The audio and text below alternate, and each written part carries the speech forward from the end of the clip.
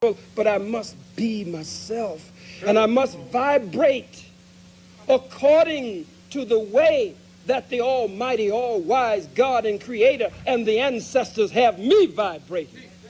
That we will stay on the path toward our spirituality. Stay on the path toward reconnecting with ourselves. Before the coming of the white man, we didn't have to deal with a book to give us our morality. We didn't have to deal with a Bible. The Bible comes within a 6,000-year span.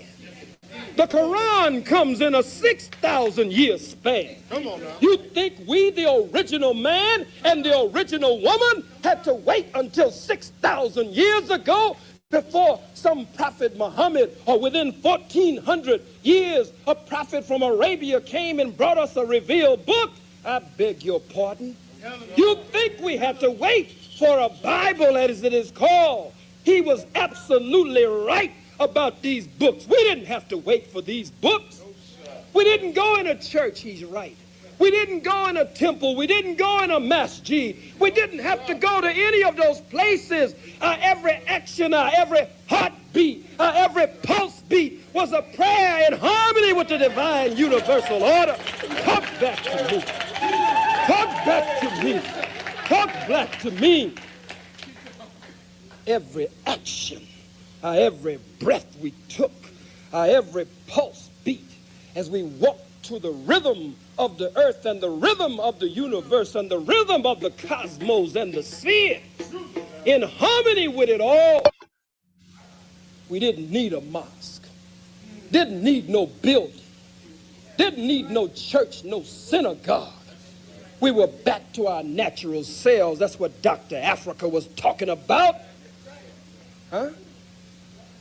I'm just trying to strike a little balance. Because I know that the teachers who taught here meant well. But I know how we are. And then we can go and take 30 minutes of kung fu and come back and try to slant our eyes in the mirror.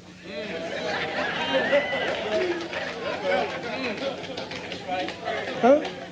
We can take 15 minutes of yoga and come back and try to join the culture completely. Go to the masjid for an hour and 15 minutes and come back home. Assalamu alaikum rahmatullahi barakatuhu, baby. And she say, well, what did you say? Assalamu alaikum rahmatullahi barakatuhu, baby. She said, well, all of that, I mean, and that's all positive, but I'm talking about balance. Where you going, brother? Going to the toilet, inshallah. What does inshallah mean? If it be the will of God. Got enough toilet paper in there, brother? Inshallah.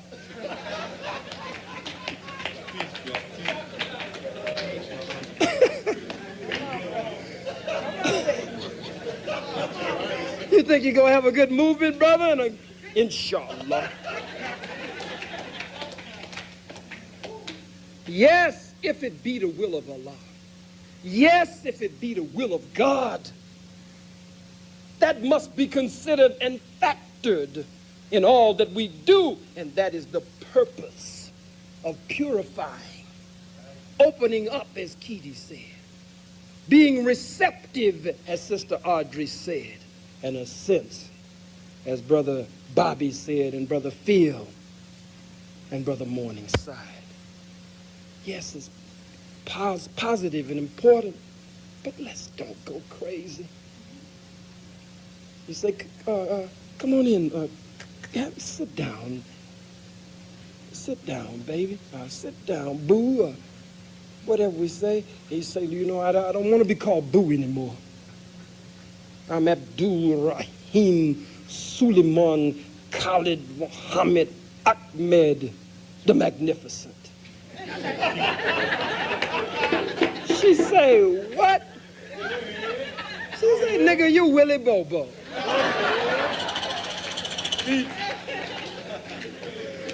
I'm just joking. I'm just joking. The name is a beautiful name. We ought to strive after those attributes. I'm talking about balance. go among the Christian and the Christian drive you crazy the same way. So how you doing, sister? Praise the Lord. That's right. Where you going, sister? Praise the Lord. I'm going to the toilet. Got enough paper in there, sister? Praise the Lord. Think you'll have a good bowel movement, sister, and everything gonna come out all right? Praise the Lord. Give the Lord praise. But have some balance. I have found since my days with the Nation of Islam and no longer being in the mosque, that I now draw from all of our spiritual expressions.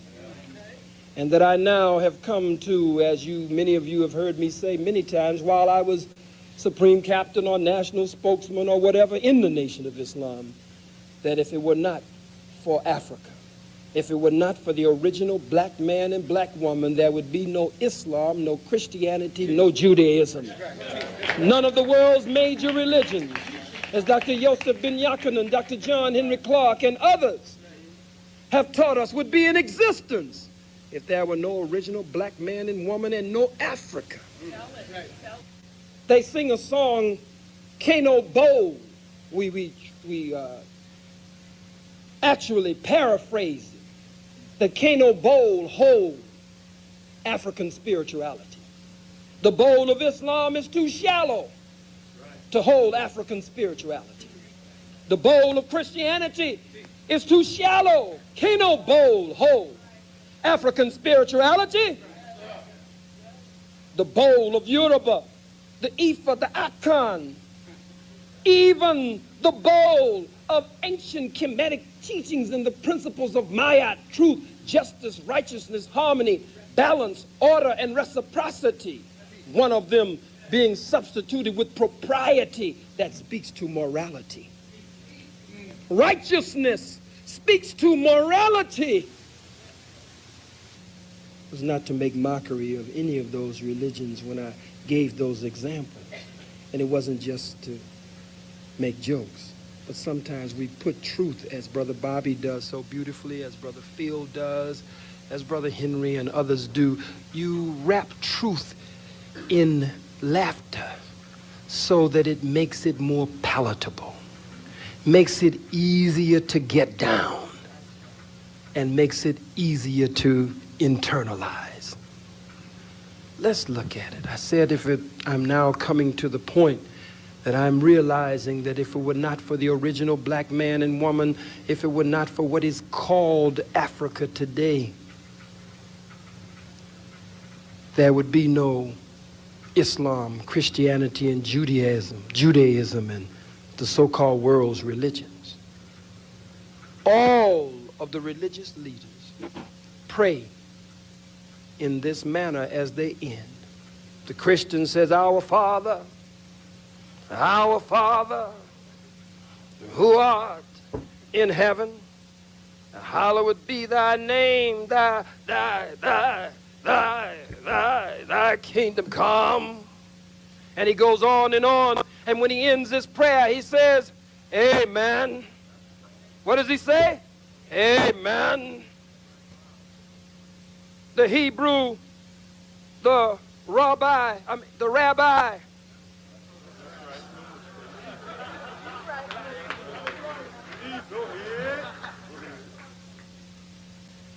when he prays, Hallelujah, Kadima, Yaumila.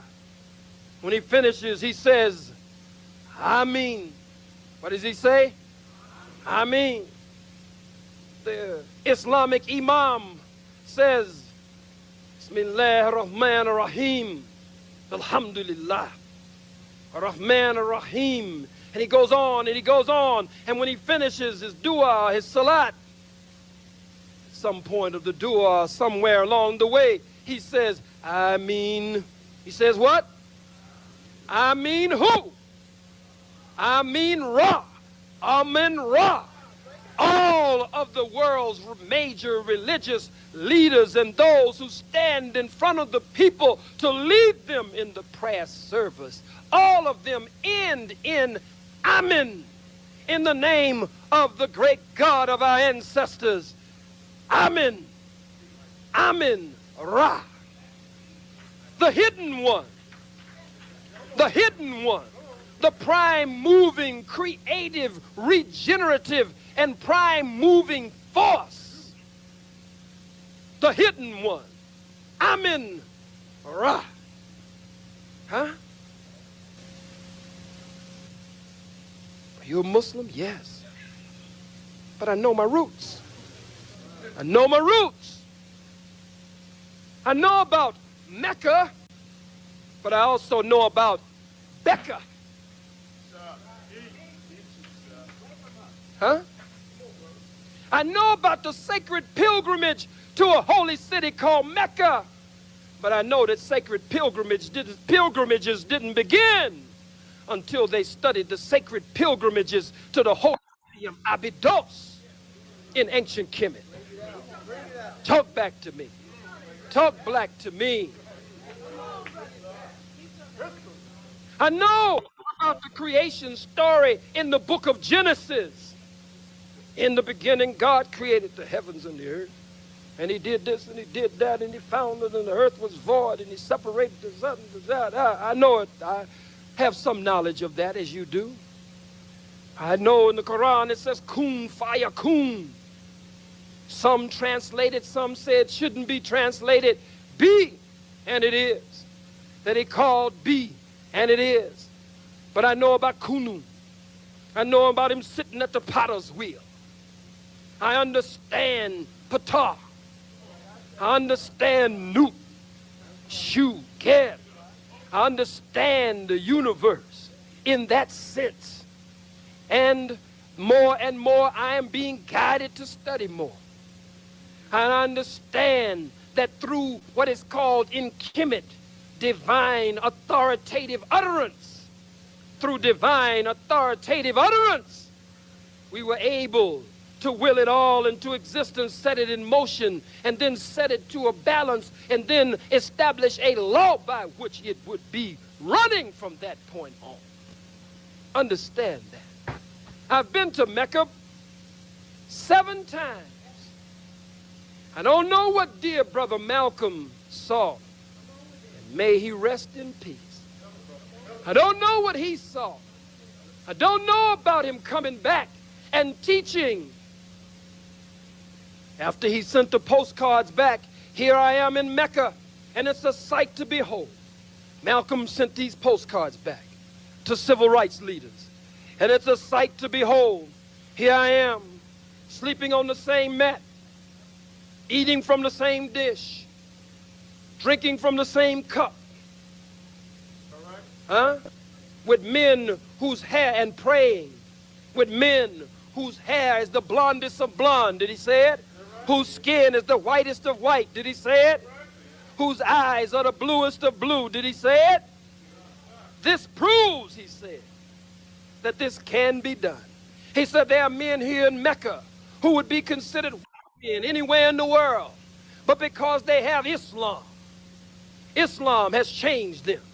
And I believe that if the white man in America, Malcolm said, could get Islam, that Islam would change the white man. Oh, dear brother Malcolm, may you rest in peace, and we thank you for the contribution that you made to our onward advancement and toward our upward mobility toward freedom and liberation, freedom and independence and liberation and salvation of the black nation. But I must disagree with you, Malcolm. I don't know what you saw, but I saw racism in Mecca.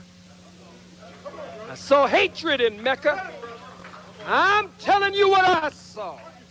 I saw racism and hatred in Mecca so thick until you could cut it with a knife. That's right. I saw nasty, white, dirty, camel breath desert Arabs who just got a little oil a few days ago, and a few millions and a few billions that don't even belong to them. I read Chancellor Williams. Chancellor Williams in his book, The Destruction of Black Civilization, say that those areas change from black to brown to white. And And so we take the side with the Palestinian now. But the real land question ain't even been raised yet. The real land question ain't with no Palestinian. The real land question ain't with no imposter Jew. The real land question is between them together and me and you. It's our goddamn land that they standing on today. Praise be to Allah. Change from black to brown to white. I saw old, I saw elder.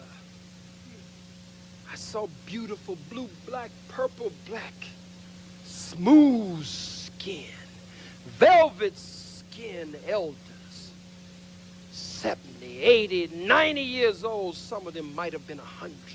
I saw them with their wraps on. I saw them adorned. I saw them with their Ithram garments on. I saw them come to make the sacred pilgrimage to Mecca and to recite the words on the road to Mecca. Labeka, Labeka, Allahumma Labek, Labeka, Labeka, Allahumma Labek. Here I come, O God. Here I come in thy august presence. I saw them. I saw them in the mitar or the airport. Some of them with their little food. They didn't want to eat the devil's food. They didn't want to eat the white man's food. And many of us have to take our own food and water when we go on a journey. And I saw them with their food in the airport. And I saw these dirty, nasty, so-called Arabs run up to them. Elder woman, I saw one of them. I'd seen them pushing a few around, but this one got to me. They went to a sister, looked like she was in her 80s or her 90s, from Nigeria, which is generally the biggest delegation to Hajj. And now they have placed some restrictions on the Nigerian blue-black delegation. Are you going to place restrictions on the people's religious rights? That's one of the 5 pillars of their faith, to make the sacred pilgrimage to Mecca. I saw him run over to her and snatch her up, shake her and trying to tell her in Arabic that she couldn't bring this food from the airport into the country. And I ran to him and damn near knocked him down and grabbed him and snatched him up and hung him on the wall like you hang a goddamn picture on the wall and held him up. I didn't speak Arabic, but I said, that's my grandmother there. That's right. Whether I know her name or not, that's my flesh and blood. That's my kith and kin. That's my grandmother. She's flesh of my flesh, blood of my blood, bone of my bone, and spirit of my spirit. I say, you don't put your goddamn hands on her. And I dropped this stinky ass on the ground, on the floor of the airport. Stepped over him and went over and put my arms around her and got on the floor with her. Helped her get up. I saw our people, some of them save all of their lives just to make the sacred pilgrimage to Mecca. I saw some of them that want to die in Mecca. They believe it's a sacred place to die. And they don't expect to be turned away or to be treated mean or cold within the sacred precinct and anywhere near what is called Haram Sharif. And so I see them sometimes stay past the time for their ticket to leave. And they come out in the streets with bread in their thobe or their robe, and they go among our people and take the robe and throw the bread up in the air and let it hit the dirt and the ground. And our people scurry on the ground to pick the bread up from the dirt, while these bastards are spending our oil money on a daily and consistent daily basis. I've seen what look like ghettos where they put us in certain sections and segregate us. Huh? In Arabic, they got names for us. Gira. I guess that's nigga. Some of them actually make the word abed into a profane word. Abed in a religious circle means that you are the servant of the Most High. They call us Abaid in Mecca. Some of the arrogant ones that show their arrogantness openly. They call us Abaid, which means slaves. These are slaves. And they're quick to say, Assalamu alaikum rahmatullahi barakatuhu. I am so glad you are from America and you have accepted our religion, Islam. They accepted your religion? And you tell me, Malcolm, and you tell me what you mean when you're talking about universal brotherhood. I wouldn't pass over a black man pissy drunk in the streets or a crackhead in the streets. I wouldn't pass over one of them to get to an Arab. Never would I do that.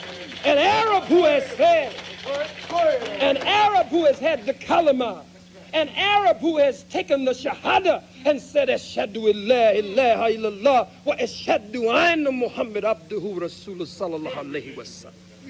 That's that old-time religion. Will pass over a wino or a junkie that is black to get to an Arab just because he says, Assalamu alaikum. And the wino don't know how to say it, the junkie don't know how to say it. Hell no, I'm not going to pass over my people for no goddamn body. In the name of no religion, in the name of no spirituality, in the name of no discipline, in the name of nothing. Hell no. That's right. Tell the truth. That's right.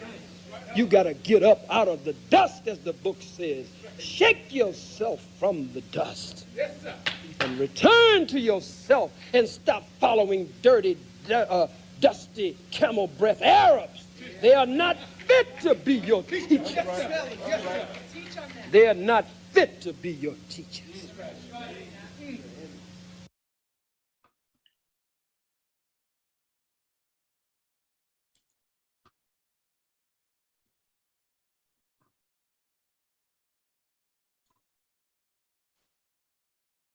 Hotep, Uncle Justin Neb, everyone. Thank you for chiming into ASCAC study group chapter in Newark, New Jersey. All right, I know we physically not in Newark, New Jersey, but we represent the Newark chapter in the state of New Jersey. I thank you so much for tuning in. Yes, it's Zoom. We're on Zoom, but I thank you so much for tuning in. Just sit tight. We're still waiting for some folk to chime in. All right, we're still waiting for some brothers to log on, chime in to the Zoom ASCAC Zoom study group. All right, so just sit tight, please. Just sit tight. Keep yourselves muted, brothers and sisters. We're giving folk just maybe 5 more minutes, and then we're going to start our study group with our very special guest. Legendary Africana Studies Professor, James Small. Just sit tight. We're waiting for folk to chime in. Again, please keep all your cell phones, laptops muted, brothers and sisters.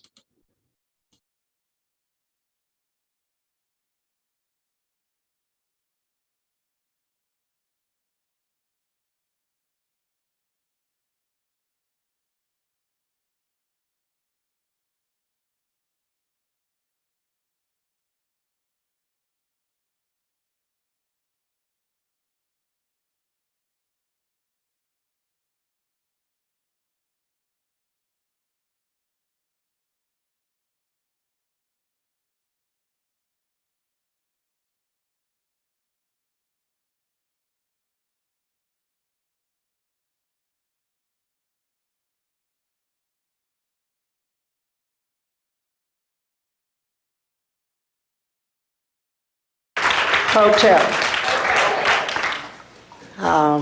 The first thing I want to do is give Dr. Ben a memorial from the Du Bois.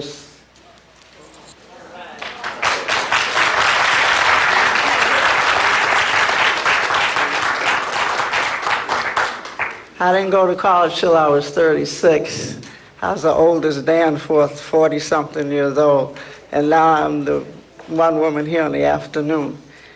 John Clark informed me and taught me how to study African history, and Dr. Ben taught me what to study.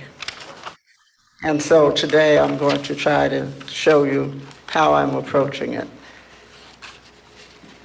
In the beginning was not the Word, but the sounds of the womb were heard. In the beginning was the sound of the heart pulsating life's rhythms, those rhythms made known the other, the very real touch of another, the feel touch of mother.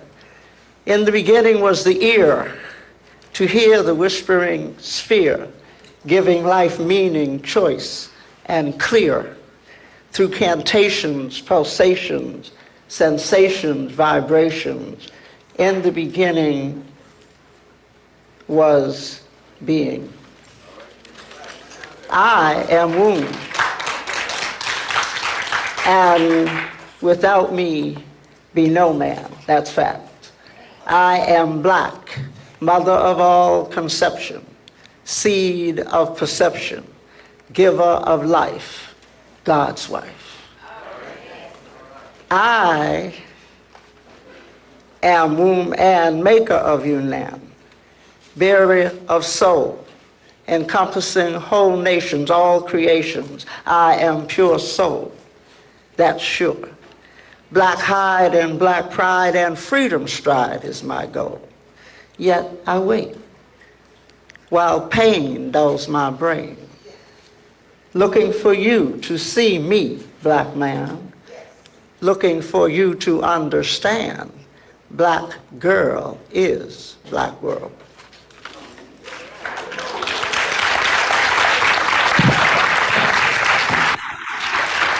So I can't see here. Dr. Ben has suggested that in the beginning was the womb. What that means and how that informs my scholarship is what I wish to talk about today. The concept of the power of the womb must not be confused with reducing the creator, which never was created, to a deification of woman. That which created all things cannot be anthropomorphized, because then we enter in a concept of limitedness. That is finality and morality. The principles of creation, which is all-encompassing, ever-generating, ever-continuous, and ever-changing, must be understood in its expansiveness. Thus, we discuss the beginning of what we can understand, humanity, and not the beginning of all that is and can be, which comes before the beginning of Zamani, the total past, and obviously has no ending, only the ever-potential future. The womb in this perception becomes a place in which the dual principle of existence, male and female, conjoin. It is through the womb that is neither male nor female. The womb is a place of residence.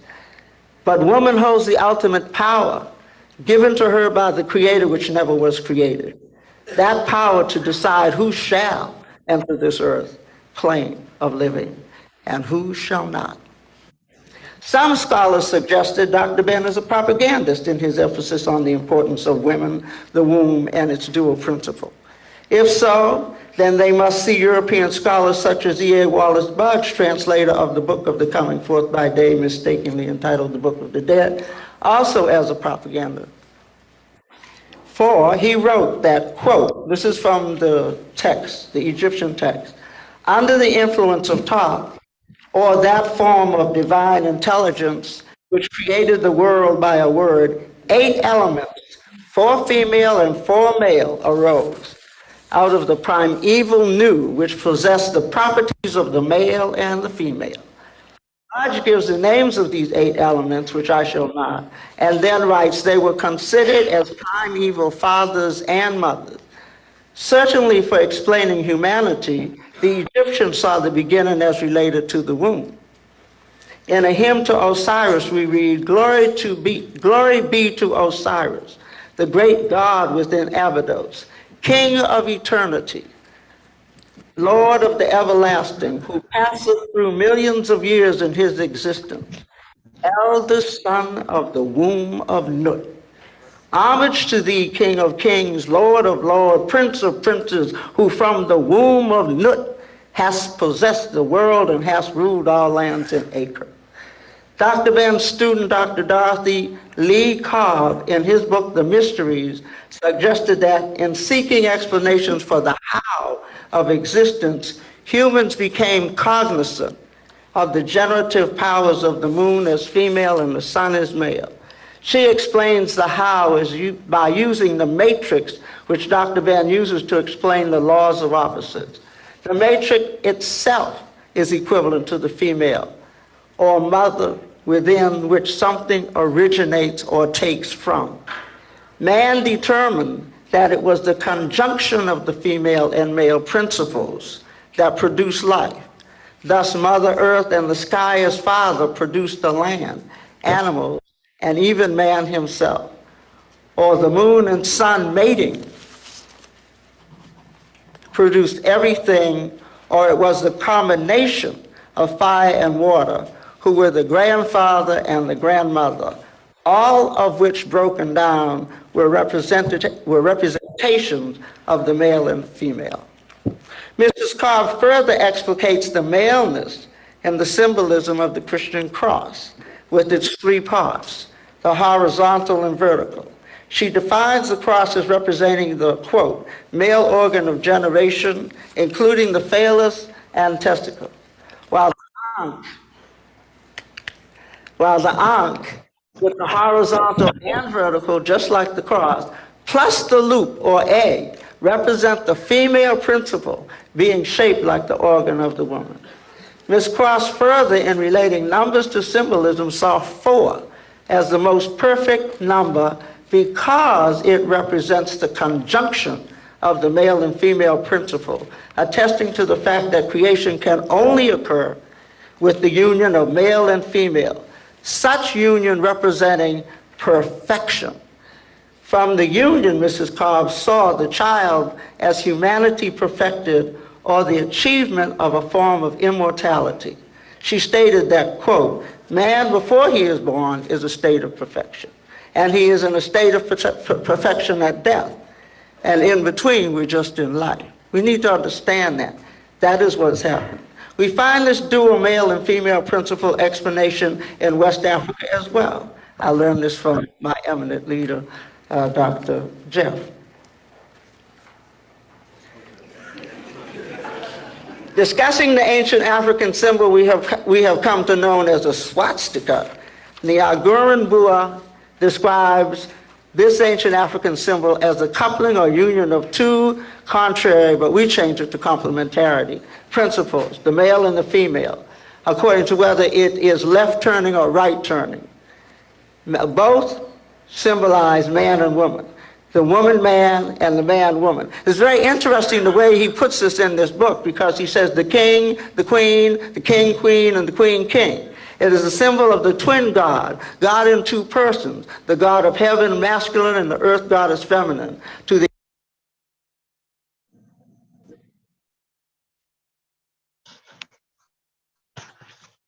All right, Hotep, Hotep, Hotep, everyone, Hotep. Uncle Justin. My brother Hotep, Hotep. Hotep, Uncle Jesseneb, and that's Metu Netter for life, prosperity, and health. All right. Again, Hotep, Uncle Jesseneb. I'm really excited about our study group today, but first, we're going to do it in the spirit of our traditions, our African traditions of getting permission to speak, all right, for my elders. And so to my elder, do I have permission to speak? You can unmute yourself and say yes, no. Yes, you do, sir. All right. Thank you. Wow. Sante Sana Adupwe. Thank you, elder. Thank you. And let me first, since I have permission to speak, let me first welcome everyone. Welcome to our monthly ASCAC study group. All right. Yes, we on, we online. If we were in the streets, we'd be in Newark. All right. But we're streaming from Zoom, and we're streaming on social media, brothers and sisters. This is a live broadcast on all over social media, all right? Because we want to inform our people. We want to get our people to be informed about this knowledge, about this wisdom, brothers and sisters, all right? And so we're streaming on Zoom, we're streaming on social media simultaneously. So I'm really excited about today. So let me start. Let me first begin the program with giving thanks to the creator of the heavens and earth. All right. A creator that is called by many names in this world, such as Yahweh, God, Allah, Dios, Odumare, Amin Ra, right? But in the spirit, but as our Black nationalist freedom fighter taught us, the great Malcolm X, Omar Wali, El Hajj Malik El Shabazz, we must put aside our religious differences that divides our African world to come together as one united African people. Therefore, I say that regardless of land, language, and culture, brothers and sisters, all right, there is but one God, all right, Ashe. Secondly, I pay homage to all respected family community ancestors by saying Ibaye Ashe. The words Ibaye, Ashe are two Yoruba words. Ibaye means blessings to the ancestors. Ashe means it is so. All right. Now, because we as Black people are from many walks of life and political philosophies on the globe, I greet you all with Pan-African greetings of Black power, all power to the people. Stop the shooting, stop the killing, stop the violence, peace in the streets, no justice, no justice, no peace. Yahuru, free the land, free the land. Hallelujah, praise the Lord. Assalamu alaikum. Share Lafia Need, Amanla, and of course, Uncle Jessenev. What's cracking? What's popping? What's up? All right. So Hotep. Come on, we are African people, right? That come from a tradition of call and response, brothers and sisters. Therefore, when I say Hotep, you need to respond by saying Hotep. Hotep, African. Hotep, my brother, Hotep. Hotep. Yes, Hotep, peace. That word is from ancient, is ancient. It's come from the ancient, it comes from Metu Neter, the ancient language of Kemet, or what Europeans and Arabs call Egypt, right? The Metu Neter, Europeans and Arabs call it the hieroglyphics. It's a real word. It's one of the oldest words. Some scholars say is the oldest word for peace in human history. So Hotep, brothers and sisters. Again, we have a very special guest. We're gonna hear from him very soon. All right, we have a very special guest. But before we introduce our very special guest, again, it is our tradition to pay homage to our ancestors. All right, by the pouring of libation.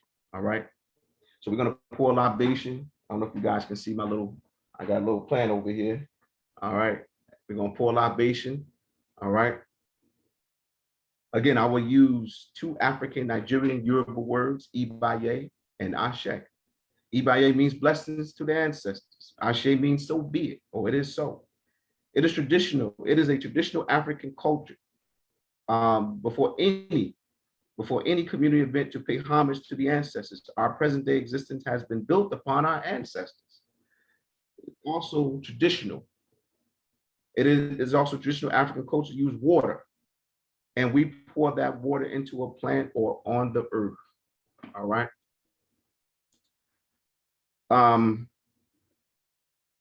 It is also traditional African culture to have people call and response. So when I say Ibaye, after calling on an ancestor, you say Ashe. All right. So let us begin. Let us begin paying homage to our ancestors. We pay homage to our ancestors who became the first people to populate Africa and the entire planet Earth. Ibaye. Ashe. We pay homage to our ancestors who built great civilizations such as Nubia, Axum, Kush, Kemet, Egypt, Ghana, Mali, Songhai, Zulu. We say to those ancestors, Ibaye, Ashe. Ashe. We pay homage to the ancestors whose spirituality laid a foundation for the world's faith traditions. All right, Ibaye. Ashe. Ashe. We pay homage to our ancestors who experienced the horrors of being kidnapped in Africa for slavery. Ibaye. Ashe. Ashe. We pay homage to our ancestors who experienced the horrors of the Middle Passage for slavery in the Americas and in Europe. Ibaye. Ashe. We pay homage to our ancestors who experienced the horrors of the slave plantation life in the Western world. Ibaye. Ashe. Ashe. We pay homage to the ancestors who experienced the horrors of the auction block. We say, Ibaye. Ashe. Ashe. Pay homage to our ancestors who created a new Black life in the Americas. Ibaye. Ashe. We pay homage to our ancestors who fought for the abolition from slavery in the United States. Ibaye. Ashe. Ashe. We pay homage to our ancestors who experienced the terrorism of the Ku Klux Klan. Ibaye. Ashe. Ashe.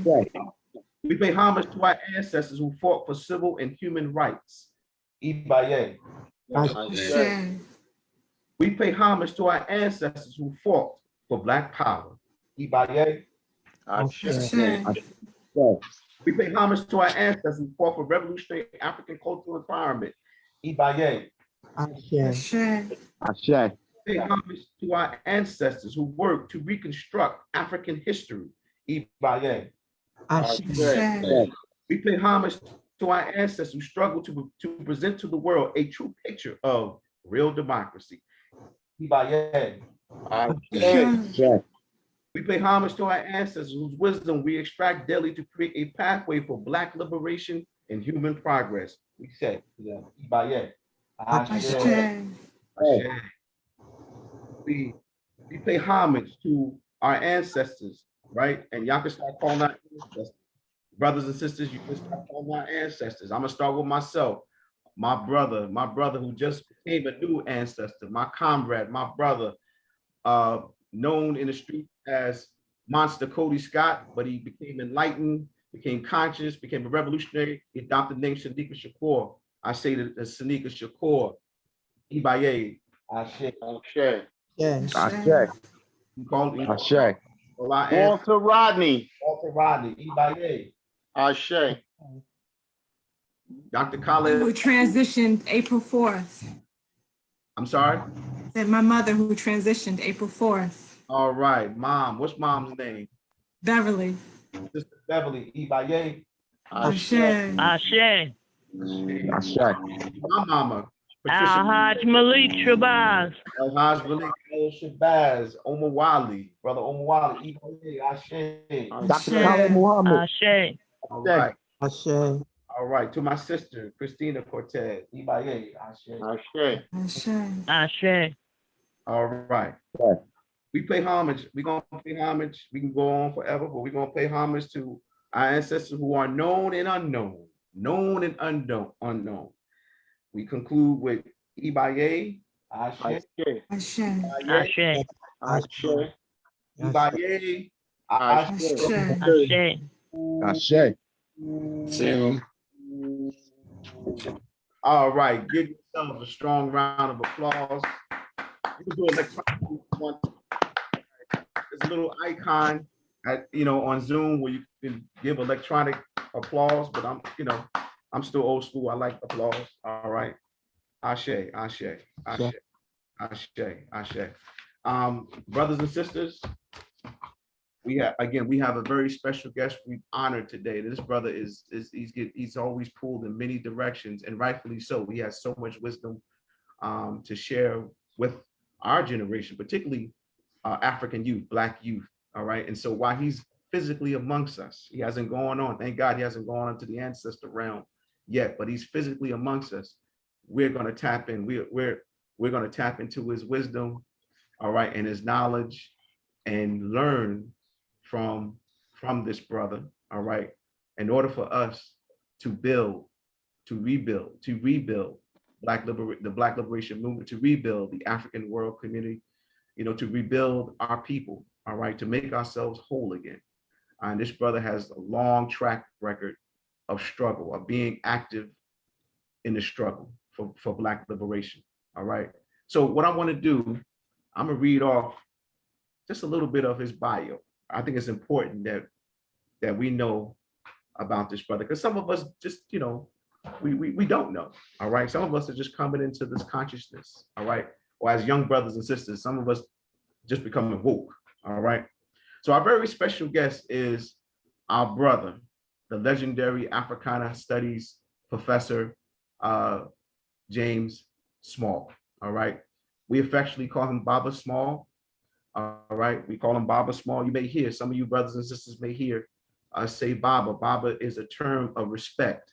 All right. It's a term of respect in the African conscious community, African-centered conscious community. We say Baba, right? So Baba Small. A little bit about his background.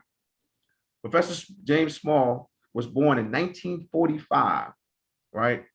On a plantation, Arcadia plantation, located on the banks of the, I don't want to mispronounce some of these Native American words, so please forgive me, all right, if I tear up the word, all right? I'm trying to, as Baba Zaid used to teach us, we try to reclaim our African, we struggle to reclaim our African tongue, so just bear with me.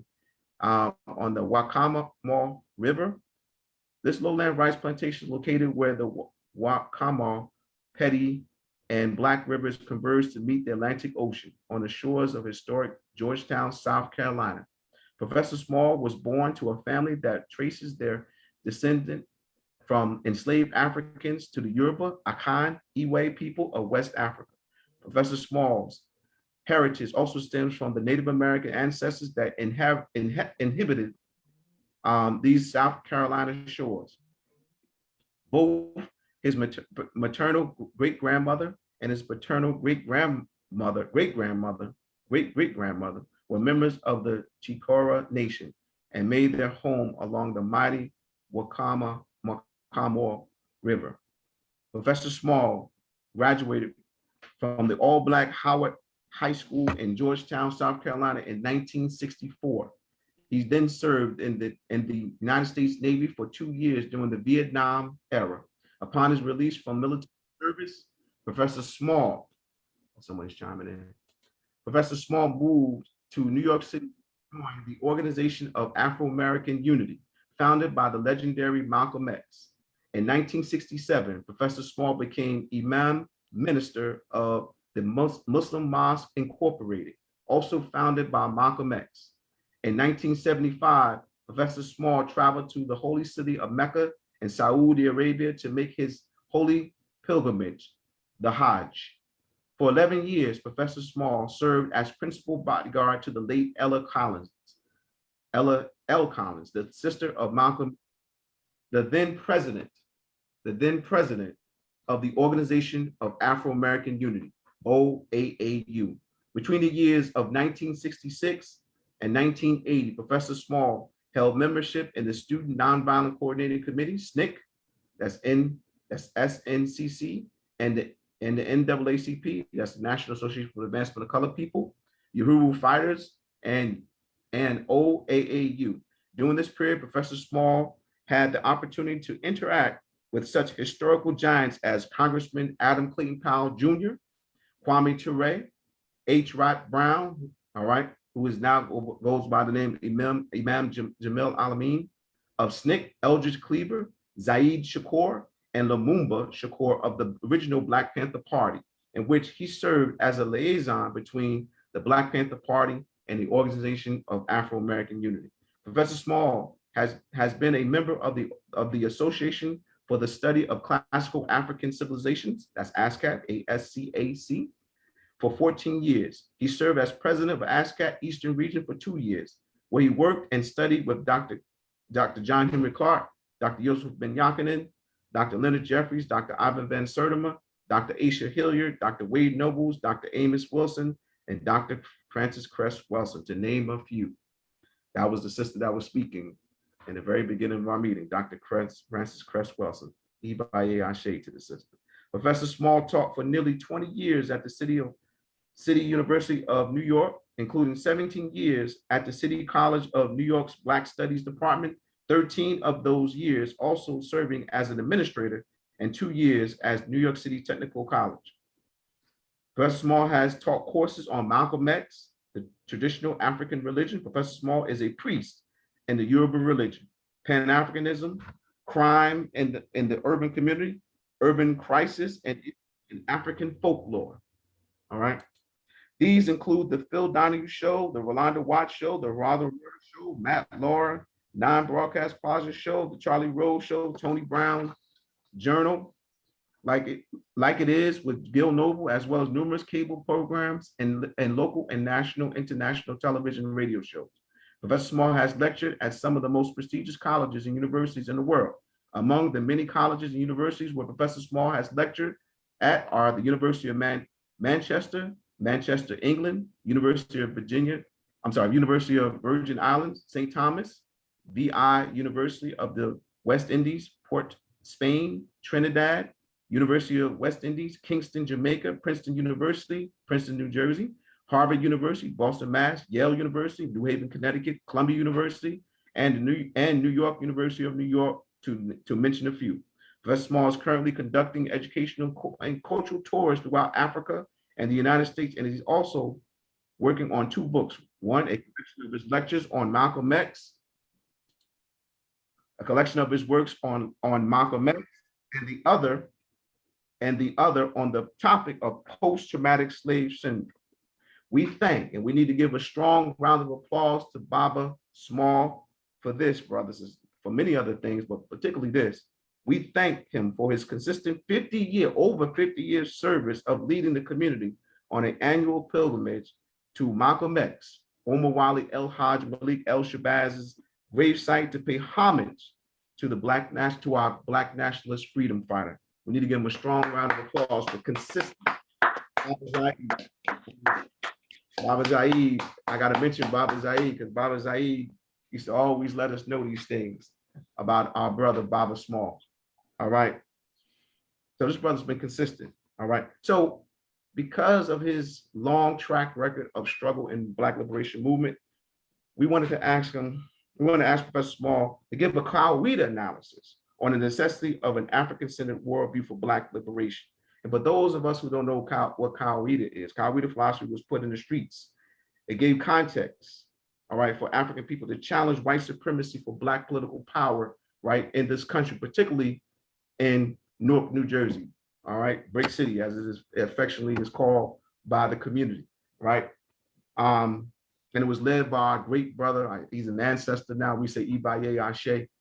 All of this was led by our brother Amamu Amiri Baraka and this queen Amini Baraka. Since we got we in ASCAC, we always reflect the Mayat principle of everything, men and women. So we mentioned Imamu Baraka, we must mention Amina Baraka.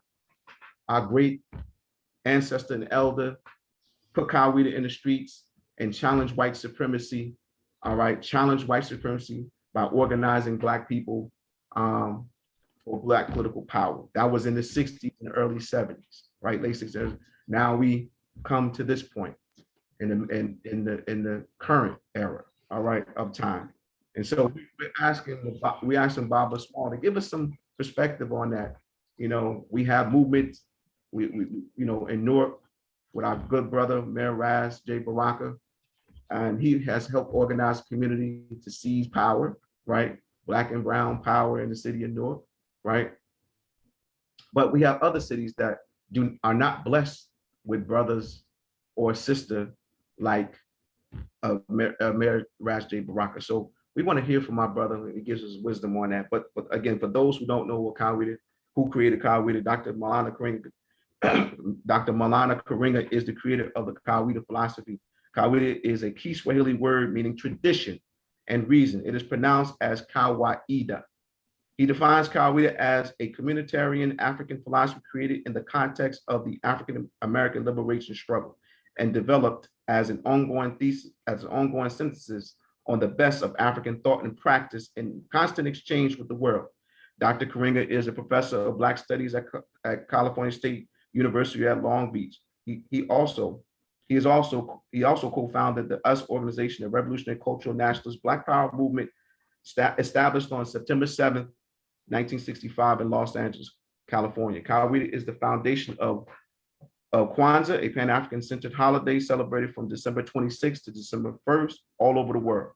The philosophy of Kawiti is largely responsible for the 1972 National Black Political Convention in Gary, Indiana, the increase of Black elected officials in America, and the seizure of Black political power in Newark, New Jersey. So with all that being said, brothers and sisters, let's bring on our brother, legendary Africana studies professor, community activist, community organizer, our brother, your brother, Baba, Professor James Small.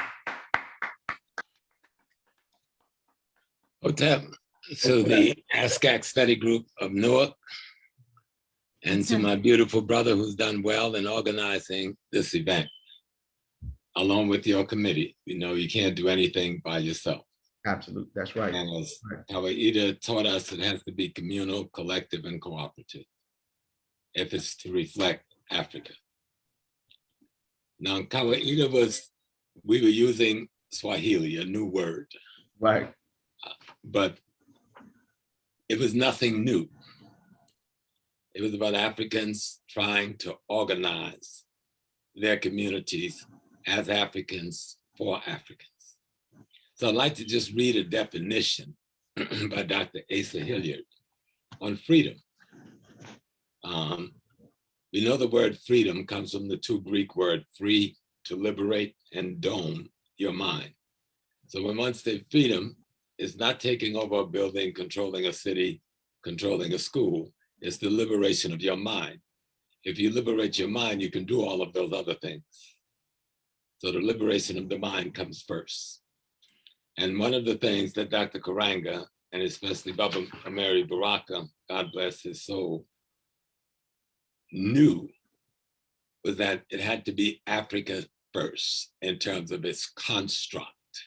You know, at the time they were struggling, and he too, Baba Baraka, bless his spirit, was looking at the Marxist syndrome as an implemental tools, looking at what we could do with the American system, as many of our people in the quote unquote civil rights movement was doing. And then trying to find a synthesis where the African concept could use the best of those for our development. And so I'll start with the definition by Dr. Hilliard on freedom. Now, how much time do I have so I can time myself? I got my clock right there. Baba Small, you got as much time as you need, brother. It's not good to sit an old dude. You got time. All right. We don't keep it too long, but you got time. We don't keep the people too long. Dr. Hilliard told us that our first mistake was that we thought of freedom as a place rather than as a continuation of struggle. And then he says, tyranny never sleeps. He said, our second mistake, that we thought of freedom as a goal rather than as a launching pad from which to reach our goals. Without purpose, freedom hardly matters. Our third mistake was that we thought that freedom made us free. That, however, is a license, not freedom at all. Freedom is being shackled to identity, purpose, and direction, and being in constant pursuit. That last one is most important, being shackled to our identity. And we've gone through a lot of issues around the question of the identity. Now we've got people calling us people of color. I'm an African, I'm not people of color. I'm not fighting for people of color. The Chinese is fighting for themselves. Our Afro-Latino brothers who claim Afro-Latino is fighting for themselves. They got their own institution, their own purpose, their own construct. Our East Indian cousins, they're fighting for themselves. And in most instances, they don't involve us in the fruits of the victories that they're fighting for. Only when we get into the fight that we are told to use different identities. The minute we reach for our goals, then we got to be minorities. Then we got to be people of color, etc. No, we are Africans. Malcolm said, if a cat have kittens in an oven, it does not become biscuits. The fact that we were born in America does not lessen, no matter how many generations, our Africanness. And we've got to be very clear on that. because we can't look to Africa like we're borrowing something. When we look at Africa, we're taking an aspect of ourselves. We're not borrowing anything. Normally, when I tell people where I was born, I tell them I was born in an African village in South Carolina, an African village, because that's who lived there, African people. And their spirit was African spirits. And their aspirations was African aspirations. So it doesn't matter where we are in the world, we need to be clear about that. And then Malcolm X told us, somebody asked me, Brother Minister Malcolm, what do you mean by Black nationalism? And this feeds back into Kawaida. He said, Black nationalism means you own the economic, politics, and culture where you live, and you control it. Now, he used the word social for culture, but we had used that word social to imply culture in the language in America. But he says you must be in control of the economics, the politics, and the culture where you live. He later said you must control the land, the labor, and the resources where you live. And so when we have these discussions, when we talk about ancient history, what is it that we're borrowing from them? ASCAC, the Association for the Study of Classical African Civilization, has been an extraordinary instrument, but they've made one fundamental mistake.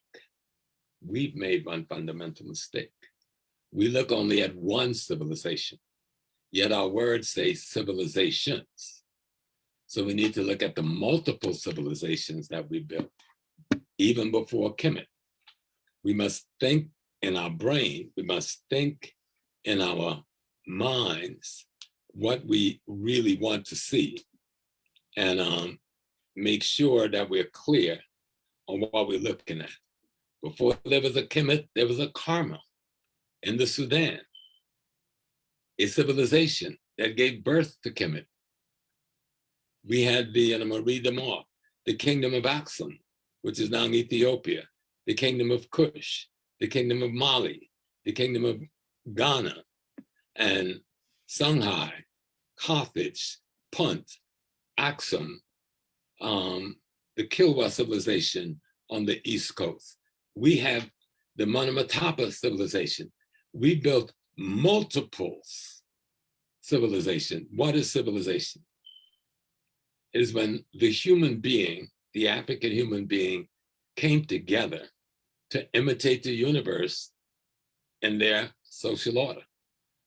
The social order that we built, that we call civilizations, which is an artificial reflection of the order we found in nature and in the universe. And it's really that simple. We've made it complex with religions. Even African religions, even though Africans didn't have a religion, Africans had a worldview. And I know you're talking today about a worldview. Kawaida was attempting to reflect the African worldview in the construct of a social ecology in an urban community in North America. What is that African worldview? And I think that's where we get lost, when we get caught up in religion and rituals and traditions without understanding why they were formed. So the African worldview at its foundation is communal, is collective, and is cooperative. And those three words, communal, collective, and cooperative, is a reflection on the cosmology and the ecology that we call nature, that we're a product of. And so our ancestors, as we see very clearly in Kemet, studied for hundreds of thousands of years.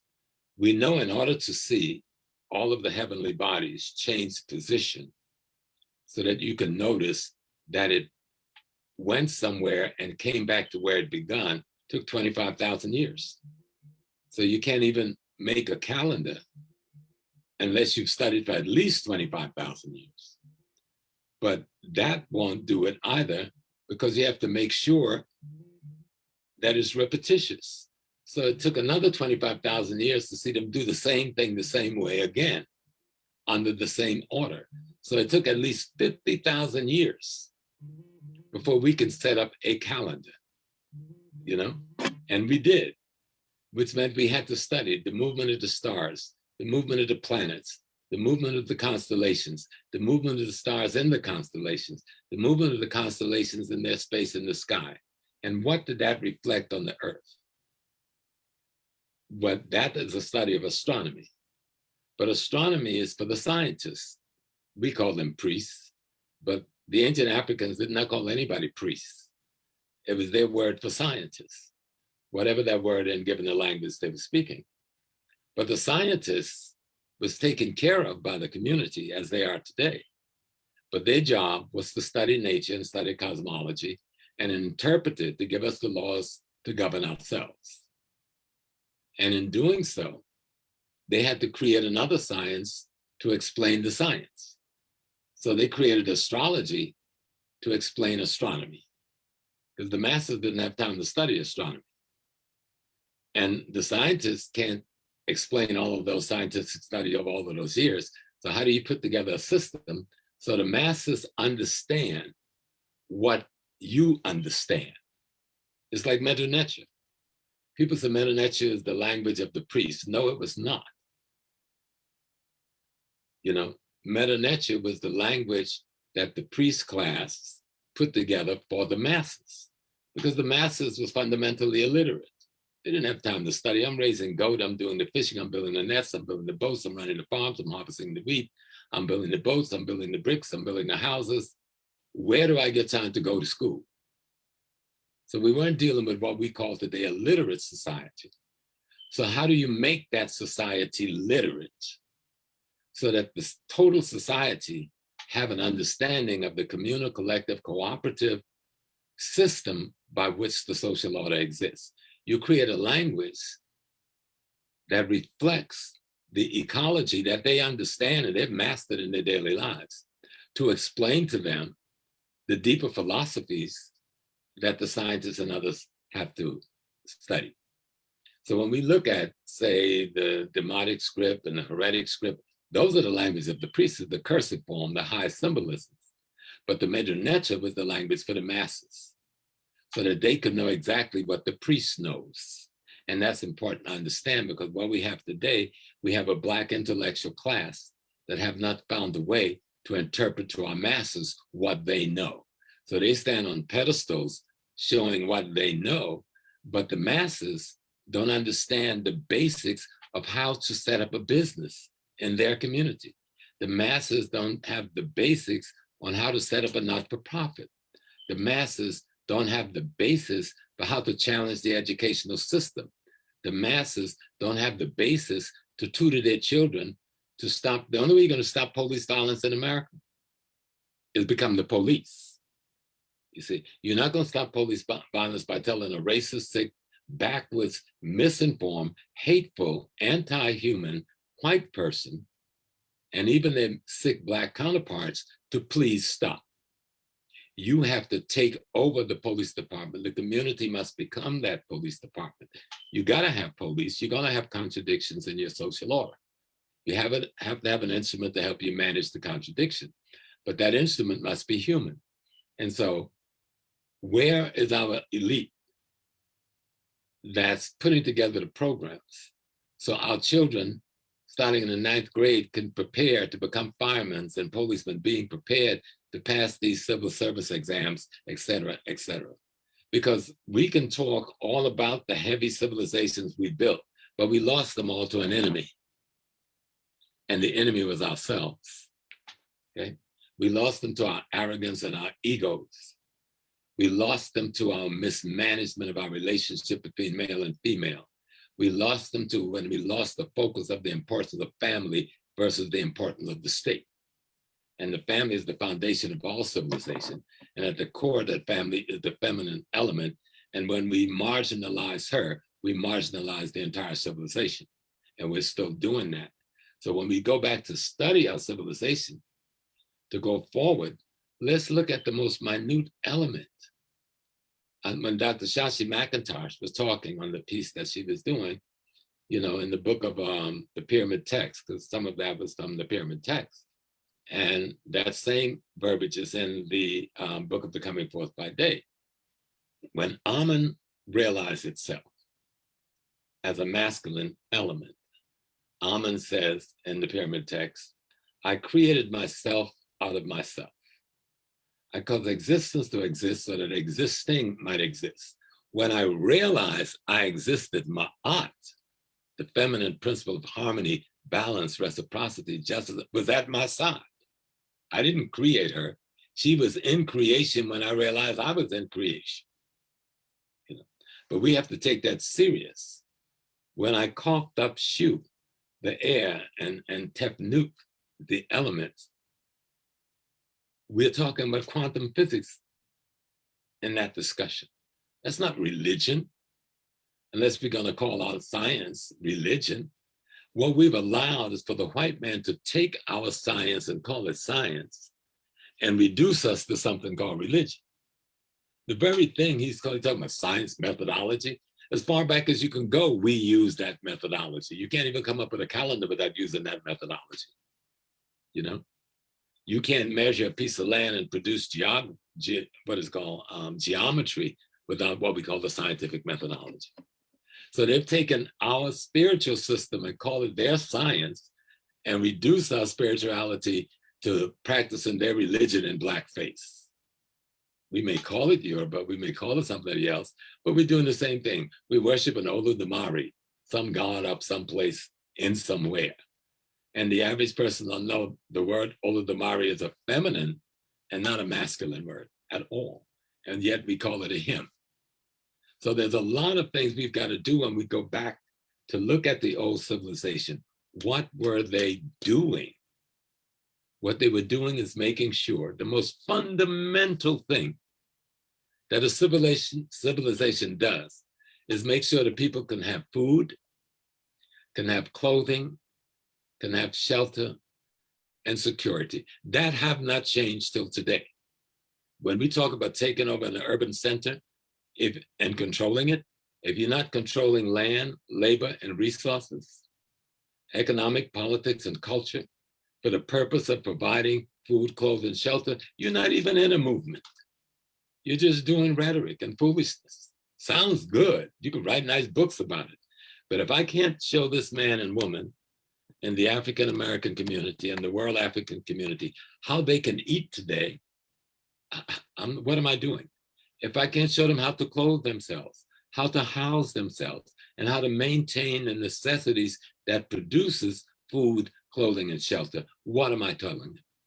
We walk down our blocks in any of our community, and we call it a Black community, but the Chinese run the washer mats. The Koreans run the nail parlors. Another Asian group runs the dry cleaners. The Arabs control the corner stores. And so that's not your community. That's their community. You're just in a neighborhood. So if we're going to understand freedom, if we're going to understand what Dr. Malana and Baba Amari was talking about with Kawaida, they were talking about controlling land, labor, and resources where you live. They were talking about controlling economic, politics, and culture where you live. That means if they're going to be a police department and the community is Black, then those policemen should be Black. But that doesn't just happen. They have to be intention. All intent must have content. So the content of our intention is to produce young people that can pass the civil service exam, monitor them, so when they do get into the police department, that we can follow their character and their behavior. That means our rites of passage programs can't just be hit and miss for a few people who happen to be in the movement, because if you're not in the movement, for the least of us, you're not in a movement, okay? This movement is not about those of us that we got consciousness, because if you have consciousness, it means you're serving the least of that community, the homeless, the unemployed, the underemployed, those on social welfare services, etc. Those are the people who need the movement. And for those of us in this race who have been able to get skills and tools, then our job is to look at ancient African civilizations, see how they were constructed. What was at the core of it? You know, Even white folks got that. That's how they built Europe. They studied us. They didn't just pop up and did this thing. The reason they got an obelisk, a Tekanu sitting in Washington, it is a symbol of the model they're trying to follow. But we don't understand it. We see the Washington Masonic Memorial, but that's a symbol. They say, listen, there's a body of rules that the African established. It was imitating cosmology and ecology, okay? Imitating nature. You know, our body's about 70, 80-something% water. And then we are made up of the rest of the minerals that we know of, but about 4 of those minerals being dominant, you know? And this configuration that the universe did, because the universe simply created itself as a human being, as it created itself as other things. You go in any African language and you look for the word for God, and almost all those words mean the totality of everything. The totality of everything. The Ewe said, Sobelisa, the totality of creation itself is divinity. And all of us are part of that divinity or divine body. We're not separate from it, which is one of the biggest crime that the Westerners have done, was saying, you're here, God's there. You know, you're here, heaven's there. No, that's not what the African says. The African says we're a part of that. Matter of fact, we are that thing. The only way anything we call God or divine does anything in the human family is through us. Shashi was talking with her beautiful soul, God bless her, about the womb. Well, we come into this world through the womb of a woman. That's how humans are created. So who's doing the creating? Some mythical God in the sky, or the woman? Or is the woman, like the rest of us, an aspect of the divine itself? Not something separate from it, but an aspect of the divine that creates. Because that's the only way. There's no stork dropping any babies. They're not growing out of the ground. They're not flying from the sky. They're coming through the womb. So if the creator is if the divine is the creator, then the woman is an aspect of divinity that creates. This is the way we taught our culture. Culture means to cultivate. What is it that you're cultivating? You're cultivating the body of wisdom that was extracted from your understanding of cosmology and ecology. So when you look into, say, the Yoruba system, you see they have Orishas. And people say, oh, Orishas are God. There's not a word in the Yoruba language calling an Orisha a God. They're forces of nature. They're also forces within the human body, okay? They're powers that you must develop deliberately to assist you in the living process, to be optimal. So our civilizations, it was about that. How do we, like they said, as above, so below, how do we replicate it in our duplication so that it reflects the perfection of cosmology and ecology in our social construct? But then you got to get into details, you know, the laws, the regulations, the thing that guides you in your daily life. And that's where we come to the set of principles like Ma'at. What are those principles? Truth, justice, righteousness, harmony, balance, and reciprocity. Beyond the word, what do they mean? How do we teach them? How do we enforce them in place? How do we know when people are getting weak and must be fortified in the use of these concepts? That's what our civilization is really about. How to replicate the universe, because we are the universe. There's nothing in the outer universe that's not in us. We function as a universe, a macro universe, but we need to study the micro universe. Which one? Macro? Yeah. In order to understand who we are. Let me show you a simple thing. If I go to Ghana, everybody loved jollof rice. Give me some, just as soon as we hit the ground, I want some jollof rice. Is this the same white rice, the African rice? And we have 3 rice that don't come from Asia in Africa, 2 wetland rice and 1 dryland rice, you see. And so they cook their rice and they use palm oil and they make this beautiful reddish yellow rice and they spice it with all the peppers and everything. But if I go to Georgetown, South Carolina, my mama would give me a pot of red rice. That's our jollof rice. We didn't have palm oil. We had tomatoes. So we took the tomato sauce with our hot peppers and black peppers and other peppers, and we recreated in America our jollof rice that we had left back in Africa. If you don't know Africa, you won't even see it in yourself, you see.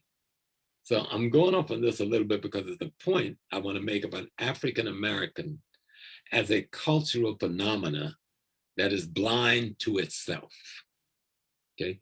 African Americans as a cultural phenomena blind to itself.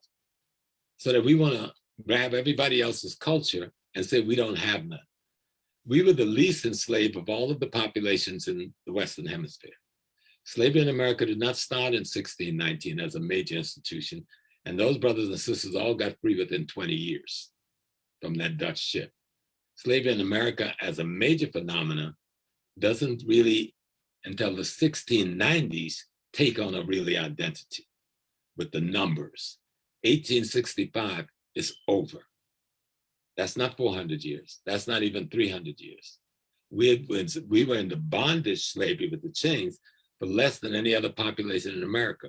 So why shouldn't we have retained more of Africa than any other population in America? Now, why don't we know that retention? And that's where the weakness comes in. Because the retention isn't just in the food and the clothing and the dancing and the music. We did break through with those. But if you were to study the history of the African American church and the African American lodge, like Prince Hall Masonry and the Knights of Pythias and the Odd Fellows and the Daughters of Isis and the Daughters of Ruth and the Daughters of Tenth and the Daughters of Eastern Star, you will begin to see where we hid Africa. Because it was those institutions that produced the Black Wall Streets in Wilmington and in Oklahoma and in Florida and other parts of the country, most of which suffered the same fate as those in Tulsa, even though Tulsa was the biggest one, so we talk about it. But I brought up those institutions because those were our sanctuaries. Those was the places where we could safely hide Africa.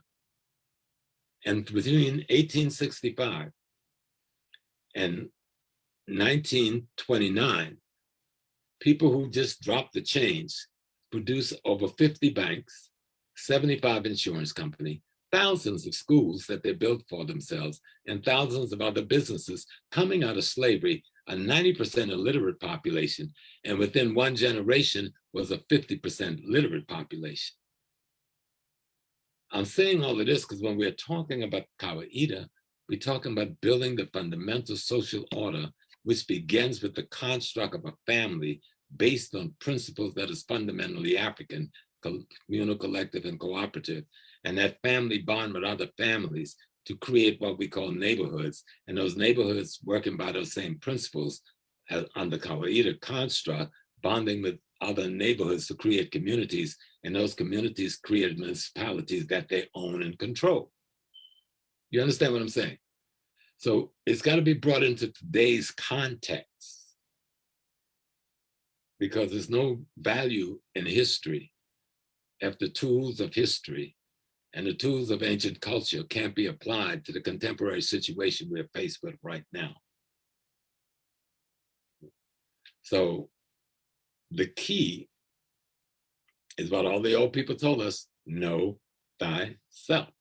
We find that of all of the major temples in Kemet. Now, most people say, well, I never see that. I don't see it up there. It is the outstretched wing with the scarab. That is the symbol of knowing oneself. So you'll find that at the doorway of every major temple. You will also find that over the doorway of every Masonic lodge. They don't have an explanation to it. You will find, to walk into any Masonic lodge, there's two pillows. You can't get into a lodge without walking between the two pillows. Designed in the same way of the ancient Egyptian or Kemetic temple pillows. What are they? When you go into the lodge, it's symbolic of returning into the womb of the woman. The two pillows, Dr. Ben always says, between the leg of the Black woman, you walk between those two pillars, between the legs of the female, back into the womb to be recreated again. based on the principles of ethics and morals that will establish you as a worthy human being in family and community. So that's what we're really talking about. One of the mistakes we've also made, well, we've made a lot of mistakes, but we've had extraordinary successes too. One of the big mistakes we've made in America is the marginalization of the Nation of Islam. And I speak on this every time I talk. We say, well, you're Malcolm, man. Malcolm was just a man. You know what I'm saying? He was not the divine. He was a man trying to be divine. But he was taught by an institution how to be on this track. And because the enemy have blinded us to that institution, we reject the very successful model of how to reconstruct Black manhood and Black womanhood. And so I want to tell ASCAC this. I hope you as a group do not marginalize the Nation of Islam, because they have a proven track record of bringing the dead psychologically, intellectually, socially, and politically back to life. Study those methodologies. You don't have to become a Muslim. There's so many books the nation had put us. Study the methodologies that we will use to reconstruct our families, reconstruct our neighborhoods, reconstruct our community, and get control of the cities we live in. We said Newark is a majority Black city, but we don't own the majority of the business. Majority Black city, but we don't own the majority of the banks. Majority Black cities, but we don't own the majority of the corporations. So whose city is it? Okay. Mount Vernon, New York, majority Black cities, but we don't own the majority of the banks. We don't own the majority of the businesses. We run the municipality for them. Newark has done better than anybody because you brought a young man in whose father and mother was revolutionary leaders for decades. And even him as a young man down at Howard, and as he's growing, he was in this movement and he brought that to Newark. And you've done some extraordinary stuff in Newark. But because you're Black, the world ain't looking at you. They had to take a look at the policing the other day because nobody else in the country has managed to pull off what Newark has pulled off. Build a relationship between its police and its people. To build a relationship between the neighborhood, the community, and its people. And so you've done it. You've put together a model that they're secretly copying, but not giving you credit for the fact that they're copying your model. And so be clear. What Qaeda was trying to do is establish what Malcolm was calling Black nationalism. Control the economics, the politics, and the culture where you live. Control the land, labor, and resources where you live. You see? And that means you must have a certain character. And that's where we look at the principles of Kwanzaa. They're not just days to celebrate, but each of those days represent a set of principles that we should adopt in our daily lives as we construct ourselves and construct our families based on those principles. And they weren't something that was made up by Dr. Maulana. These are fundamental principles out of African civilization processes that he put together with others in order to present to us in a working model to use in urban America. And they were doing very well. And that's why the system moved so heavily on Newark back in that day. You know, I remember going to Newark to the first Black Study Black Power Conference. And it was in the midst of the rebellion. And a man who had just been arrested. And I remember we were all in a room, Rap Brown, Stokely, Dr. Maulana, Francis Welding, and it was Francis Welding with a beautiful afro that stood up and said, okay, if you men are really Black men, go down to that jail and break Amama Baraka out of the jail. This was Francis Welding, 1967, at this little hall or hotel we were at in downtown Newark. But I'm raising that to say, sometimes when we look at civilizations and history, we leave it in too much of a remote place. Ghana have a bird, they call the Sankofa. And the concept of the bird is to go back and fetch it. But people don't pay attention to the bird. The bird is looking back, but it's holding an egg in its mouth. And the concept of this bird looking back to see what is the best of the past that I can bring into the future, into the present to create my future. And it's symbolized by the egg. It's like the baby, it's like a child, it's like the unborn concepts, ideas, and principles. But what the bird is demonstrating, if you hold it too tight, you'll crush the egg. If you hold it too loose, you'll drop the egg and get the same negative result. So you must hold that egg just right. So when we look back at our civilizations, and remember, what is a civilization? Now, I'm a priest of Oya. And they say Oya is the wind. What does the wind represent? It represents change. It blows the old, stale wind, it brings the new in. What else they say about Oya? They said Oya is the guardian of the gateway to the cemetery. What's in the cemetery? Our ancestors. So if you're the guardian to the gateway to the cemetery, what are you guarding? The wisdom of the ancestors. That's what your history is. When we go back and study our history, when we study our culture, when we study our civilization, we are studying the wisdom of the ancestors. We are having a conversation with the ancestors.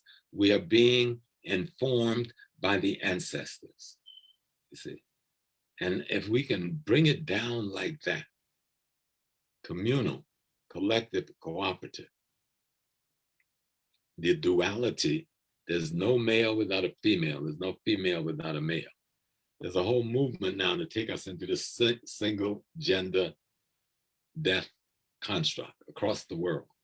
And the attack is mainly on our community. But if you don't have the opposites, you can't recreate yourself. So your culture must reflect that, you see, because the culture is your educational system.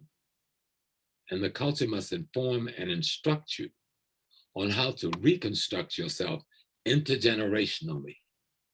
And then becomes the thing that will really stop the violence in the Black community.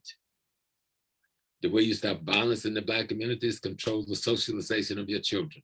The way you can control the socialization of your children in modern contemporary America, we must control the boards of education. We must control the junior high school, the elementary school, and the high school. You cannot leave the education of your children in the hands of your enemy. And that's what we've been doing. And when things get so abrupt, we rise up. But no, we must take total control of the socialization process of our children. That's how they get their values, their interests, and their principles. Thank you, Dr. Leonard Jeffries, for outlining that for us. But to get control of how they get their values, their interests, and principles, you've got to control the curricula, and you've got to control and monitor the teachers, and you've got to control and monitor the value system that's coming through that thing you call your education system. Because the kids who are committing the violence in the community are the ones who are hopeless, they've been injured, they've been brutalized, they've been marginalized, they're angry with everybody, and they don't see a possibility in life for themselves.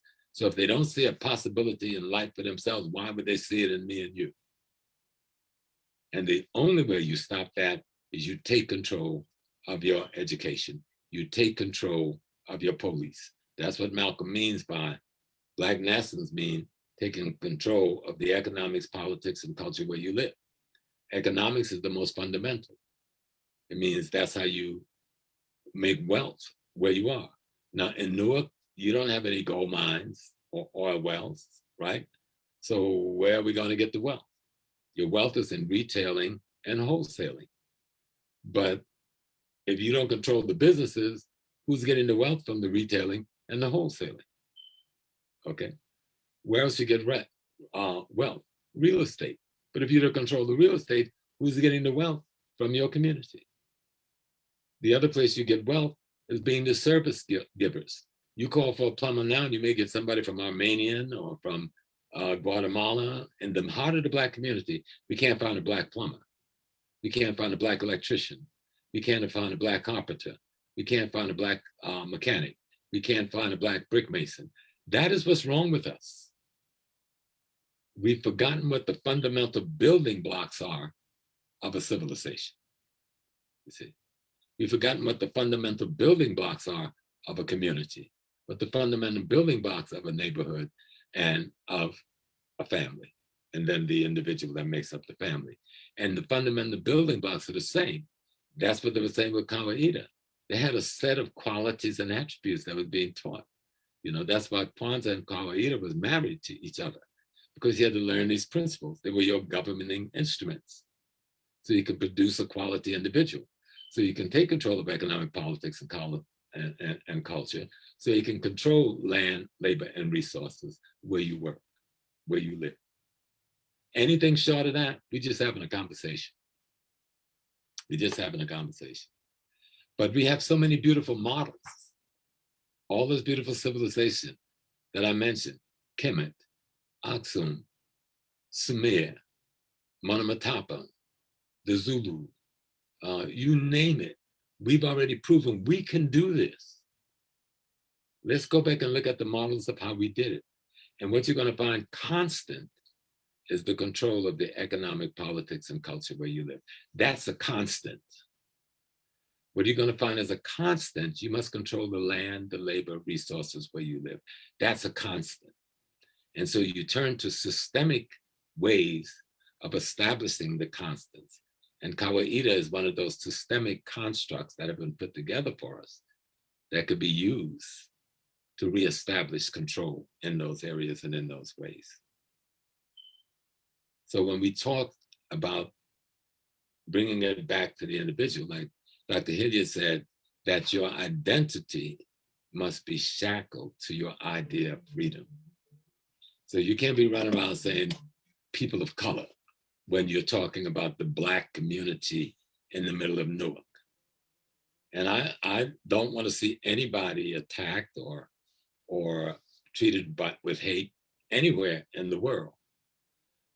The Asian community, which have been fundamentally a close ally of the right-wing white community for most of their experience in America, and has never in any large way participated in the Black freedom struggle, now is caught in the crosshairs of those white supremacists. And so now the term people of color becomes an operative term. Or our beautiful little sister from Somalia, I think she's representing a Black community in Congress in Wisconsin. Omar, brilliant young lady, but she don't see herself representing the Black people from the community she came from. She's representing the Muslim world. See, and we haven't called her to question on it. Because her skin is Black, we're letting her have a pass. Stop it. We have an identity. We're the third or fourth largest African nation in the world. The only African nation that's bigger than the African American nation is Nigeria, Brazil, and I think the other may be Kenya or Tanzania or Ethiopia, one of those. But I think we're the fourth largest. In their census, they said we are close to 50 million. And when you read and study the census report, as I do, they told us they missed 30% of us. Okay, if you miss 30%, then add the other 20 million in. You deliberately said we missed 30% of the Black community. So we're giving them 50 million. So give me the other 30% too. So we're nearly 80 million in the population in America. Africa is a world phenomenon. There's more than 1 billion plus people on the continent of Africa. And in the diaspora, there's another billion. We're second only to the Chinese in the number of humans in the world. And the African population will overtake the Chinese in the next 20 years. Yet we sit on the wealthiest piece of real estate on the planet Earth, but we're marginalized because we're not organized. And we're not organized because we don't know our historical relationship to one another. And we don't know that historical relationship because the enemy made it a part of his arsenal to destroy our access to our history. He made it a part of his warfare strategy to destroy our culture systems. And though it has survived throughout, it is lingering under the colonial education construct, both abroad and at home. And so what you're doing in ASCAC and what ASCAC have been doing all along have been bringing this ancient system back to be studied so we can see how they built what they built. I'm not into praising the pyramids. Oh, it's the great wonder in the world. Of course it is. How did they build it? This is where they use bricks and stones. And yeah, but how? They organized their people. Because the one thing we found in studying this history, there was no slavery in building the pyramid. They found out that these people were organized in guilds, just like the unions of today, that they had their own community. They even know the salaries they were paid. They know where they were buried when they died. So as Kwame Ture said, it has to take organization, but the organization must be built on certain principles, concepts, and ideas. And that's what Kawaida frightened them so, because Kawaida brought in certain principles, concepts, and ideas on how to construct a community that controlled economic, politics, and culture, that wanted to control land, labor, and resources where they live. You know, that was building a brotherhood and a sisterhood of interdependence and respect. And so it was attacked. That's why they went after Brother Baraka so heavily for as long as they did. So when we look back at Kawaida, let's look at the essence of it. You know, what were the parts that made it up? You know, when we look back at Kemet, what were the parts that made it up? Pharaoh wasn't a despot. He was the symbol of what a man should be. The queen wasn't the despot. She was the symbol of what a woman should be, and thus given the authority to protect the nation state. Okay? And that is still true in African traditional communities today. Someone gets to be a king. He doesn't have a job or anything, but he doesn't have a bunch of money that's his. The community takes care of him. But his responsibility is to give guidance and judgment to that community based on the fundamental principles of the culture and the history of that people. And so when we talk about studying classical African civilization, let's not just study it in comparison to the Greeks and the Romans, because they never saw themselves as competitors. Modern day albinos see themselves as competitors. I remember reading a book called Phaedrus by Plato. And you can even find that quote in a book by Kajari on the history of mathematics, chapter 1 in the introduction, paragraph 1. And Plato is saying in Phaedrus, referring to us as Ethiopians, I replace it with Africans, because Ethiopian is not an African word either, that the Ethiopians have given to the world all of its sciences. Now, Plato is a big boy. It's the main man. But they never quote this, where he says, Ethiopia has given the world all of its sciences. Then he starts with arithmetic, geometry, medicine, juice, and he goes on. But he said the greatest science of all that Ethiopia has given to the world is the science of writing itself. Do they put that and teach that to our children? Do we teach that to our children?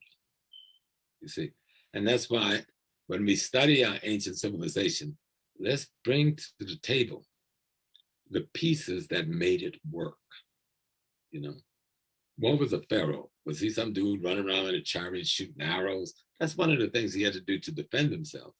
But his main job was to make sure that the communal, collective, cooperative, the ethical, morals construct of the society was being practiced by everyone.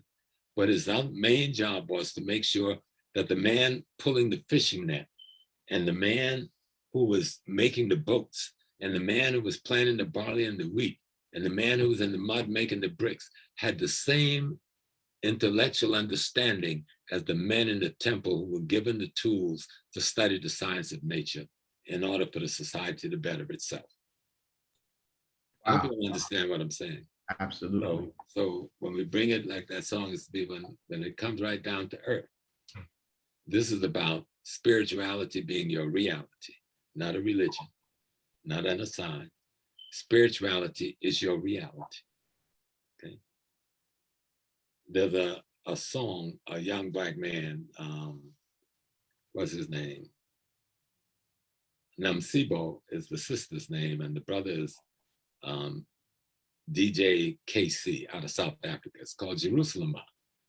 And it's wiped the world out. It's about 8 lines, but it's an African rhythm. It's talking about Jerusalem is my home. Jerusalem saved me. Jerusalem, I love you. And this Jerusalem, everybody on the planet is dancing and listening to it. Not so much because of the word Jerusalem, because that's a word that did exist in Northeast Africa even before the Hebrews emerged in that community. Not talking about the Jews, now they're white folks, the Hebrews and the black folks are there. That city was already named Salam, you know, by the king who was there when they arrived. But the point is, in African history, we still retain so much fragments of yesterday, but we don't know how to hook the fragments up. Like I see the brothers arguing about the Moors and black and that. One Somali professor that I heard on the internet about 3 months ago, in Somalia, the word black meant shining, glowing, right? And if we're just going to take the English interpretation of the word, yeah, you can be like, oh, maybe I can marginalize that. But the African meaning of the word is completely different. You know, it was the word they used to describe the sun. They were talking about the expression of energy, the glow, the light that gives life. So when we go back to study our civilization, study our language systems, we have to notice the peculiar things. If you look at the language system that they call Bantu, and the words say Mantu, Entu, Bentu, Bantu, that Entu on all those words means God, their word for God. What does this word mean? It means person, people, place, or thing. So what the African says, when I talk about person, people, place, or thing, God has to either be the suffix or the prefix. So that everything contains the essence of God. If you go to the Ewe people in Togo, in Ghana, they have a word called voodoo. That word voodoo that we know from Haiti comes from Benin and Togo. You know, Togo and Benin, they're the same people. Some white man drew that line right through the middle of them. But the word means the essence of God in a thing. So if they want to say the essence of God in nature, they say voodoo daha. They want to say the essence of God in human, they say voodoo gadsi. They want to talk about God in his totality, they say sogbe lisa, the totality of everything, or the totality of creation. But then somebody else now make us think voodoo is some negative, evil, or just confined to Haiti and da-da-da-da. We don't really get to it.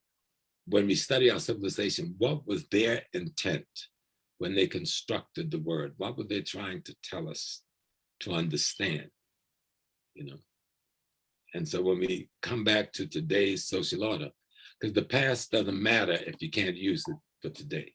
It doesn't matter, you know? And in all cultures, there's some things that are no longer useful in these new ecologies we find ourselves in. So we must discard those things and replace them with things that is functional and useful for our survival in the social orders we find ourselves in today. And that becomes very important to understand, because the culture is everything that a people do.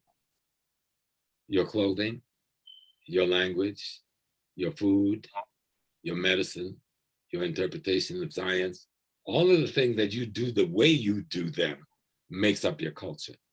Dancing is not culture, it's a tool of culture. Theater is not culture, music is not culture. Those are tools of culture to help inform the concept, ideas, and principles of culture. Culture itself is your worldview, it's your ideology. And your job is to carry out with it intergenerational transmission of the body of wisdom that allow you to survive as a people and protect yourself against genocide. So if you don't get that right, we're in trouble as we're in now. Hold up, Professor Smalls. We want to get ready to close out. Just 2 more minutes. Yes, absolutely. No, on the African American, you have one of the most powerful cultures any African people has ever built. But we got to codify it. We haven't owned it. We're constantly running from it.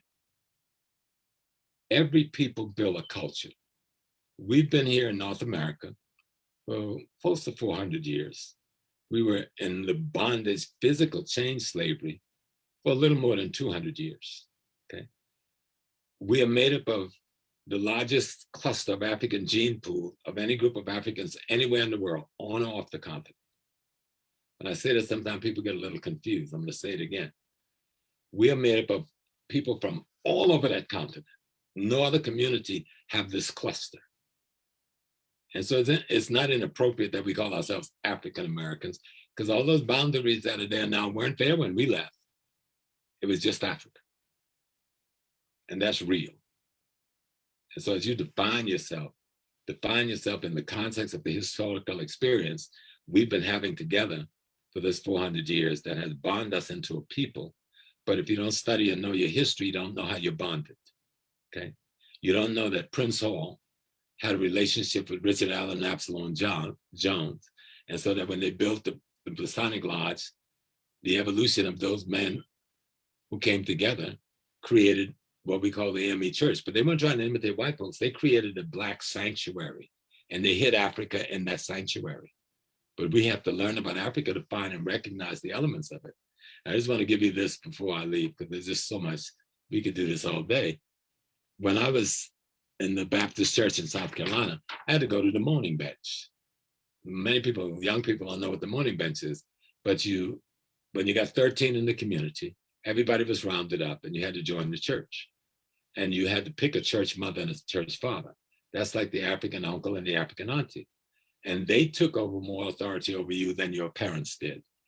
And then in the mourning bench day, they bring in an evangelist from out of town, somebody who could really throw down with the shouting and the singing. And you had to close your eyes. They didn't put blindfolds on them. And you close your eyes and you got on that bench. You had 7 days to get what they call the Holy Ghost. But you had 7 days to get possessed by the African energy. When I became a Yoruba priest and I had to go to the ground for 7 days with a blindfold on, and I had to get possessed by my Orisha, then I go, oh, shoot. I went through that at 13. So at 13, we saw the African age group implemented in the church. At 13, we saw the initiation into adulthood, so you can join the adult community and begin to learn as an adult. But we see it as a Christian thing, but the white church don't have none of these things in it. So what are these things? These are African cultural retentions that we hid in the only sanctuary we were allowed to have. But it's about taking control of how you provide food, clothing, shelter, and security for yourself and your families. You can't do that without controlling the economic, politics, culture where you live. You can't do that unless you're really in charge of land, labor, and resources where you live. You have to learn to use the vote and control your institutions like education, fire department, and police if you're going to have a community that is really, truly yours. You must control the economic aspects of it, the retails and the wholesale. That's what freedom is about, is making your identity bonded to your concept of freedom.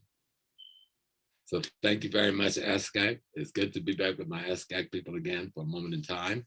I hope I've said something that has been useful. You are God having a human experience. If you see yourself here and God up there, you're lost, blind, dumb, and you don't really exist until you realize that that thing we call God, I'm an intrinsic part of that thing, having my very peculiar experience. Thank you very much. All right. Wow. Great. Thank you, Baba. Thank you, Baba James Smalls. If you just chimed in, we just heard from our keynote speaker at our monthly ASCAC study group out of North New Jersey, but broadcasting live on Zoom and social media. We just heard from our good brother, Baba James Small, legendary Africana studies professor, activist, community leader, community organizer, for real. Let's give our brother another strong round of applause. Please, brothers and sisters. You can do it electronically too. Another strong round of applause for our brother. Real talk. And before you go, Baba Small, we're going to open up for Q&A. If you can just stay for a few minutes. Oh, thank you. I'll set aside the day just for ASCAC. I didn't do anything else today. Oh, brother, we are so honored. Oh, Ashe. Oh, we're so honored. So before we do Q&A, I just want to recognize we got some very special people chiming in, watching this study group. We got our good brother, man, Baba James Smalls. Baba Zaid Muhammad. You know, he's here. I just wanted to recognize that brother. He's done and is still doing incredible work in our community. So I want to give him a strong round of applause. I'm going to recognize, we are going to recognize Baba Saeed Muhammad, right? We have for a moment, I don't know if the brother is still here, but Obalachi was here. He had chimed in for a moment. I don't know if he's still here, but he had chimed in for a moment. Obalachi, OB, we affectionately call him in Newark as OB. All right, it's one of the sons of Amiri and Amina Baraka. All right, so he chimed in for a quick minute. I don't know if he's still here, but if he's still here, thank you, brother. Let's give him a strong round of applause. Obalachi. Oh man. So we also have our good brother doing great work in the Muslim community in Newark, New Jersey. He's chiming in as well. That's Imam Hassan Sharif. Let's give our brother Imam Hassan Sharif. He's a resident Imam of Masjid Muhammad, legendary Masjid Muhammad, Baba Small, the legendary one. That's the, you know, before it was changed to Masjid Muhammad, it was Muhammad's Mosque number 25 on South Orange Avenue. Some of the baddest brothers and sisters in the city of Newark, you know, back in the day. But they're raising up some bad and bold Muslim brothers and sisters absolutely committed to our empowerment that can see beyond, you know, those barriers you talked about, you know, and come together as African people, as Black people, man, for Black liberation. So I want to really thank Shafran, Imam Sharif. Thank you so much for coming out. All right. We have also ASCAC members, longtime ASCAC member, MZ Nawawi. In fact, that brother, we connected on social media, Baba Small. We connected on as I was promoting, we connected, and he sent me some classic ASCAC videos, brother. You know, I thank him for that. I said, man, I gotta play some of this today. I gotta play, no doubt. We gotta play Brother Khalid, right? That was a bad piece. Oh, brother, powerful, man. Because I had many of those same experiences when I went to Mecca, and I came back and had big clashes when I told people, y'all don't understand them Arabs. There's a whole nother phenomena and a race going on over there. Absolutely. You know? Absolutely. And, they even turned me over to the CIA, but I escaped. Oh, wow. You know, Wow, that's crazy. But yeah, so we want to recognize, we want to continue to recognize some of the other brothers. But yeah, that's a bad, that the Cretan ancestors moved us today to play Khalid. You know, he taught so many good lessons in that lecture, you know, but also Dr. Shashi McIntyre. Oh, that's my mother right there. Oh, I'm so happy to see Shashi. Wow. Powerful. I used to go to Rutgers. I already graduated from college, but when she came to Rutgers to teach, I would just sit in her classes, man. You know, powerful master teacher. Ibaye Ashe to both of them. Ibaye Ashe to both of them. We also have our brother Asakeli, Brother Charles is chiming in. That's, you know, Brother Charles. Oh, yeah. We have him chime in. That's my brother right there. We connect always. We talk many a days, nights. Yes, powerful brother. And we have, of course, the many members of ASCAC study group out of Newark, New Jersey, and abroad. They're here chiming in. We want to thank you. And we have some new brothers and sisters chiming in. Dr. Lisa, thank you for chiming in, my sister. Sister Kira, thank you. You said you made your word bond. She said she was going to come out. Thank you so much, my sister. We have our brother Otto, who's a principal in Irvington. He came out. Brother John Doyle, thank you. Rosalind, thank you. Tahuti, first member of ASCAC. Wow. This brother came straight from the top of Avon, young brother, came out to join ASCAC, man. So we thank our brother Tahuti for chiming in. Of course, my brother Rock Kepler. Thank you, my brother, up there in New Haven, Connecticut, holding it down. He runs a study group. He runs a study group right now, brother. He's in ASCAC, but he runs a study group on Urugu. All right. He has a popping, strong study group online, on Zoom. They do it on Zoom. And he's the facilitator of that study group. All right. And also, before we let you take Q&A, we want to also just mention some of the books that we've been studying, Baba Small. We've been studying Afrocentricity by Dr. Malife Asante. Right? Might be backwards. I don't know. I'm not sure. Oh, you got it. Okay. We also have been studying Dr. Sheikh Anta Diop's book, African Origins of Civilization, Myth or Reality. These are the required books in our study group. Right? Well, let me add another required book, Message to the Black Man. We're asleep in that book. Absolutely. In that book. Absolutely, Baba Small. We also have the Husia, right? We have Dr. Maketi Amin's book we use, A Life-Centered on Mayat. I'm sorry, A Life-Centered Life Living. All right. And we, of course, we have Dr. Maulana Karinga's Kawida, all right, which inspired us to do this, to have you come and speak about Kawida and using it as a vehicle for Black political power. Because when you read the book, that's all that's in there. That's what it's about. And you spoke to it. You spoke to it, Baba Small, and we need to hear that because like Baba Zaid said, some of us struggle with making all that high science on Nile Valley civilizations, Mali, Ghana, you know. But you got to translate it into now. Right. But we struggle with that. We struggle with translating that to, even with our Kemetic spiritual communities, our Yoruba spiritual, we struggle with, using that as a vehicle for Black liberation. So that's why we brought you here, because you have experiences in all these communities under the banner of Black liberation. So we're going to open it up for Q&A, and I just want to read one piece before we do Q&A. It's very important. It's one of my favorite passages from the Metu Neter. All right, it's from the book of Kiti. Hope I'm not mispronouncing. I'm trying to reclaim my African tongue. It says on page 50 of the Husia, right? It says, follow in the footsteps of your ancestors, for the mind is trained through knowledge. Behold their words enduring books. Open and read them and follow their wise counsel. So I'm gonna end it there.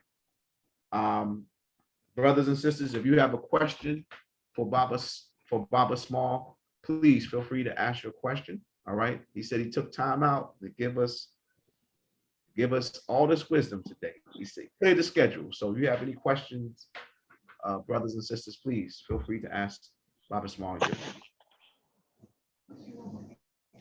Yeah, Hotep. Okay. And first of all, do I give thanks, Baba Smalls, for your wisdom and for your dedication. I've been listening to you on Facebook, and I've not Facebook, YouTube, but also caught a few of your lectures in person here in Newark, as well as over in Harlem. I have two questions for you. One is personal, and I'll ask that second. I'll ask that first. Are you related to a Professor William Smalls? He was my mentor and professor when I attended William Patterson University, and he's also from South Carolina. So that's the first question I want to ask you. And then the second question, as a principal now of an urban elementary school, my mission is to infuse African-centered studies into our school building. From your professional opinion, and especially with bringing staff into that consciousness, what would you suggest be some starting places that I address relative to the staff? Those are my two questions. Yeah. Thank you. With the first one, those of us small out of South Carolina, we just assume we're all the same family. We're a very large group. And every summer we have 3 different family reunions running around the different areas of the coast trying to attend. So I'm pretty sure that William is family, because our family run from Wilmington, North Carolina down to Beaufort. So that's through Charleston, Georgetown, Beaufort, and so forth. And the second one is, if Baba would share my number with you after yeah. They were slaves and stuff in South Carolina. Nah, that's where the slaves is at.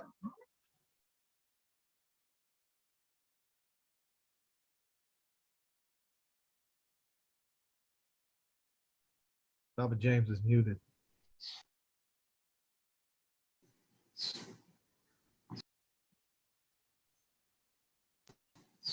Professor Small, your microphone is muted.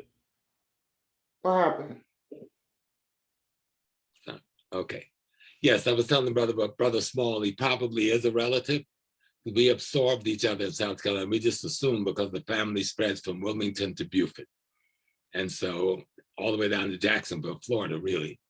And we are the genesis of that family, Andrew Small and Hannah Small, they were a part of the Freewood community. They lived back in the 1820s, 1830s.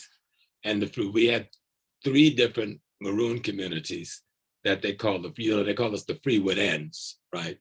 One was in a place called Bannockburn.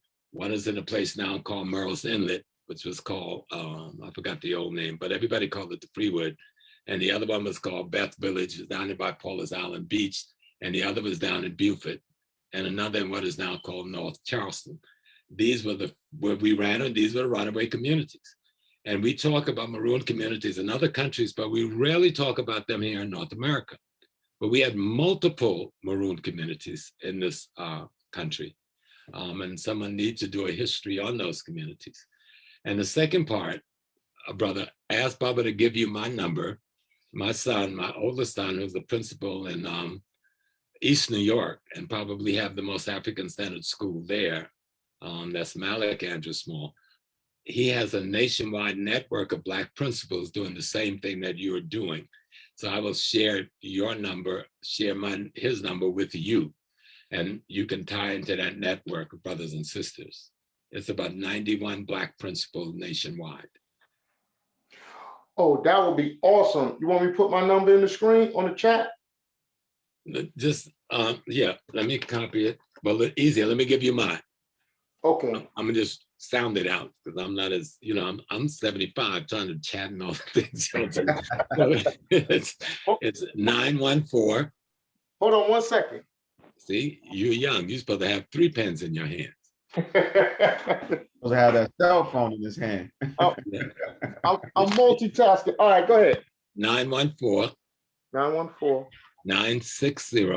960. 26. 26. 93. 93. Yeah, Okay. This is a very powerful group of Black men and women who are all the principals. There's 91 of them. They're a national grouping. They don't play the name game. They do have an acronym, but my son will be happy to communicate with you. So call me and give me all your particulars and I'll give it to him. Okay, I'm gonna call you this afternoon, later on this evening. Yes, Thank you. Great. Awesome. Dua, Brother Ato, any other questions? Any other questions that you have for Baba Small? Please ask him now, brothers and sisters. Any other questions? Yes. Hotel family. It is truly an honor and a pleasure to be amongst such wisdom as Professor Smalls. Ashe. And I would like permission to speak. Oh, absolutely. Absolutely. Yes. Thank you, Baba. As those of us who are transitioning or moving up in our to become elders, and we have watched the evolution of African, the resurrection of African consciousness at this time. How do you see us moving African spirituality into the 21st century? Because a lot of times when we're having this conversation with people who are not quite as studied or not aware of African spirituality, they tend to think that we are going back into a time frame or era that that once again it's a past time frame. But many of us try to help them understand that African spirituality is evolving. It's an evolution. So with your wisdom, how do we have this conversation moving forward in the 21st century? Good question. Okay, that's a very good question. One of the first things you do, don't break with your youth. Always stay involved with some youth organization, some youth formation. I do stuff with youth almost every week, 2-3 times. I'm talking about youngsters in their teens and their early 20s, both in Africa, the Caribbean, and here. Stay involved with the youth, because the generation gap is a false, it's a, what's that word, oxymoron? It's not something we need to cultivate or accept as existing. And so we have to make sure we stay bonded. 2, stay locked in with your women. Don't get caught up in the male do this and the female do this and get into that male-female competition foolishness, because life exists only when the two becomes one and create that family. And then the other part of it is how we define. I don't even like the term African spirituality, but then because other people are talking about spirituality. As I suggested to Sister Patricia Newton just before she passed, when we were doing a forum, we should use the term African sacred science, because first of all, it is a science of understanding cosmology and ecology in practice, right? So that's why you find, if you look at the lowest in the voodoo system, the Orishas, the Akan system, the system in ancient Kemet, all of them had what we falsely refer to as a god of the forest, a god of herbalism, a god of medicine. You understand? We were talking about science, and we had already broken it down.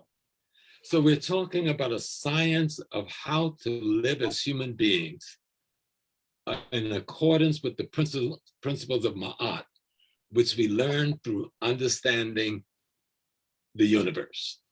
It isn't something we created. We said, look at how the thing works. So in our artificial social ecology, let's imitate the thing. The thing is the everything. The white man is now trying to call it his theory of one. But he'll never get it because he doesn't have the capacity to contain the body of energy that we refer to as spirit. And we do. But we need to understand this is not about rituals. Every society create whatever ritual is necessary to teach the concept, ideas, and principle they're trying to imbue in the mind of the people. That's all the ritual does. You know, I mean, I can kill all of this birds I want. We've been killing birds and everything else. We're still in the situation we're in, right? So it ain't about killing the bird. I need to understand, if I kill a bird, because there is a science there. If I kill a bird and I release the energy of that bird, do I have the scientific knowledge and capacity to direct that energy in a useful manner? Otherwise, stop imitating something you do not understand. Let's get at the fundamentals. It is our science of nature. It is our science of the universe, understanding of cosmology that we're calling spirituality. Spirituality is our daily reality. We are engaged right now in African spirituality, okay? How I live my life, how I resolve a problem. If me and Carol, we've been together 51 years, we still fuss, okay? But how do we resolve our contradictions such that we can stay together 51 years, raise 8 children, right? Kept from losing them to the drugs, and because we grew up in Harlem, right? We raised these children. So how do we get, and they went out in the street like all the other kids, they all wanted to be the B-girls and all this other crazy stuff. But you know what? I went out there after them. And I brought the behinds back in my house, okay? I confronted the contradictions where I had to confront them. And then we found institutions to be a part of. The rites of passage programs here, the drumming courses here, the martial arts here. And then you go there with them, you don't send them off. You go there so that you can mentor them through these processes. One thing that is so damaging in our community is that we're allowing our girl children to be raped and molested and abused, almost 90% of them before they get to be 18 years old. We got to bring that to an end. That's right. You know, we got to accept some of the contradictions we're caught up in and start dealing with it so we can start healing. And then what'll get you, you find that almost 50% of our boys get molested. We don't even get into that. So we have to bring African spirituality down to earth. Believe it or not, it took me a minute to get here. Because if anybody know me in my earlier days, I was a ruthless anti-Christian. And when I walked out of the mosque, I was ruthlessly anti-Islam, Arab Islam. I'm still kind of that. But I found out one thing about the Black church, that it really wasn't Christian at all. And so this comes down to our study of history. When we got out of the chattel slavery, we had no sanctuary. No nation in the world covered down on us or claimed us. We had no African institutions that we could operate in outside of the living room and what we did in the house. So the Black church became the only place that we had a sanctuary to be African. You understand what I'm saying? Yeah. The sanctuary.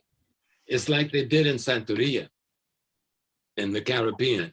It's like they did in Lucamé in Cuba. It's like they did in Candomblé in Brazil. But we have not seen our Candomblé. It's the Black church. But we haven't studied it because Christianity on the white side has been such a vile instrument that we rejected our own interpretation of it. And I'm saying to my brothers and sisters now, go back. We made a mistake. Go back, studied it. Study the sororities and the fraternities and why we founded them in the beginning. Study the Prince Hall. Study the Knights of Pythias. Study the Odd Fellows. Study the Daughters of Ruth, the Daughters of Isis, the Daughters of Tem. Who were these people? What were they doing in the Black community? You see? And if you don't study the history, you'll get caught up in their mystery. You'll find that we never lost African spirituality anywhere. We brought it with us. It was always with us all along. But what cloak did we have to cloth it with? And let's remove that cloak and show the people, you've always been here. You never lost yourself. You know? You've always been here. Ashe. Baba Small, that was on point. Hotep, Uncle Justin, Brother Alonzo, I'm glad you're here, brother. Yes, man. Yes. Glad you invited me, brother. Thank you for the question, Alonzo. That was a good question, because we are getting into a messy space with African spirituality. And I've been a critic for nearly 40 years of my brothers and sisters, so it's nothing new. Stop charging our people all this money for readings. Stop charging our people all this money for initiating. If your job, I have never charged anybody a penny since I've been a priest for over 30-something years. Nothing, okay?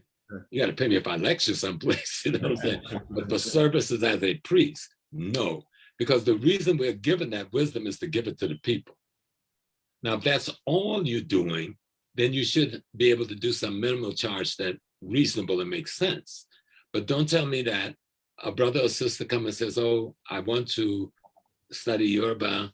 And then you say, okay, I got to give you a reading. I got to do this. The next thing you know, that person walking out with a $2,000 bill. That is unacceptable to me. I'm sorry. Okay? Because it is not necessary.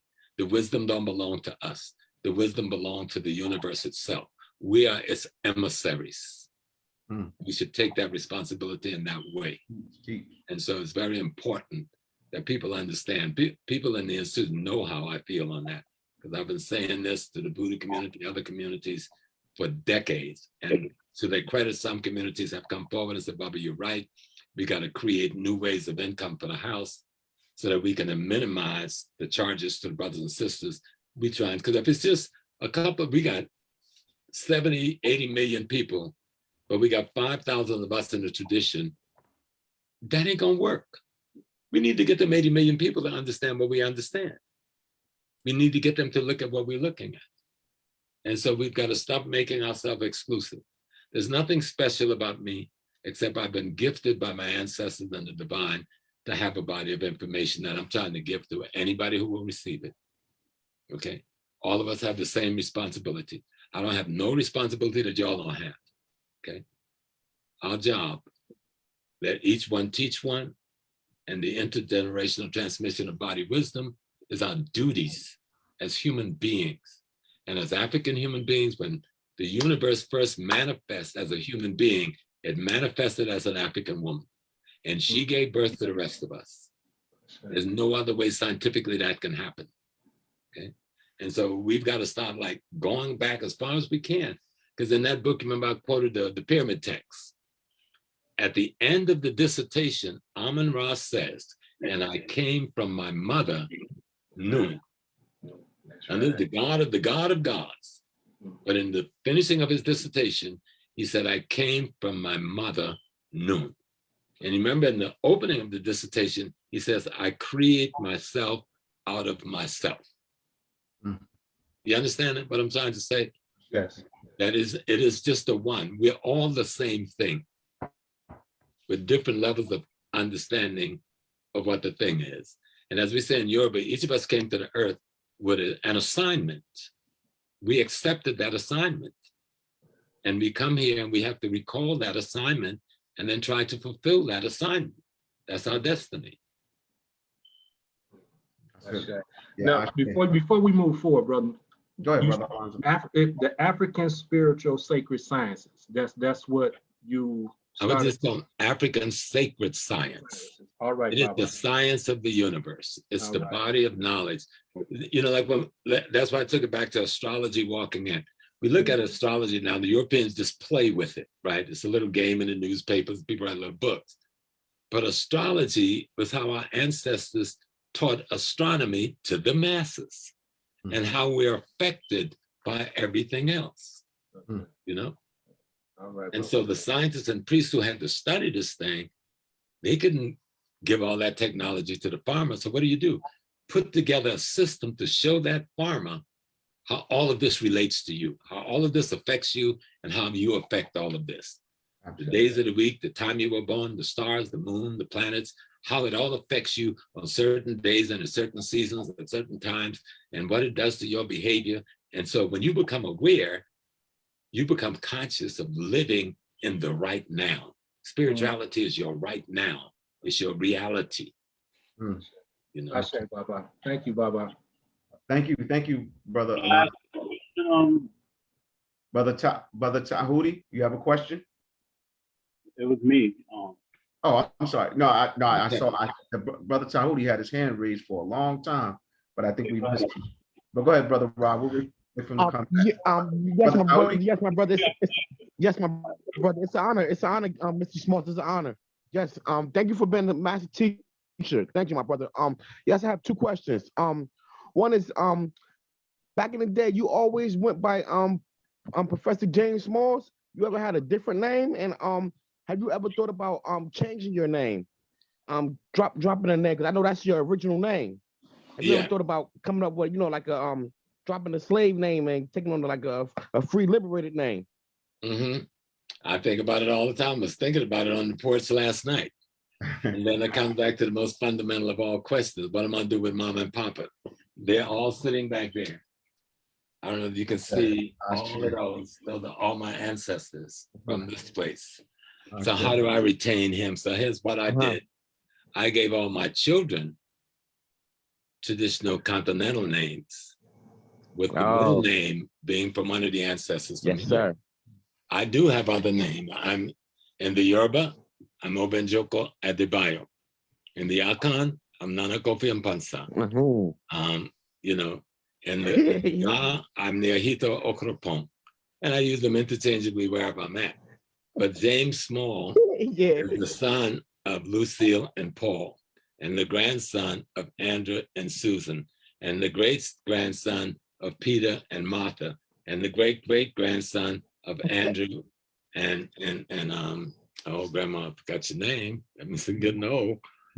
And then on the other side, my on the Alston side of me, I'm Padjo and Maho. My Padjo, my great-grandfather, came from Uganda.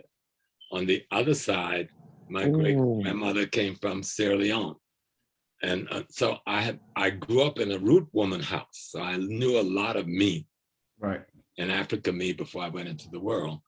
So I tell people, give your children the names, but don't forget these ancestors who put up this mighty fight wearing the names of another language. Even though we know when we study etymology, all languages emanate out of Meta Nature. So that's another thing we need to be clear on, though they may have bastardized it, minimized it, and the lack of consciousness. So that's why I haven't changed it, because I don't want to lose Andrew Small and Susan Small and Hope Alston and Joe Alston and Peter Small and Martha Small and so forth. right. But I make sure that my children, you know, have names that come from home. So I got Shanmani, because my wife is from East Indian and African extract. So we have a Chanmuni, you know, we have a Naja, we have a Malik, we have a Nasia, we have a Malia. You understand? So let them step back, but keep the link, because we don't want to lose 400 years of mighty ancestors. The whole world is trying to marginalize them, but I'm going to keep them alive in me and the children. Great question, Brother Tahui. Great question. Thank you, brother. All right. Thank you. Thank you. We got one more question. I also have a secret name.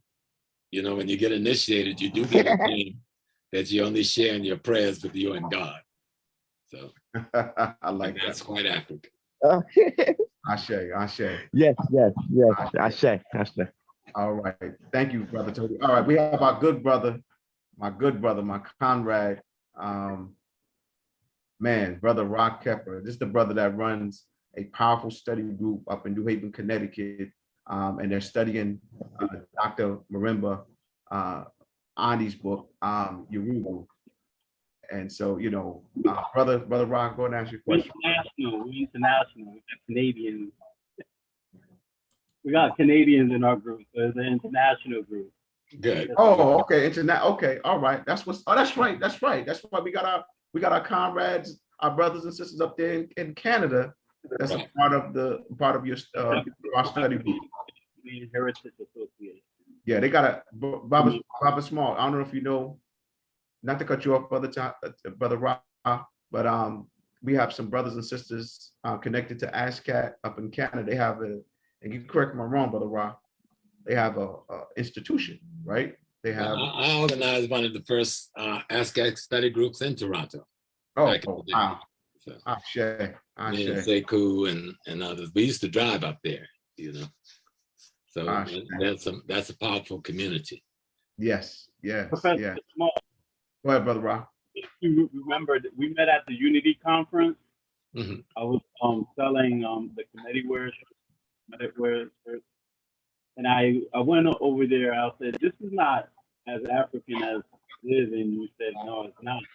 I love hearing you speak because you are one of the few people that don't create divisions. And one of the things we do is like we copy, tend to divide things all the time, just like the Zungas.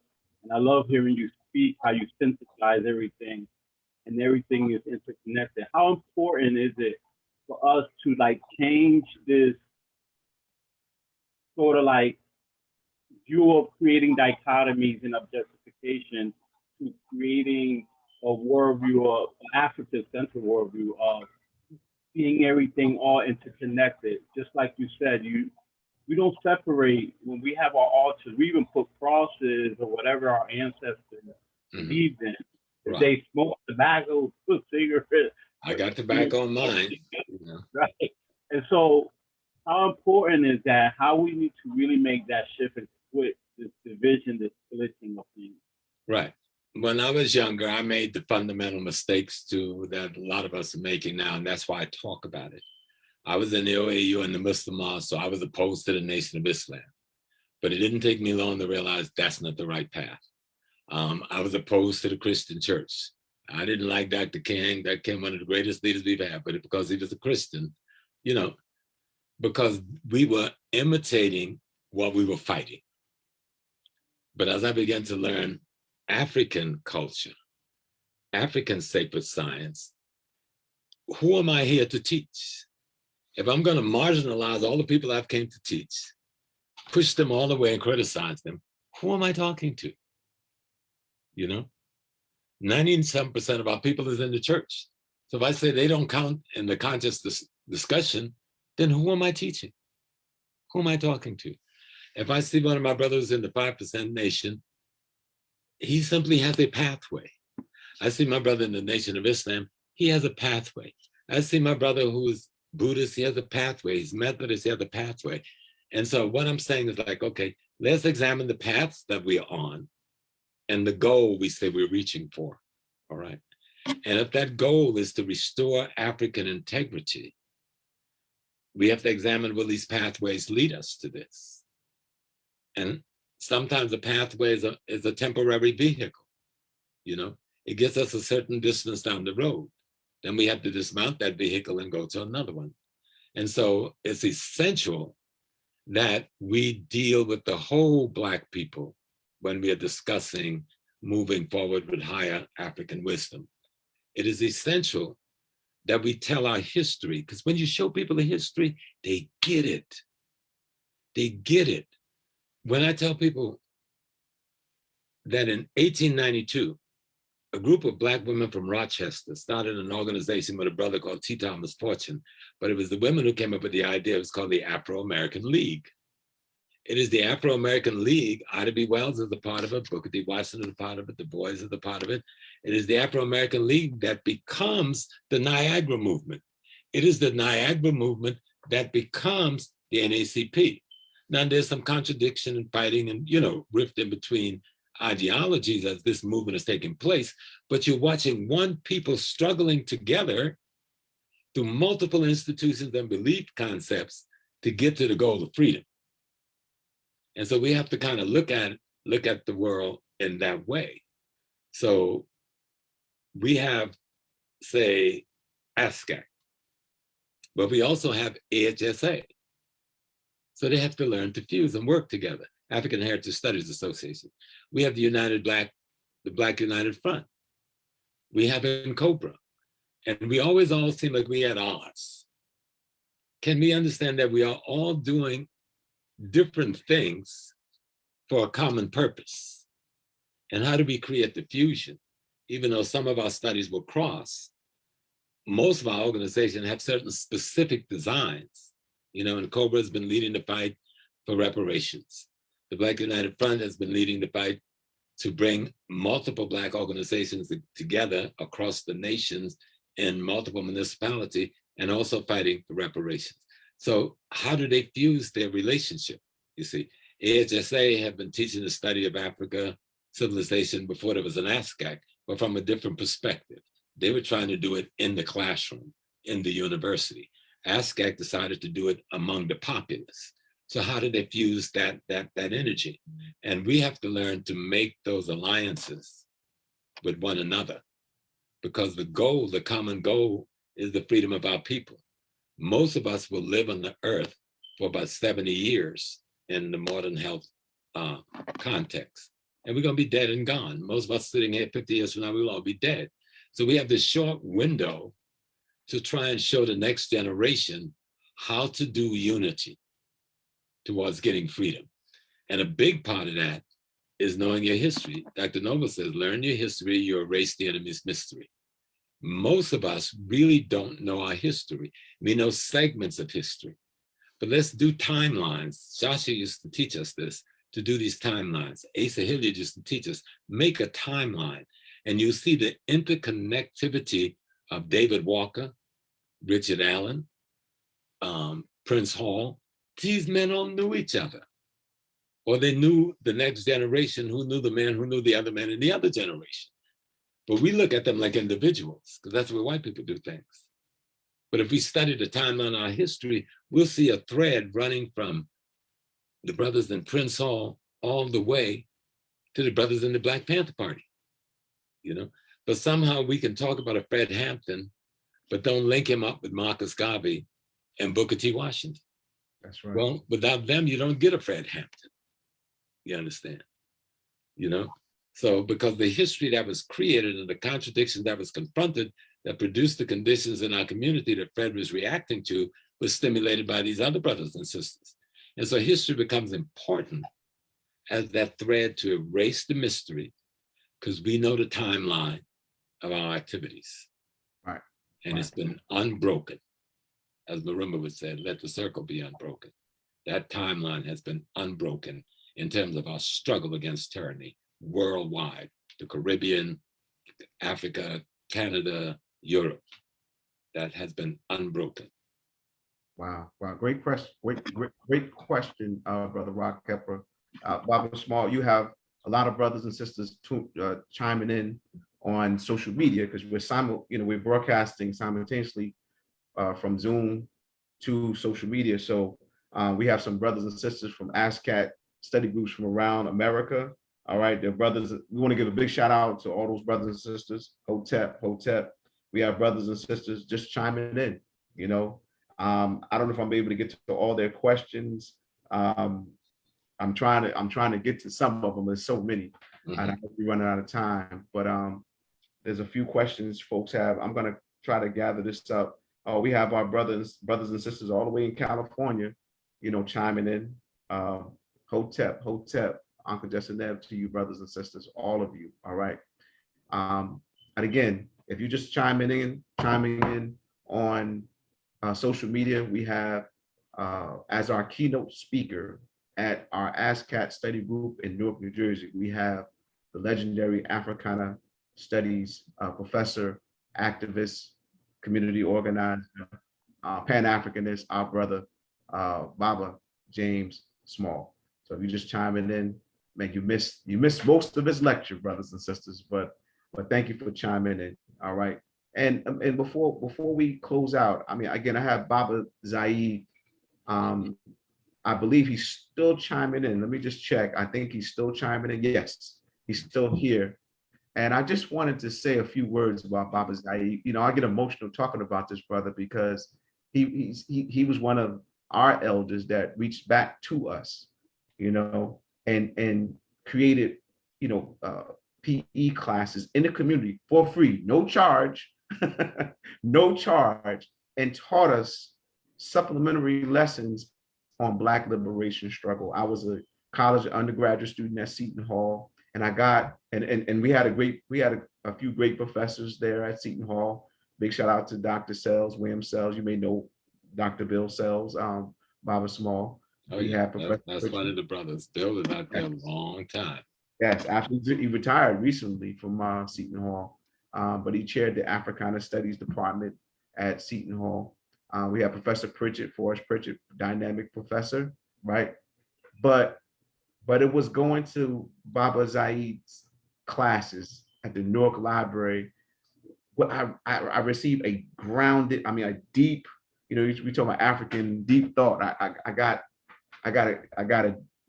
I received a deep education on, you know, the original Black Panther Party, Brother Malcolm, Omowale El Haj Malik El Shabazz, Imamu Amiri Baraka, you know, the Black Power movement, you know, civil rights to the Black Power movement. I received that education from my brother Baba Zaid, and you know, we love him so in Newark and in Jersey. We love him, we respect him. Immensely, you know. And when I got rid of my European name, Baba Small, it was Baba Zaid who inducted my naming ceremony, you know, and my children's naming ceremony. My wife and I have been together for 24 years. We're going on 24. September 13th. We have 3 boys. All right. One is off. He's going to Rutgers. He's going into his 3rd year at Rutgers. Our middle one is gone. He's graduating from high school and he's going to Felician U. And then we have our little one, Jalil. He's going to the 8th grade. But my you know, Baba Zaid, man, he's been with us, guiding us, keeping us grounded, making sure we don't get crazy. You know, he's keeping that stuff all up in the air and not making it real practical for our struggle. So I just wanted him to say a few words. And if you have any announcements, he's actively involved in so many organizations. But if he has a few words or announcements he would like to share, please, Baba Zaid, you have the floor, brother. First, I want to say, didn't nobody come here to hear me today. We all came here to hear Papa James. No, we like hearing from you too. I love seeing your little Make it face. plain, You right? get That's gray one of my beard just teachers like right me there. now. But just very briefly, you know, Baba James, as always, I salute you, sir. Good to see you, right? These young men, and I'm talking about Brother Bashir, Brother Dashan, who's still on, Right. Brother Otto, who's not on, but who was on. Yeah. All young soldiers that I had the honor of having served with me in the new Black Panther Party. Absolutely. That's Right? right. These are young men who are not afraid of our people and our kids in these streets. Ashe. And all of them are teachers. Ashe. All of them are teachers. Teachers, and I always say teachers and social workers make the best organizers if they just get all that you know, colonial caca out of their mind. It'd be all right. Ashe. You know, Ashe. Khaled made it plain. You know, free your African mind and save your Black behind. So I was loving when you opened up with Khaled today, bro. Ashe. And, Ashe. Shashi, she was Shashi that brought me to ASCAC back in the 80s. Ashe. So keep doing what you're doing. That's all that's on my own. You just keep doing what you're doing. Keep it practical, keep it real, and let it lead to the kind of organization that we all talking about trying to figure out. Right. Because we've got to know we are at war. Absolutely. No bones about it. We are at war. Now speaking of war, Mhm. going down to Trenton June 21st to raise hell at the State House. Right. Around these so-called police reform bills. And I always say that with bated breath because I'm not a reformer, I'm a revolutionary. Right. But on the way to where we got to go, we got to, you know, sharpen all of these contradictions and push all of these things as far as we can push them. And when we see we can't push them no further, that means we got to do something else. It's time to go to those other stages. But yeah, we're going down to Trenton on June 21st. Mayor Rash Jua Baraka, the son of Amiri Baraka, put together the strongest civilian oversight body in the country. Yes. And of course, your friend, the white man, went into court with the police union to try to block that. That's right. So, you know, and then when it went to the high court said the only way you can have it is to have it through the legislature. So we, you know, getting ready to storm the legislature to try and get that passed through. And it would make it wouldn't be the difference, but it would make some difference. It would save some Black lives if we had that instrumentality in place. So that's on 12 noon on the 21st of June. We're going to storm the State House in Trenton for a bill to make our board what it should be and to allow the creation of boards throughout the state. It'll be again, it'll be, you know, the whole country looking at Newark for what Black Power direction looks like. And looking ahead, when everybody and the dates haven't been set yet, the next year marks the 50th anniversary of the Gary Convention that Amiri Baraka helped organize and help rescue from foolishness when that got crazy, right? So the 50th anniversary of Gary gives us an opportunity not just to appreciate what was done at Gary, but what we need to be doing different that allowed us to forget Gary, right? And the implementation of Black Power. So just put that in the back of your head. That's what's coming down the pike in Newark, New Jersey. And our mayor, our brother, Ras J. Baraka, is intrinsically involved in organizing a convention to commemorate and give direction, but commemorate the 50th anniversary of the Black Power, National Black Political Convention of Gary, Indiana. So I'm looking forward to that, Baba Zaid. Looking forward to that. We got to have, Baba Small, we got to have you, brother. We got to have you somewhere in that program. All right, brother. I missed that going to Gary because I was sent on an assignment to California at the same time. And I remember a couple of my brothers, Tony, and about 3 other brothers that went from the organization to Gary. And, and I was going like, I'm always being sent out in the field and I miss the big things. And I was good to go there. Well, you know, again, you know, Mayor Baraka, along with other brothers and sisters, our brother Ed Riley, he's the executive producer of a community-based radio show called the All Politics on Local Radio Show. You've been a guest on. We had Billy Driver James on a couple of weeks ago. Yeah. Absolutely, right, absolutely. You know, Baba Zaid giving guidance as he does, wisdom. But brothers and sisters, are spearheading this, the organizing of the commemoration of the 50th anniversary of the National Black Political Convention of Gary, Indiana, but also to do it to give direction, future direction for our people to seize Black political power in these cities, and these predominantly Black cities that we live in.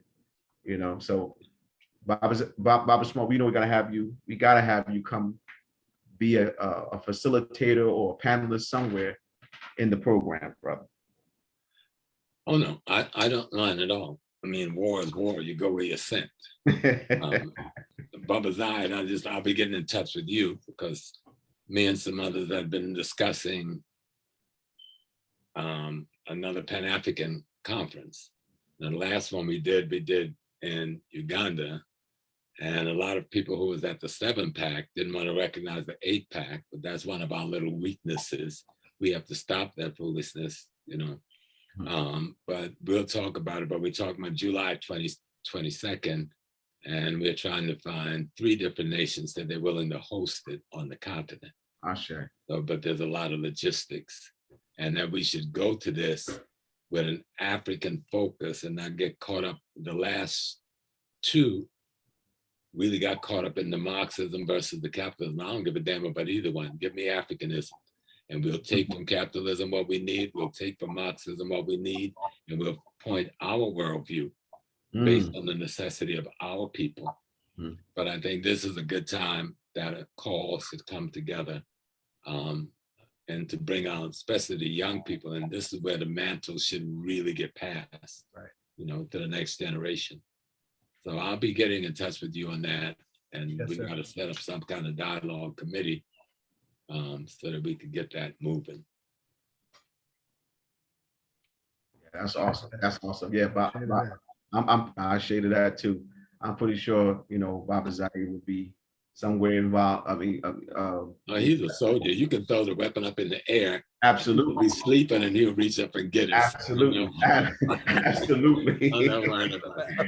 Absolutely, absolutely. But again, he's very special to Newark, the Newark area. I know he's heavy, you know, he's respected in New York and Pennsylvania, but he's dearly loved and respected in Jersey for all the great work he has done and continues to do for African people in New Jersey. So thank you, Dua, Asante Sana, Chakwan, Al Dupwe. Thank you, Baba Zai. Bless them with your presence, for real. That means a lot. That means a lot to us. And so we're going to ready to close out. But before we close out, I you know, Brother Dashan, he's Baba Zai mentioned Brother Dashan. That's my partner. You know, he's the co-coordinator for ASCAC study group in Newark, New Jersey. I don't know if you want to say if he was Brother Dashan. I don't know if he's still there. I see his thing. Brother Dashan, you still there? Okay, he's all right. He might have his stuff muted, but he is the coordinator for ASCAC's study group in Newark, New Jersey. Good brother, journalist. We call him the people's journalist, Baba Small. You can Google we go back from his youngest beginnings. Yes, absolutely. Very proud of him. Absolutely. And like Baba Zai said, you know, we all were members of the Newark chapter, New Black Panther Party. You know, and we learned such a great deal of organizing on the ground with our people, you know, and that was the challenge. I mean, Khalid and Baba Zai, you know, they challenged many of us to take the high science of Nile Valley civilizations and take it to the community, take it to the streets, you know. Right. And Khalid had a deep understanding of that. You know, he took the best, he did what Khalid would have asked us to do. He took the best, you know, of nationalist streams and synthesize it together to create a Black liberation path for our people, man. Very brilliant. Just remember, the key is you gotta feed people, you gotta clothe people, yes, you gotta house people, and you gotta keep them safe. That's right. Absolutely. That's right. That's the foundation, motivation for our efforts. Everything else become the strategies and the tools we do to do that.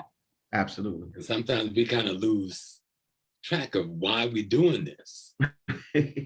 Feed people, clothe people, house people, and keep them safe. Right. Okay? Right. And if we can do that, we can realize our freedom. Right. If you can't do that, you're still enslaved. Right.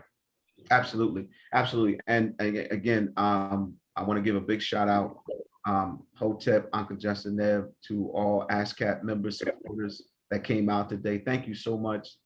Dua, Asante Sana, Adukwe, thank you for coming out. I see my brother Cesaro's here. He's down in Jacksonville by way of Africa. He's down there working out. I think he's trying to build an ASCAC chapter down there in Jacksonville and in Nigeria and Uganda.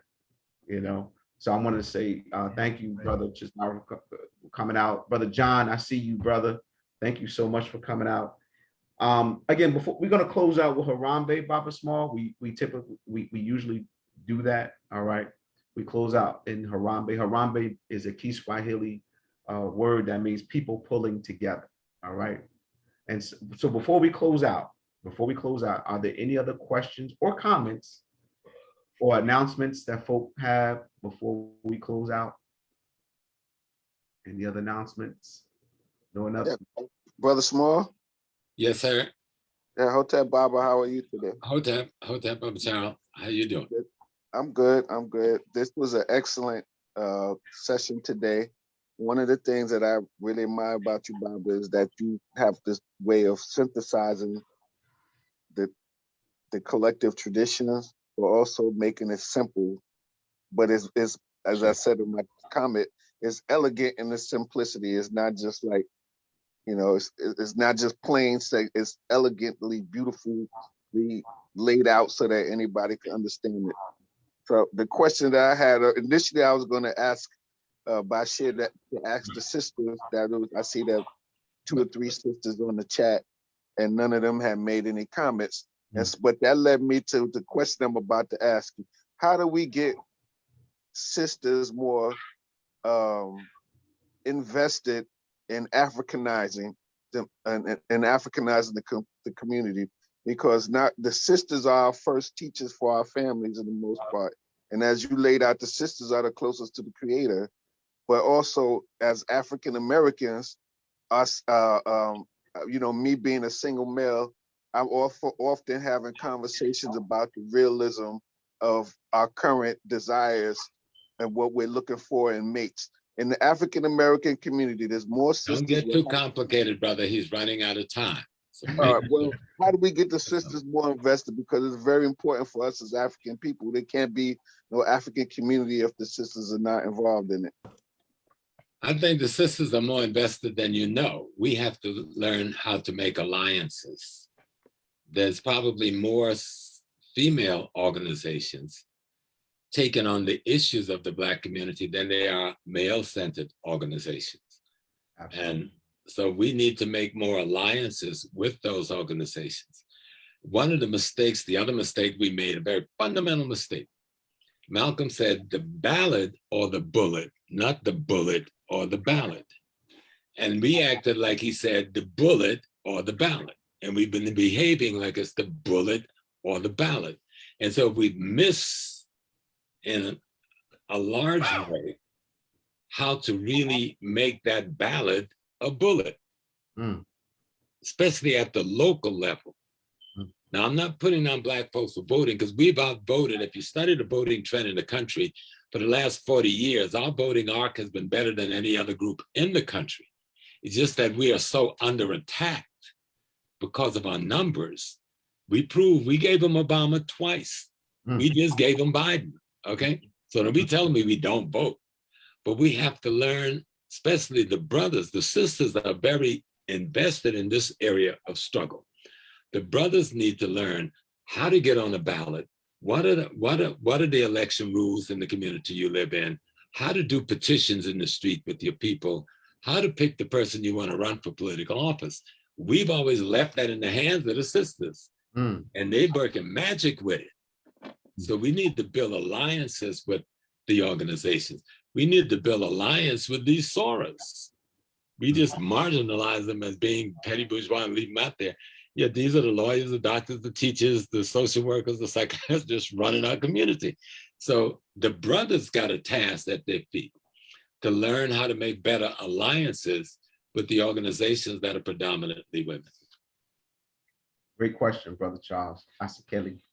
Great question, my brother. And thank you, Baba Small, for again blessing us with your presence today, brother. I mean, you know, Dashan and I said when we start the study group, we got to have Baba Small speak. You know, you have so much wisdom. I appreciate y'all. I appreciate y'all. Hey, brother, you know, we trying to do exactly what you said, man. You know, bring all that into the community, into the streets, you know, the high science of Nile Valley civilizations. Before you go into Harambe, let me give you the spiritual reason why what you just say makes sense. Go ahead, my brother. Your mother and father gave birth to you. They gave birth to themselves. When they were given birth to by your 4 grandparents, they were giving birth to themselves. You're the same organism moving through time. So when you're teaching the youth, you're teaching yourself to be better than you are now. And so and that's an African understanding. And if we can keep clarity in that, we realize it isn't a stranger you're talking to. You're talking to you. Ashe. That's powerful. That's powerful. That's powerful. Again, I mean, Baba Small, you're getting all kinds of praises right now on social media, and in the text. You probably, I don't know if you can, you know, you said, how old are you? You said 75 now, Baba Small? Yeah, I'm heading for that 76. That's what I'm trying to get as much work done as I can. Looking good, time will eventually run out, right? You're looking good, brother. You know, but if you check out the chat, people are, you know, sending you messages. I mean, they're saying awesome, powerful, you know, learned a lot today, you know. So, and you know, we got a lot of young people involved. I mean, a lot of young people involved in ASCAC, you know. Good. And that's one of the concerns the elders in ASCAC were worried about. How do we reach back to young people? Well, we're doing that. You know, we're getting a lot of young people. You know? Learn to give up administrative power to the youth. That's right, absolutely. And if you think they don't know, then train them to take your place. We've got too many people in these organizations that's afraid to train the youth to take their place. Absolutely. When you're gone, somebody's going to have to take it anyway. So train the youth. This is their thing. I live for you. If you live for yourself, you live for death. The only thing that makes life worth living is to live for the next generation. That's right. If we do that, we'll fulfill what Malcolm said, the secret to life is to have no fear. We have nothing to be afraid of because we prepared that next generation to carry this work on. You know? No doubt. And Baba Small, listen, whole new generation through ASCAC, right? Through African-centered conscious brothers and sisters, through brothers and sisters like Baba Zaid are relearning, are being introduced, not relearning, but being introduced to brothers and sisters like Dr. John Henry Clark or Dr. Shashi McIntyre, Dr. Khalid Abdul Muhammad, Brother Malcolm, Omawali El Hajmali El Shabazz, you know, Asada Shakur, you know, our political prisoners. And we got Baba Zaid here. So I gotta say, free all political prisoners and new African prisoners of war. But don't be too left now. Introduce them to Dr. King. Oh yeah, Dr. King, yes, Dr. King, yes. Introduce them to Booker Washington. Absolutely, Introduce them to Henry McNeil Turner. Absolutely. Introduce them to what's our brother name? Zaid who went to Africa and started the Niger River Association trying to take us back. Martin Delaney. Martin Delaney, okay, Martin Delaney. E. Thomas Fortune, Ida B. Wells.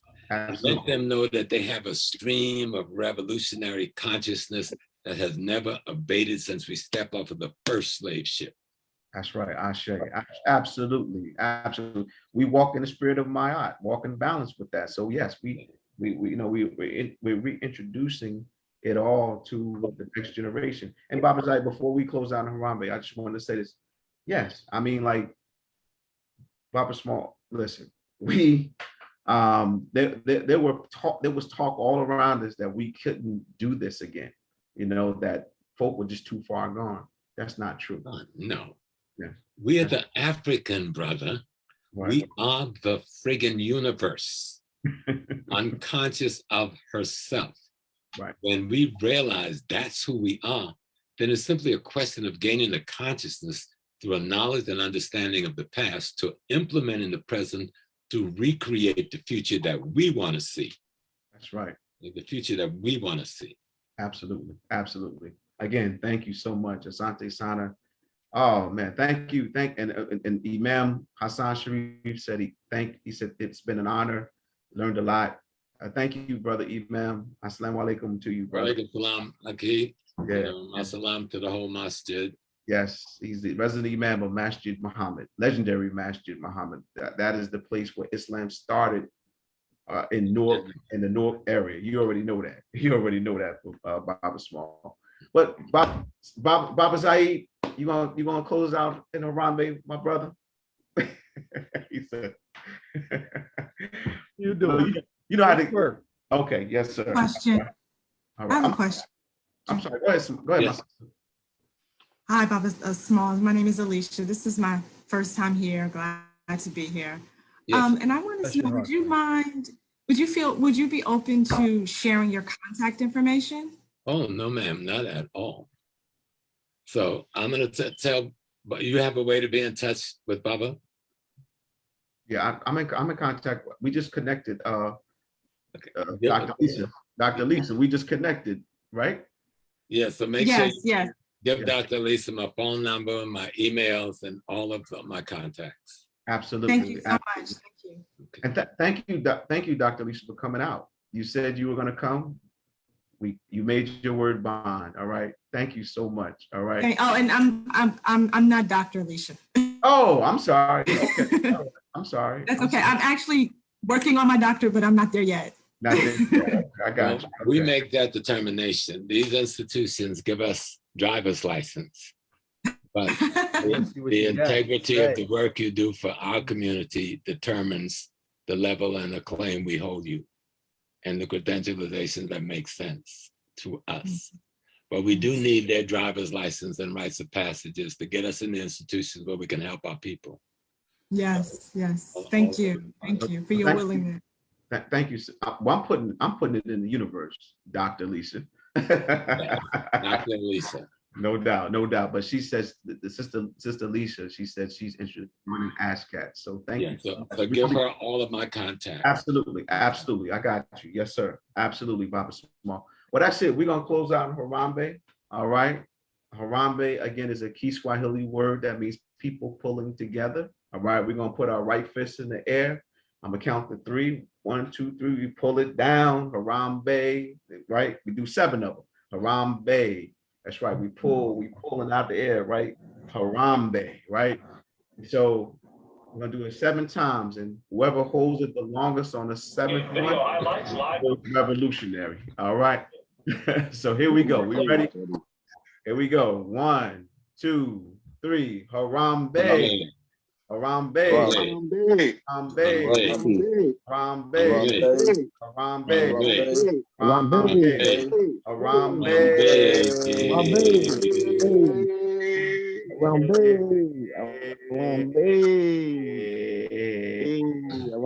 All right, give all yourselves a strong round of applause. All of you, most revolutionary, especially our brother Baba James Small. Again, thank you, Asante Sana Adupa.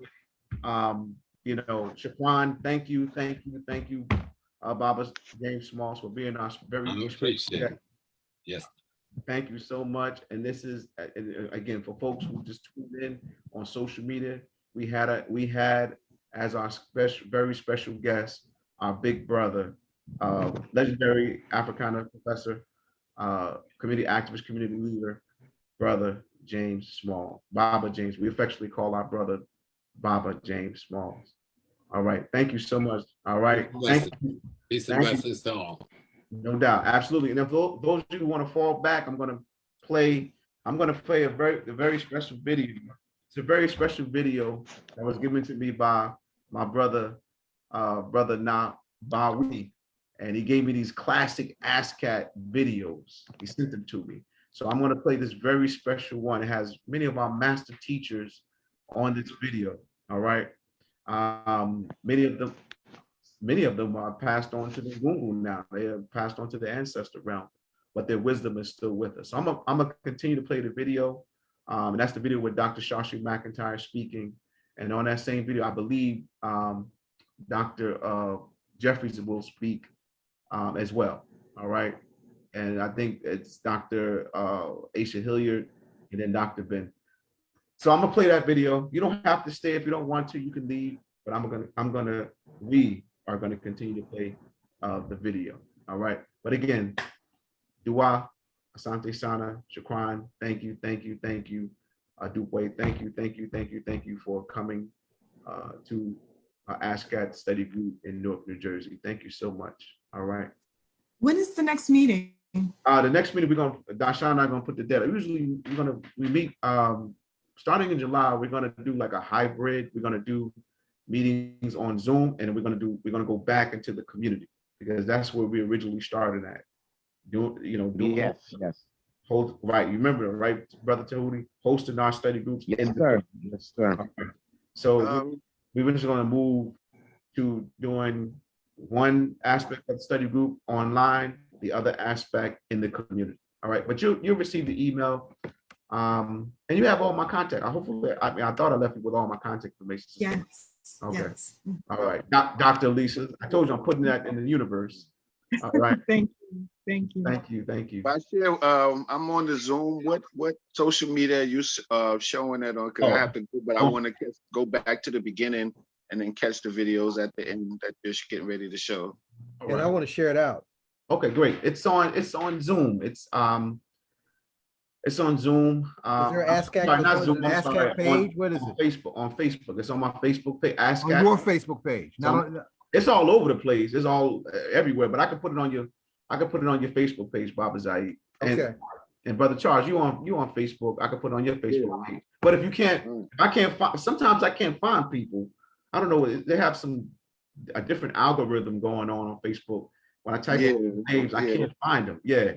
So they always mess with it. So if you text it to me, I'll definitely share it on my page to the other groups I'm in too.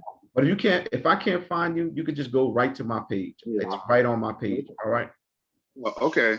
All right. Thank you again, brother. No, thank you. You and Deshaun did a great job putting this together. Deshaun, if you're listening, brother, we need you we need you to step up. We know you got the potential, brother. You got to step up and stop being bashful. No doubt. And one quick thing before we go, my brother. I appreciate you for bringing the professor up there, my brother. It was an honor and a great privilege me being on there today. There was some great wisdom and knowledge, my brother. We needed that, my brother. Thank you. Thank you, Brother Tahuti. Hey, family, this is young brother Tahuti, man. Brother straight from off of Avon Avenue, man, connected with us, man. Said he's interested in ASCAC, interested in learning about African history and culture, man. And so he was our first member, and we coming upon 1 year anniversary, brother Tahuti, He's still been rolling. Yes, sir. 1 year you've been rolling with us, brother. All right. And bringing out young brothers, Baba Said, bringing out young brothers from the block, young sisters from the block. That's all right. No doubt. Absolutely. Thank you, brother Tahuti. All right. Appreciate that, my brother. Appreciate that. And Baba Zaid, like I said, if I can't, I know I can find you, but for some reason I can't find Brother Charles sometimes on Facebook. You can just go by his African name. Go by Asukili. It's Asukili Mitchell on Facebook. I'm gonna do that.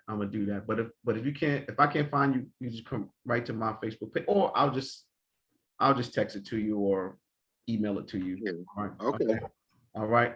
Okay, great job though today, bro. Let me go. Brother, that's brother. I'm humble and inspired by your words. Thank you. Thank you. All right, family.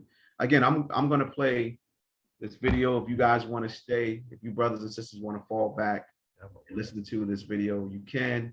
If you need to leave, we understand. All right. So just give me a minute to share my screen to play the video. All right. So just give me one little second. Getting back to that video. It's a powerful piece. All right. So here we go. The Arkan, in each man, there are female elements, the breast, and in each woman, there are masculine elements, the clitoris. The Aguram Bua further states, it is necessary to know that for the Arkan, the king concept involves two ideas, male and female, and two persons, king and queen. This does not refer to the queen as the wife of the king, but to a person of the female sex who is associated with the one of the male sex.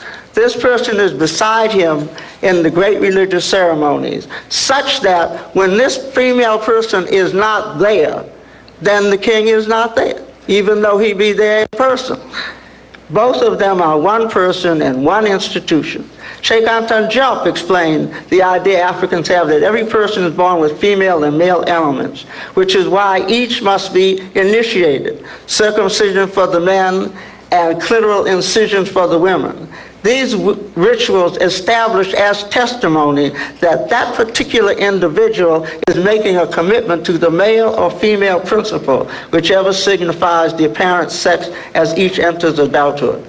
We in the Western world would do not understand the need to make a commitment, much less commitments to a primeval principle. Dr. Ben has talked a lot about the power of the women. What's my time, Jan? Another form of showing the power of the women is the tale about Isis, dealing with Ra.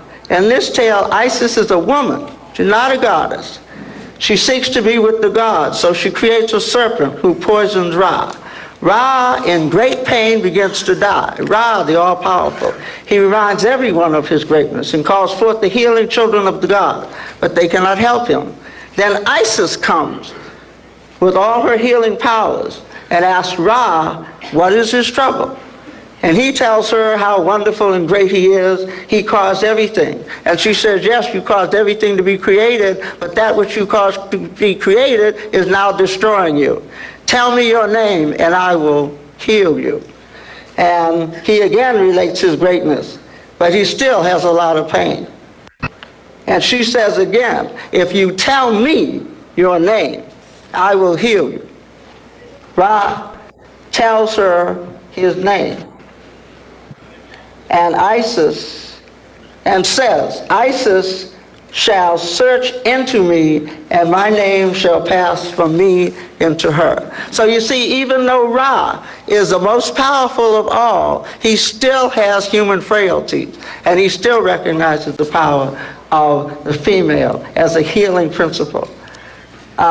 She says, it is I who work.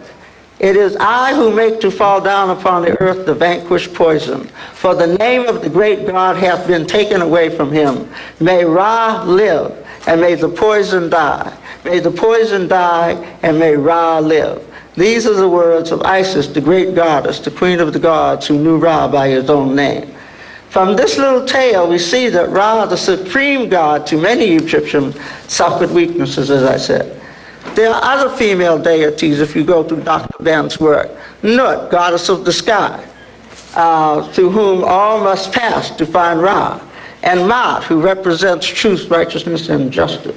In a hymn to Ra by, and I don't know how to say it, N-E-K-H-T, we find passages referring to these goddesses.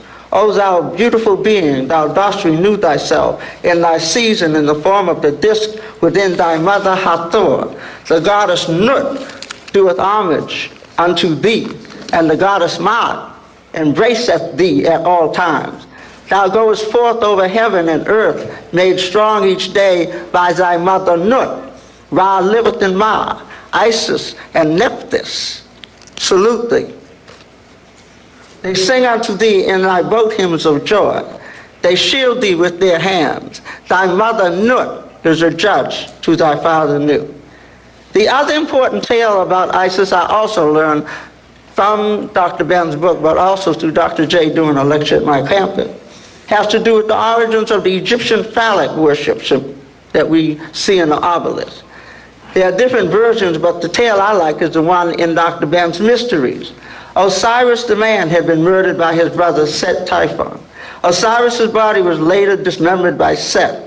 Isis, the wife's sister, found all the members of his body except the phallus, which had been eaten by the Nile catfish. Because Isis was unable to find the phallus of Osiris, she erected a giant pillar we call the obelisk, which was worshipped by the people. This tale is interesting because it debunks that whole mythology of penis envy. It was a woman who put the obelisk there. It should be mentioned that before Isis reconstituted Osiris's body, she gave birth to Horus. Okay? Thus we can attribute the fish in the tail who ate the phallus as representing the female principle. And the conditions for the birth of the son existed as the phallus was conjoined with the female. Horus was the fruit of the principle of generation, without whom it would have been impossible for the man Osiris to advance to another level of cognition, another level of development.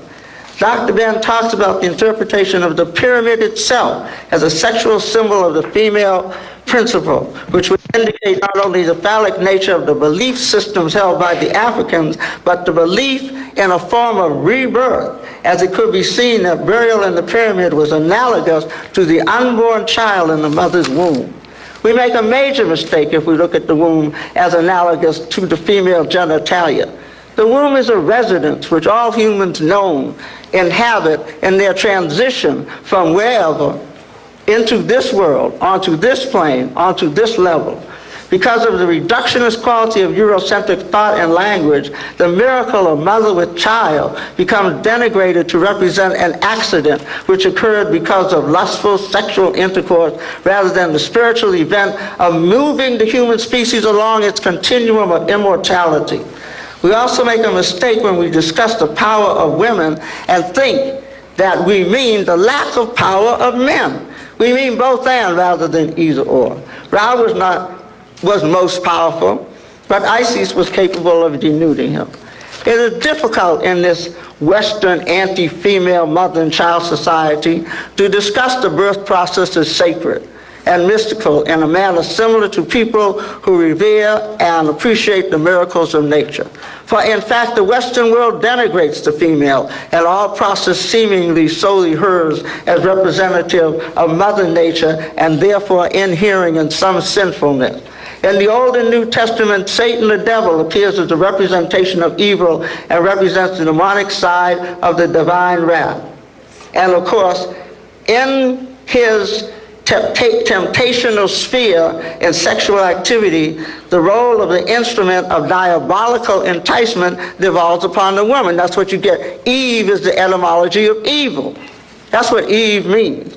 Many of us raised within the Eurocentric tradition find it difficult to understand Egyptian reverence for the woman, her female functions, and the recognition of the womb as the place of regeneration and immortality.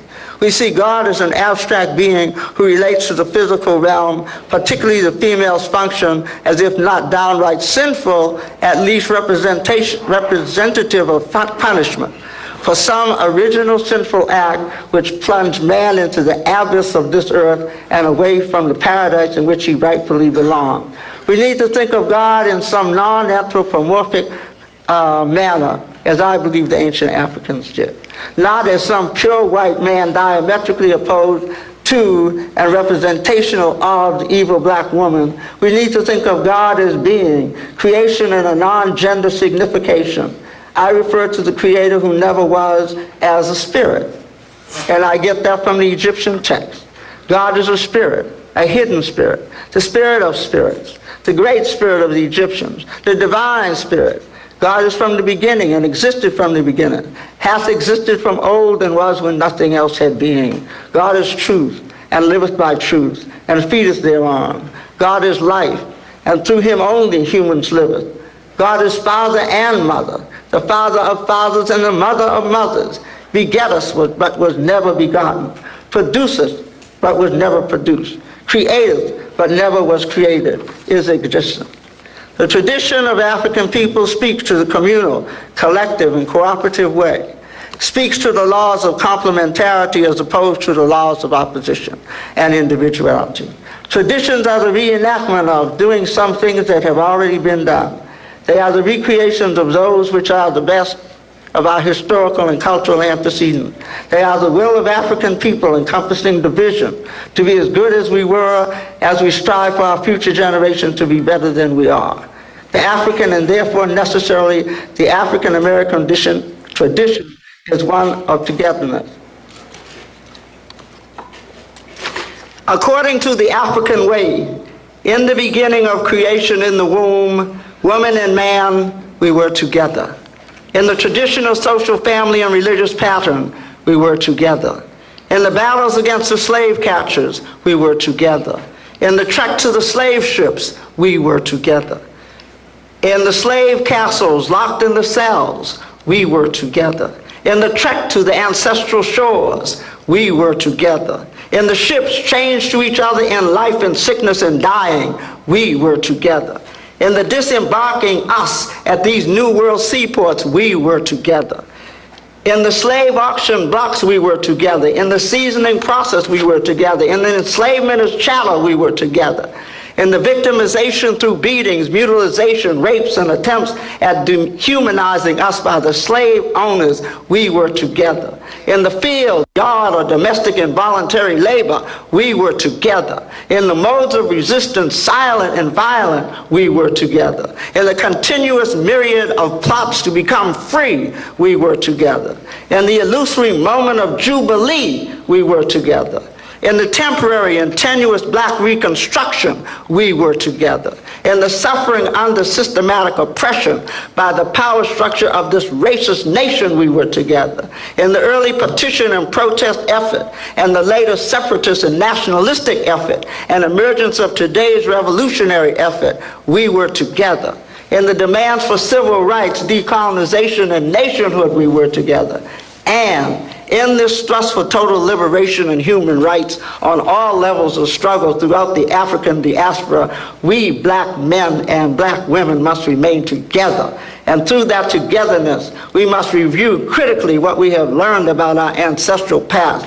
We must do that review through a critical Afrocentric lens, seeing the roles of our segments in our community in their complementarity and not through the distorted vision of Eurocentrism. Thank you.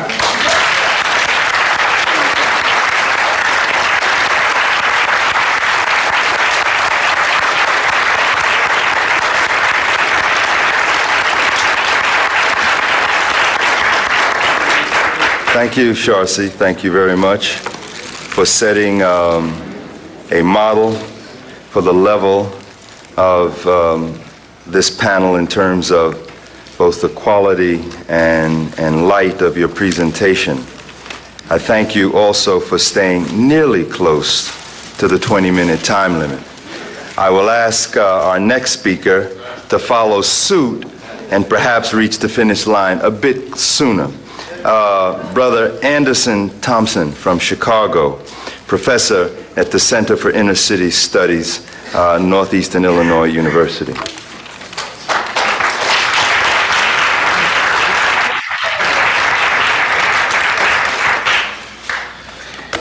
Brothers and sisters, Hotep. Well, I don't know. There's so much to be said here, but I know most of it has been said, so just add me to that list of all the great speech that you've heard here this afternoon and this morning and last night. I'm deeply honored to have been invited to be with you this evening, to bear witness, to give testimony, to glorify and celebrate the achievements, works, and immeasurable contributions of Dr. Ben Yakinen. I find it very difficult to even formally talk from the written page when I think about Dr. Ben because he means so much to me, but I'll try. I'm proud to be a part of this great ceremony which reaffirms our African value system, which constitutes our very existence over here in this wilderness. As a representative of the Kemetic Institute of Chicago, a member of the ASCAC board, and member and National Commissioner of Research for ASCAC, I would like to just say that we should at least set some kind of framework for, and of course this is what we've been doing all this time, but brothers and sisters, we're at war. And in all its forms, whichever way you would want to describe it, we are at war in this country. And I don't mind saying that I'm a Pan-Africanist, and I'm fighting for a future for my children, for the children of Africa, sons and daughters of Mother Africa, fighting for a United States of Africa that will manifest itself through an African economic world community. I see those as future goals for our people as we move towards the 21st century, which means that in a very short while, less than 12 years from now, we will usher in a new century, a new 100 years. But not only that, a new 1,000 years. And I'd like to ask this body, as we challenge the ASCAC members up in Aswan, what are we going to do about it? Are we going to just wait around and let someone plan the next millennium for us? Or are we going to take matters into our own hands? Well, I think we have an example here to give us the path, to give us the direction that we so sorely need. And therefore, I would like to say that in some small way, I'll try to make my little tribute as quickly as possible to Dr. Ben, our champion, the principal warrior and descendant from a long line of African historical freedom fighters, that small body of intellectual fighters and defenders and lonely soldiers, because that's the way it's been, who led us back to Mother Africa. First with the spoken word, then the written word, and finally through Dr. Ben, who took us by the shoulders and kicked our rear ends up to Aswan, to Nubia. And that is most important. Because Dr. Ben stands as the vital linkage between our intellectual ancestors, warriors and freedom fighters from the 20th, 19th, 18th century on backwards throughout the African world. He is the vital linkage to those timeless armies of African redemptionists, Ethiopianists, Pan-Africanists, Garveyites, African Blood Brotherhoodites, and Black nationalists. He is that vital linkage to those unrecorded events and unrecognized warrior heroes and heroines who with great sacrifice struggled courageously to uphold the African way. He is that vital linkage to our true history and culture as an African people. He is that vital linkage to those fearless fighters who, as watchmen and timekeepers, remained ever alert and on guard against Western white supremacists who attempted to loot, steal, and falsify ancient history to that tiny unit of early African historical guerrilla fighters who took up the intellectual arms that we now benefit. I would like to just take out 5 pages and go to the next point. And that is, during the 50s and the 60s, 3 wise men from the East, Dr. Ben, Professor Clark, and Professor Jackson, came to Chicago. Not once, not twice, but many times during the years, bringing us spiritual and intellectual and historical nourishment for the thousands of Black casualties and victims in the Midwest. We never tired of hearing Dr. Ben, Clark, and Jackson address hundreds of us, and as Dr. Crothers spoke to you, how they would stay with us, they would sleep with us, and would stay from time to time, spending evenings all the way into the midnight sessions after traveling with us through this long and tiring struggle. But let's get back to this tradition that Dr. Ben is a part of, because he's a part of those brothers and sisters who centuries ago, and I'll have to sort of repeat some of this, who were part of the great Pan-African stream. I'm sort of leaving off the integrationist stream as much as possible. And that was, of course, we've mentioned David Walker. I wanted to go through their works, but I'll just give the names. Hosea Easton, Reverend Henry Highland Garnett, Martin Robinson Delaney, James Theodore Holly, Edward Wilmot Blyden, who matched their one pamphlets in their travels of hundreds of miles by whatever means necessary to fight against hundreds of volumes of white scholarship in the coming that came from the white social scientists. It is to those Black men and women who battle against 1,000 lies, insults, and injuries aimed at us by both the Black and white scholars against Mother Africa that we are here to celebrate Dr. Ben, because he represents the linkage to that great line.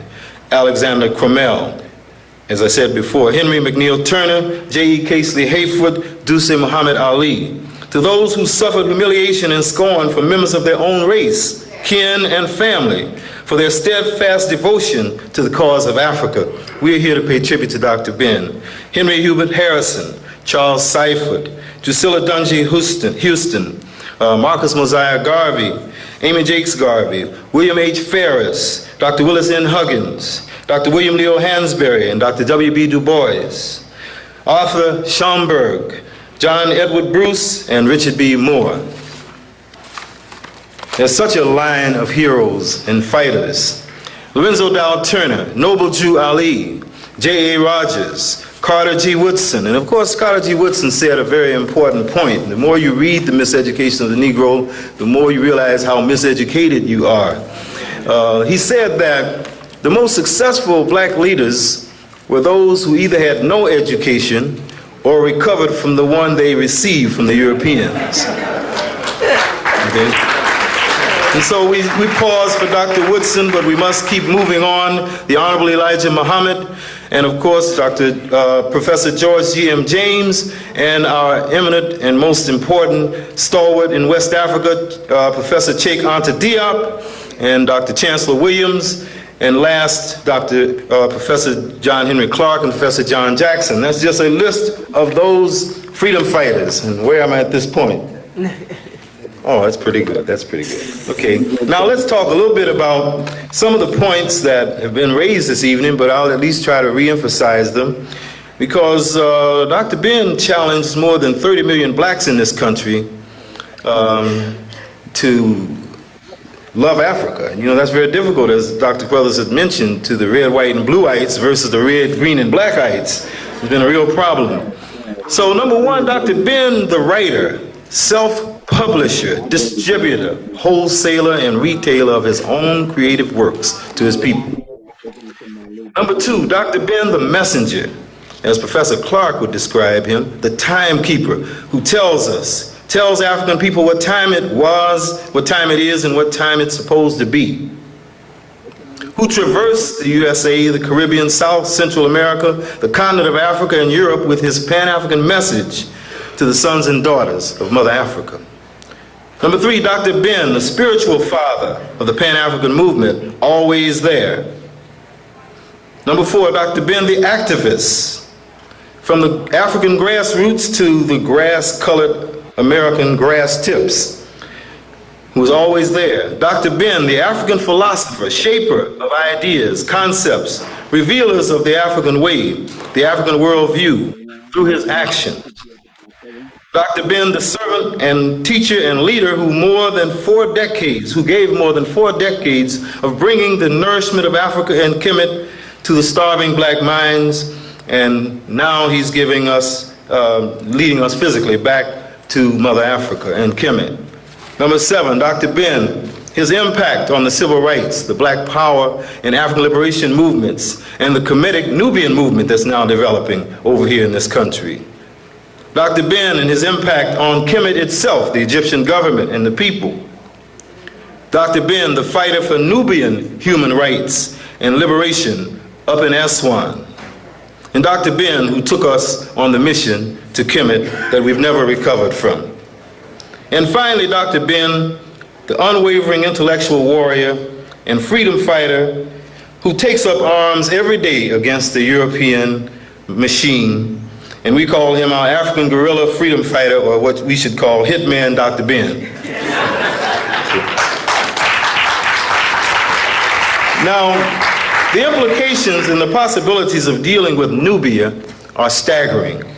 It is in the order of the great goddess Maat, that is, we give thanks to Dr. Ben that when 1,000 of us journeyed to Aswan to hold the 4th annual meeting of ASCAC conference, that the 2 of Mother Africa's children, one torn away from Mother Africa's womb more than 400 years ago, the other, the black-skinned Nubians of Aswan, captives in their own home, who have been tangled and trampled upon and crushed underfoot for more than 1,500 years. That is one of the challenges of the 21st century that we seem to be moving on, and I welcome it. Now, what are some of the things that must be done? And of course, there's many things that we must do.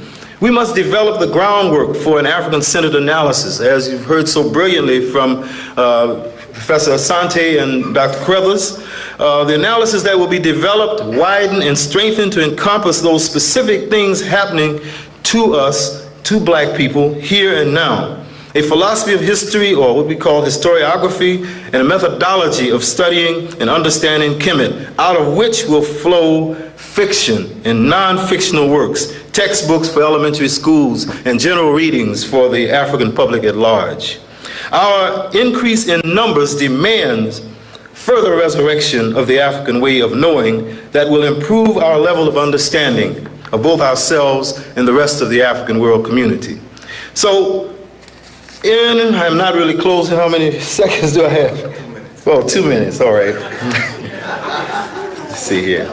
Yeah, all right. What I really want to talk about was while we were struggling, and I'll say it in 2 minutes, during the March on Washington, Civil Rights Movement in 1963, Watson, New Jersey, and Detroit, the Black Power Movement in 1966 in D.C., 67 in Newark, 68 in Philadelphia, AHSA beginnings in 68 in California, and then the explosive that took place in Montreal in 1969, giving us 1970 AHSA in Washington, D.C., to the Congress of African Peoples, 1970 to 1974, the Association of Study of Negro Life and History in New York in 1968, when in 69 there was an explosion at the Tutwiler Hotel when the blacks there decided they would caucus on those blacks who did not want to get up off of the word Negro in the title of the association, and the use of white historians at the association who grew rich at our expense. That was a challenge that created many of the organizations that we're now a part of. The National Black Political Assembly of Gary 1972, Little Rock 1974, Cincinnati 1976,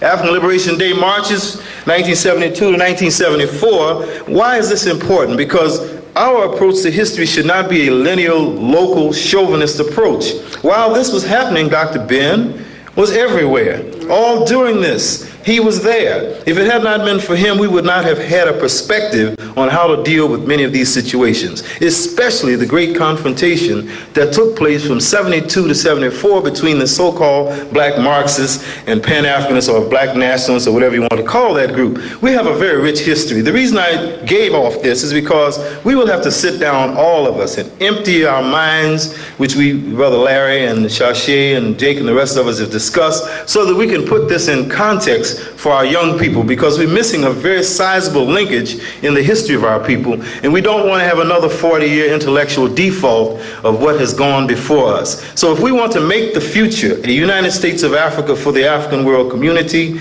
then we will have to look back at the past, but you must remember that all history is written with an eye towards the future.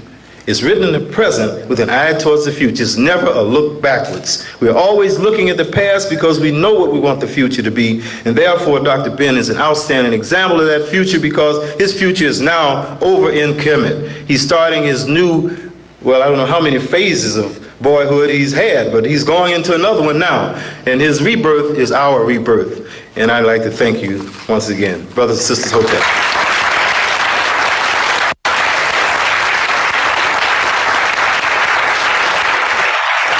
Thank you, Brother Andy, for maintaining the standard already set, and for doing what I asked, which was to stay very well within that frame. And he was good. I think his suggestions about the kinds of things we need to be considering in terms of the history of our time and what it means for the future is critical. And hopefully, as a part of this gathering, a number of us will, and a number of you all will be able to get together and start to talk about future collaborations and associations. I was sitting there with some degree of marvel, Andy, to look at the way you had sort of rattled off those critical dates with such sharpness of memory. You know, I think about them, but at times I get very fuzzy on all those dates, and precisely as the precision, the way in which you've done it. And I think that's important, that your memory is still as sharp as it is. And we need to take advantage of that. Our next presenter is Brother Larry Williams, who is no stranger to you, to any of you here and in ASCAC. And I'd like him to come forward. Brother Larry Williams from Atlanta, Georgia.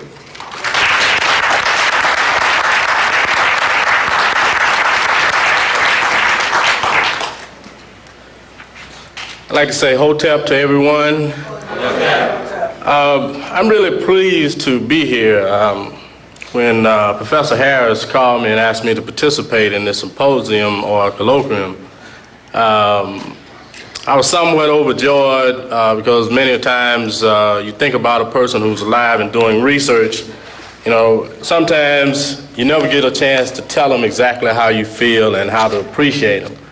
But Dr. Ben is special for me because I became aware of him in 1970 when he first published Black Man of the Nile. And Dr. Clark and Malcolm had woke me up earlier. But Dr. Ben kind of put that fire in my brain.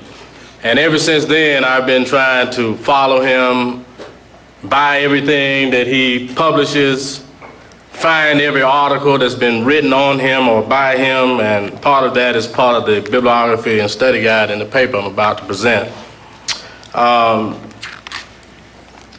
I want to first dedicate this to first my mother, who's deceased, who always supported me in my blackness, to my wife and my daughter and my son, who are at home in Atlanta keeping the fort down. Yes. I'd like to start also by giving a quote by one of our presenters who will present tonight, Dr. Asa G. Hilliard, who's like a brother. The first time I met him, he was like Dr. Ben. You meet him, it's like you knew him all your life. Asa had written in a study guide of his a special quote, and I think this crystallizes what Dr. Ben means and what he teaches. Asa has written, "A people without a memory or with a false memory is a disabled people. They have nothing to process, or more likely they have garbage to process. For too long, African Americans have been deprived of a true history. This means functioning without a vital asset that any people requires. The rescue and reconstruction of Kemetic history is but one small part of what should be a grand design for the rescue and reconstruction of the full picture. The culturally disarmed cannot stand as peers in a culturally armed world." And that's us. And that's the commitment Dr. Ben has had for 50 years. We've had many references to many people throughout African American history and African history and the search for ourselves. But I want to start by regurgitating some of those names and some of those instances, because in the beginning of any history of Dr. Ben, one must begin with the achievements of us and Africans in the Nile Valley. Many students are heirs of the world's first recorded civilization in Kemet. The indigenous Africans of the Nile were the world's first writers, creating the Medu Neter. These noble Nile Valley Africans endured for nearly 3,000 years of unbroken, uninterrupted, recorded civilization. They developed religion and the beginnings of art and medicine. From inner Africa, Tasseti and Nubia, the world's first nation on earth, was 300 years older than Kemet. The first records of the human family comes from the rich earth of Africa. Science has belatedly conceded that the African woman of 200,000 years ago is the mother of mankind. And this is something that we really have to think about. Malcolm used to say that if you watch Newsweek or watch Time magazine, because if they put something concerning us on the cover, either it's something that's irrefutable truth, or it's a lie they're trying to pull over our eyes. And I think when they come out with that cover with the sister and brother, even though it was artistic drawing, the truth is coming from the rafters. This discovery, in one flash of time, has vindicated the work of Bernard Ingenio and the Hominid Gang and countless other Africans who ravaged the soil of Africa searching for their mirror image of 1 million years or more ago. It was Africans that developed the classic expression of education in Kemet at Apet Asut. The search for the history of early man and Africans in the Nile Valley is an old subject among African people. You heard Hosea Easton. There were people such as James Morris Webb. There were people such as Raphael Powell, who wrote the book, The Human Side of a People and the Right Name. Of course, Edward Wilmot Blyton, as early as 1886, wrote of his visit to Egypt and his African ancestors of the Nile Valley. This is what he said: "This, thought I, was the work of my African progenitors, The feelings came over me far different from those I have ever felt when looking at the mighty works of European genius. I felt I had a peculiar heritage in the Great Pyramid built by my African ancestors, or by the enterprising sons of Ham from which I descended.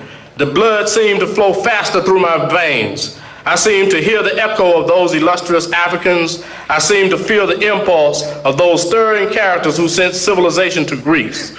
I felt lifted out of the commonplace grandeur of modern times, and could my voice have reached every African in the world, I would have earnestly addressed him, "Retake your fame," which was the address given by Dr. Carruthers in Kemet as part of the many addresses given to the thousands of African Americans and African diasporan people who went to Kemet this past summer.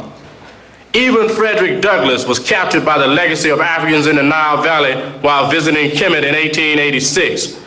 Douglass not only visited the Sphinx, he was so inspired that he climbed to the top of one of the pyramids. There were countless other African Americans who were taken by the smell of Kemet.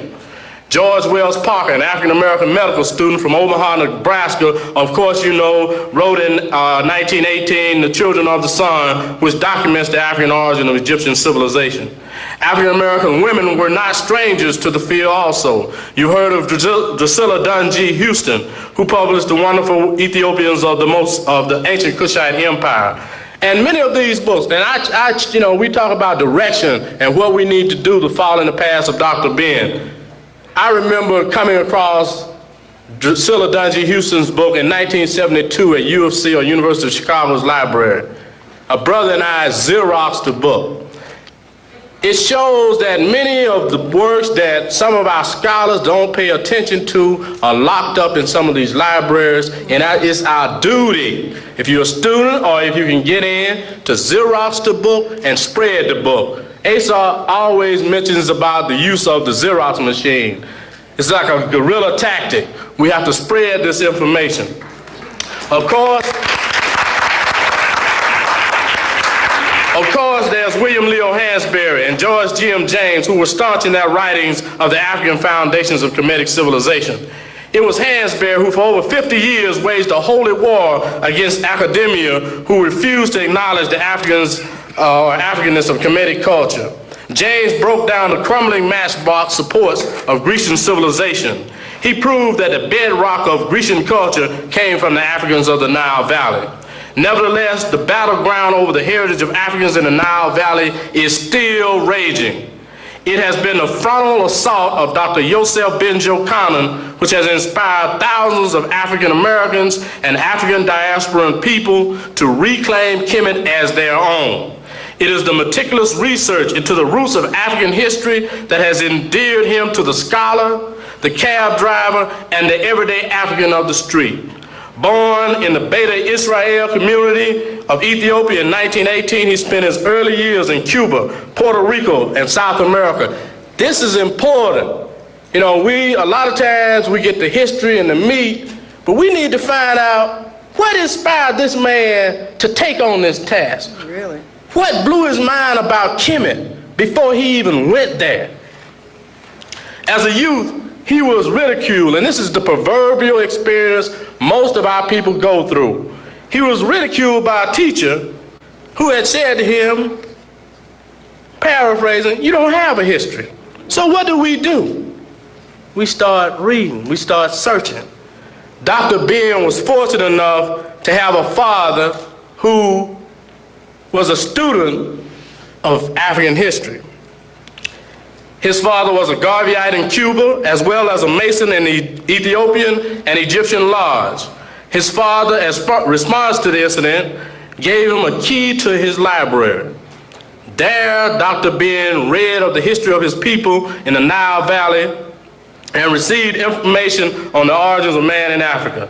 His father instructed him to not only read every book in the library, but also to check the sources of the authors in the books. That's something we have to do too. Don't just read it and accept it hook, line, and sinker. Check out where he got his sources from. That's something Chancellor Williams also tells us. This will train a young Ben Jokannan in a research methodology that has carried on throughout his life. His books are masterpieces of information and documentation. He reminds me of what Sister Jeanette Cascon mentioned to me in New York, is that Dr. Hansberry at Howard for years kept all kind of photographs, illustrations, and so forth to document what he was teaching us about our heritage. And you just can't pick up Dr. Ben's books and not find your image, a map that brings home a crystal clear lesson. The hunger for knowledge of his people pushed young Ben to bolder exploits. We'll skip on because I got 10 minutes, I gotta go. After having traveled to the many parts of the African world, at the Caribbean and South America, he came to Harlem in 1945. He participated in many demonstrations during that time. On the streets of Harlem, he established himself as a truly dynamic speaker. Dr. Keffer, of course, mentioned how they went walking down, I think, 125th Street and bumped into Dr. Ben, talking about our heritage at a time when many of our people didn't want to hear it. Being active in the African community has been a lifelong priority for him. Many of you know of the invasion of the Congo and the assassination of Patrice Lumumba and the demonstration that Africans organized at the United Nations. Dr. Ben was there. He was instrumental in the State of the Race conferences, the African Heritage Studies Association, the Congress of African People in Atlanta. He's been an East African specialist in cultural anthropology at UNESCO. As an educator, he has taught at YMCAs, community centers, the street, major colleges and universities. Yet his greatest love is the education of African people concerning our legacy in Kemet and the Great Lakes region of the Nile Valley. Of course, you know of the countless generations of youth that he inspired at Malcolm King College and Harlem Prep.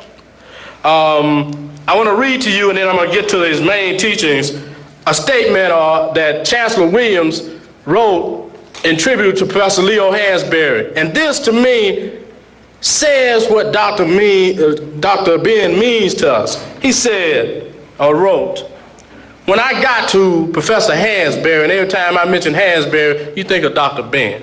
When I got to Professor Hansberry at Howard, I found that he was teaching the history of the race almost in a hostile environment. Fact is, the whole race was hostile to the very idea of pursuing this. This puzzled me as a boy.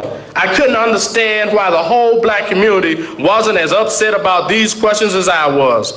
Why did I happen to be the rebel? I couldn't understand that. Professor Hansberry was a welcome relief. So Professor Hansberry was my chief sources of inspiration. He represented my idea of a teacher, a real scholar who spent years and years in research, basic research, and yet he didn't have any of the airs. He wasn't proud, and that made him easily accessible to the students. He was the greatest single influence on me, and not only because of his scholarship, but because of his personal friendship, his friendly relations with the students, and you felt like you were sitting down with your brother. You didn't have to state he didn't have to state his deep personal interest. This came from the fact that he loved his race so much, that he loved the sons and daughters of his race, and he didn't have to say it. It just came through, and that comes through with Dr. Ben. So powerful and invigorating have Dr. Ben's teachings been that, of course, you know, many of us, 1,000 of us, went to Kemet this summer to reclaim our fame. But the pedagogy of Dr. Ben includes a 6-point historical analysis for African people. They are: 1, cultivate the African frame of reference, or race first, as Marcus Garvey taught. Constantly ask yourself, for whom and for what purpose does my work about Kebaland and her children serve? 3, learn other languages, African, Asian, or European. 4, obtain primary knowledge through oral history and primary sources, or return to the source. Conduct independent research. 5, build up a personal library of books and manuscripts primarily by African authorities. 6, use original terms people name themselves. And he had fundamental teachings, like Africa is the birthplace of mankind. Also, he taught, or part of his teachings are, Tamari is the world's oldest classical civilization. C, the Egyptian mystery system is the fountainhead of Western civilization. D, Christianity, Islam, and Judaism are the products of African spiritual teachings. E, there's a cultural unity of African peoples worldwide, be they in the Pacific, Asia, Africa, or the Caribbean. F, the African woman is the mother of mankind and should be given the highest tribute possible. G, African people must boldly reclaim the old bones and artwork and treasures stolen from the Nile Valley and the African continent by cultural vampires. To steal a people's heritage is the worst form of genocide. H, African educators must be committed to teaching our story from our sources rather than his story. I'd like to also mention that Carter G. Woodson wrote in Miseducation of the Negro over 50 years or 55 years ago that the education of any people should begin with themselves. And I'd like to end by reading parts of a poem that was originally dedicated to Dr. John Henry Clark, written by Askia Muhammad Toure. Many of you know of the poet from Philadelphia, New York, Juju and Songhai and other poems or books. He wrote the poem Eye of the Master, or the Eye of Heru, for John Henry Clark and also for Dr. Ben. This is what he says of John Clark, and he later goes on to refer to Dr. Ben. Master, you are an old soul. You must have known the old empire with its pyramid age. You must have walked with Imhotep and married sages, for you embody a breed of man exceedingly rare among modern Africans, the selfless savant whose transcendental love and endless compassion embraces humanity and the vast cosmos. Diop walks with you, Huggins and the vulnerable Du Bois. Robeson's holy voice serenades you all as you stroll through the timeless galleries of our race, discussing messiahs, golden ages, transformations leading to the millennium. Refer to Dr. Ben, and I'll close on this. Only your colleague, Dr. Ben, Master Mason, will be left to instruct, admonish, and guide us. Brilliant and prickly, wondering why we dunderheads are so slow to pick up on the knowledge. Yeah.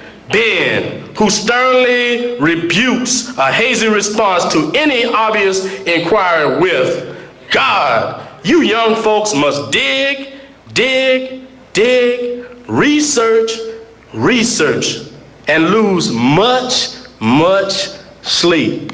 And one last point is, I challenge the students in the Africana Studies program at Cornell and the directors to compile an audio library, if possible, of Dr. Ben's lectures here in his 15 years at Cornell. I ask that the people at First World and in New York, his home base, to compile tapes of his lectures at First World, to oversee his legacy, his library. It's important. Hansberry left us. It's hard to even get a tape recording of his voice today. I wouldn't want to see the day when we don't have that record of Dr. Ben. Just imagine if we didn't have a record of Dr. Ben's legacy. I pay tribute to Dr. Ben.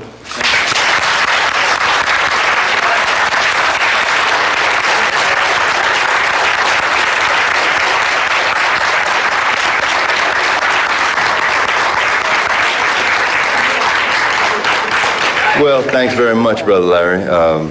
Thank you for those words and insight, and mostly thank you for your suggestions and your challenge. I hope that those of you out there, those of us, have heard him well, and will take him up.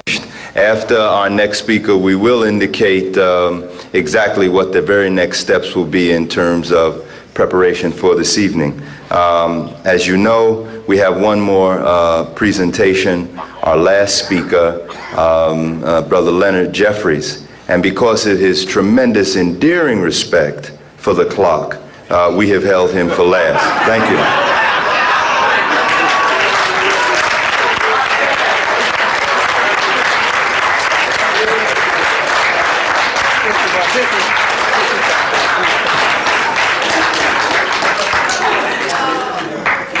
Hotep brothers and sisters, wake up.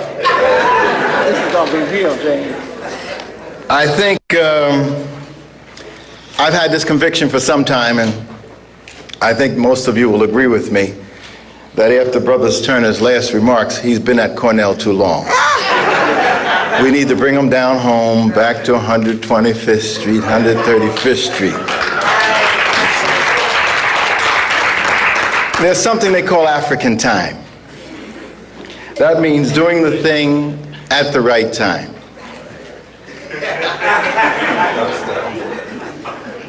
But of course, you have to know when your time. Luckily, we have the First World Alliance that Sister Kefa, Brother Bill, and Doc Ben have hooked up. That gives us a chance to really express ourselves in a context in which we're not worried about when we have to be out.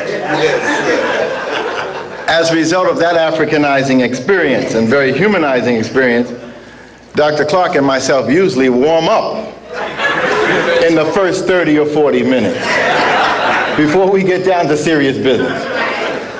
Given my constraints, there's no need to get warmed up because they closed the door on us. But this has been a fantastic experience of the family.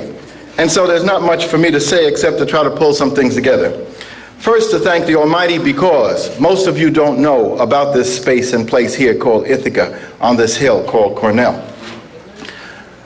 But they only allot at most 10 to 12 days a year for sunshine here. And we have to be thankful that we got 2 of them out of that 10.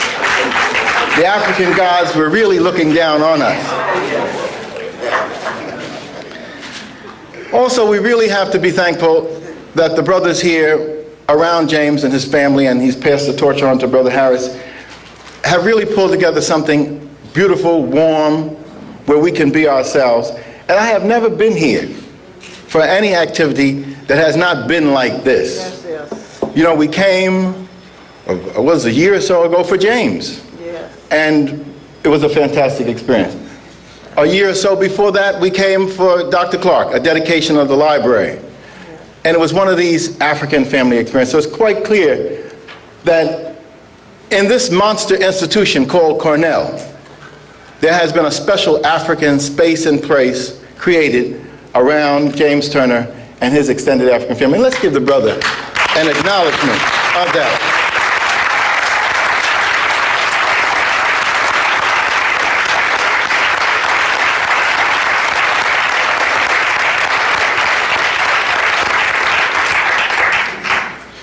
But of course, today our major focus is Dr. Joseph Benyakinen.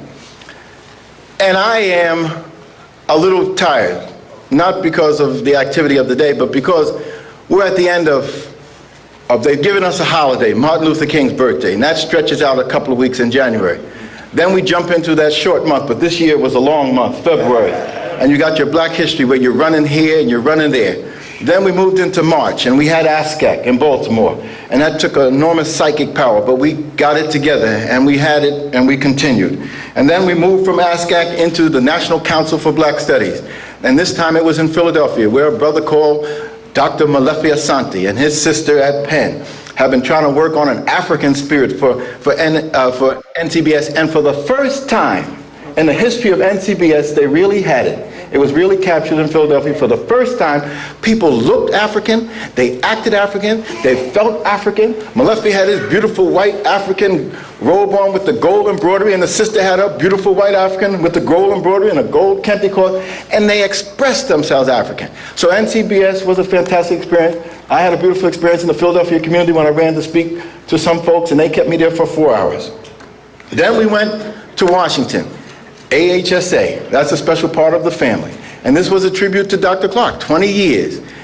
And it was a together thing. It was the family again. Who was there? Dr. Asa Hilliard had come in. But see, now we don't even travel alone anymore. You see, if you are together and correct, you got somebody with you. If it ain't your wife, well, let's not talk about your girlfriend. If it ain't your wife, then it's your children, or it's your students, or it's your colleagues. You go with somebody to share the experience. And that's why I'm so glad that it's such a family affair here, that we do have all of us considered a part of Dr. Ben's extended family, and you have his blood family with him. That's what it's all about. And of course, we're in the Turner family bailiwick. So it is about this family prospect. In AHSA, we're moving to another level, we hope, a very African level. And it's about time, because it looks like for the first time in our history, even though the black woman has always been there in front of us, around us, between our legs, holding us up, for the first time we may have, and I hope we do have, an African woman at the head of the African Heritage Studies Association. Shashi McIntyre is running for the president of the organization.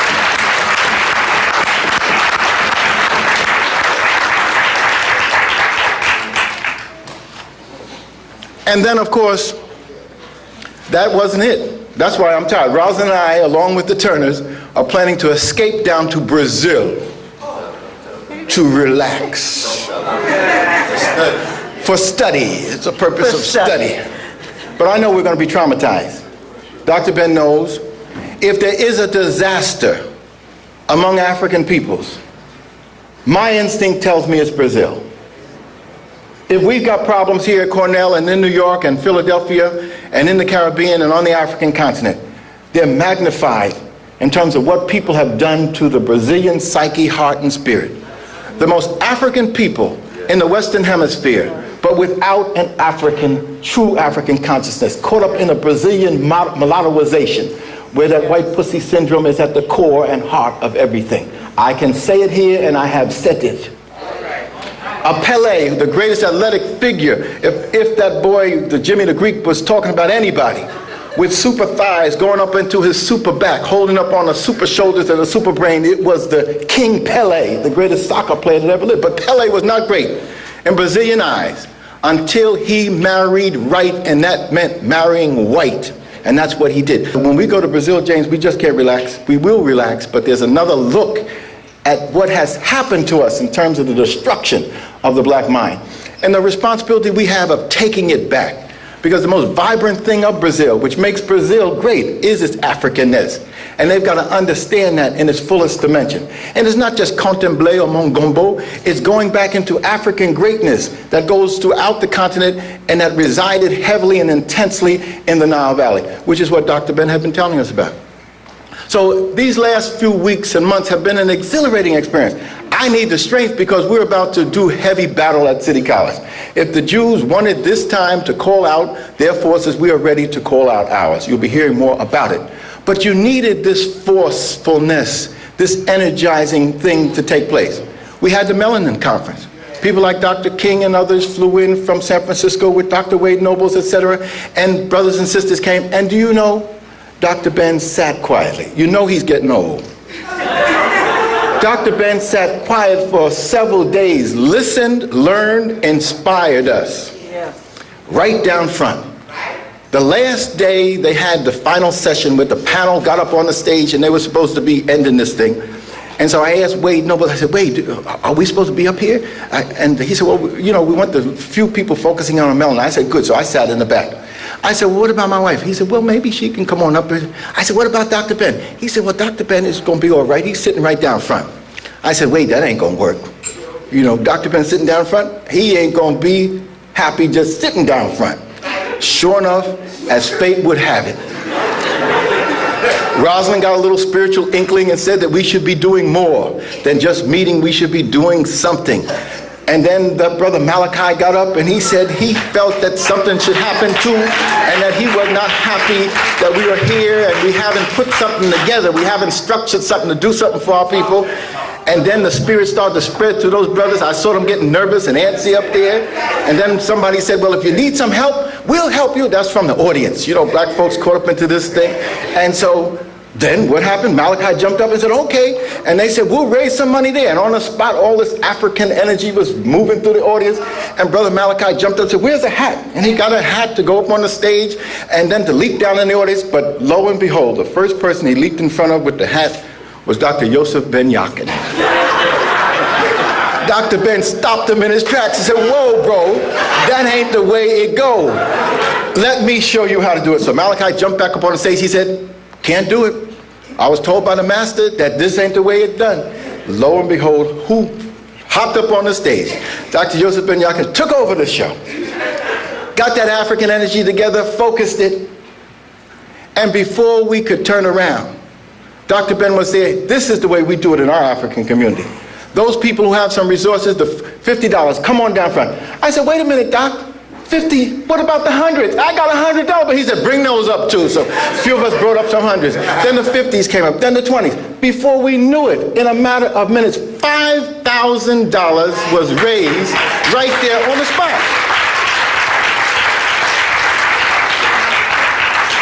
As quiet it was kept, it was 4,700 and something. But an African sister, and the African woman has the resources, we know that. One African sister here, sitting here, grabbed me by the arm and said, Dr. J, let them know that it's not $4,768. It's $5,000. However short of $5,000 we find ourselves to be, I will make up the difference. I don't want no credit. I don't want nobody to know who I am, but I will make up the difference. Now that's the African woman. She's always been there at the time of need, always with that extra support, always putting us over the top. And as quiet as it's kept, that's what the brother has been trying to tell us all these years. That at the heart of it all is the African woman. We've been looking other ways, looking toward that white thing here and looking toward that white thing there. But Dr. Ben said, wait a minute. You're blinded. Focus right down front where it's supposed to be on that African woman. Because the center of everything is the African woman. And if there is one message that's central to what the brother has been trying to say, is that we are a family, and a family focuses on the center. And the center for Africans is the woman. And you got to understand that. If you can't build with the woman, the African woman, then you can't build. We were nervous because we didn't understand. How come he beating up on poor these brothers? How come he, we want to relate to Dr. Diop, this one of the greatest minds to walk the planet. Why can't we embrace him and all that he is all about? Dr. Ben said, wait a minute. I don't care how brilliant he is, how great he is. There's a problem. I said, Doc, we know about the problem. It's been there for 30 years. I don't care. It's still there. Ain't no justification for it. The Senegalese women are the greatest African women on the planet. They stand atop anybody in terms of dignity, intelligence. There ain't no excuse for it. And he made us question. We related to Dr. Diop as a brother, an elder, but we knew there was a question mark that was very real for us. And the only person who had the strength to do it was Dr. Joseph Ben Yakin. And I have to tell you, I know what he meant. It became real to me when we went to Senegal, Dr. Clark and I, and we went to the home. Dr. Diop had died, but a medal had been prepared for him to give to him, plus a plaque. And so we felt we should continue the process which we had started, which was to take it to him.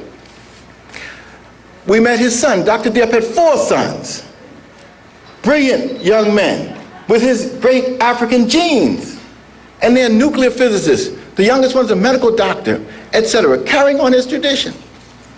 But when we went to the home, there she was. And when we went to give the medal, and we thought the eldest son would take it, and there she took it. Didn't give it to him. She put it on herself. Oh, God. She did. I'll never forget it. But it pointed up to me this enormous contradiction we have when we do not put the African woman at the center. We compromise that genius that is African. Diop's children, no matter how great they are, will always be conflicted because they will have that European mother in the middle of their psychic center. And if you do not have an African mother at the center of your psychic being, you can't be real, you can't be whole. So we need to understand that, and thank you, brother, for those type of things.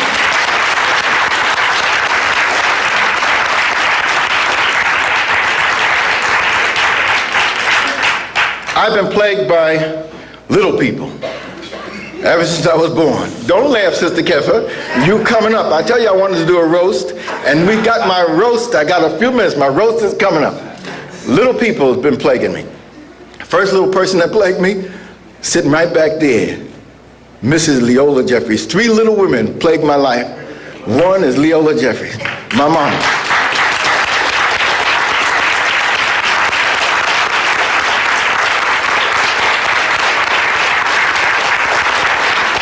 And she's the one that pushed me toward Africa. She's the one that pushed me toward our history. She's the one that gave me these books first. She was the first teacher. And then when it quiet as it's kept, her father, my grandfather, was a Garveyite, so she had a foundation. And then as I grew, there was another little woman that grabbed me after I came back from Africa. This one was from Harlem, my little Harlem flower, Rosalind Jeffries. And of course, she kept me honest in terms of Africa too, because that was where her heart was. So we've been able to go as a pair and deal with this enormity of our culture and our history. And so and in doing so, we've been relating to these elders in a family way, to Dr. Clark's, to Dr. Ben's, in ways that you don't know how great it is for us to have this type of relationship. There may be disagreements. Rosalind disagrees with me on it, but there's a love no matter what. And she'll defend Dr. Clark and Dr. Ben no matter what. And I have to appreciate my lady because she'll defend me. She knows I'm out there doing all these different things for the people. And she knows that that's my mission. And she's got to help me and she's got to support me. That's what keeps Dr. Ben. Gertrude knows. He may not be bringing the bacon home, so Gertrude goes and gets some bacon herself so that everybody can have something. Because he's doing the work of the race. And if you're doing the work of the race, there's other people that got to do some other things. That's what it's all about. And then lo and behold, in the middle of my life 10 years ago comes another little old lady. And then she comes with a big man too, to protect her. Sister Kefa Jones. And of course she got Dr. Ben.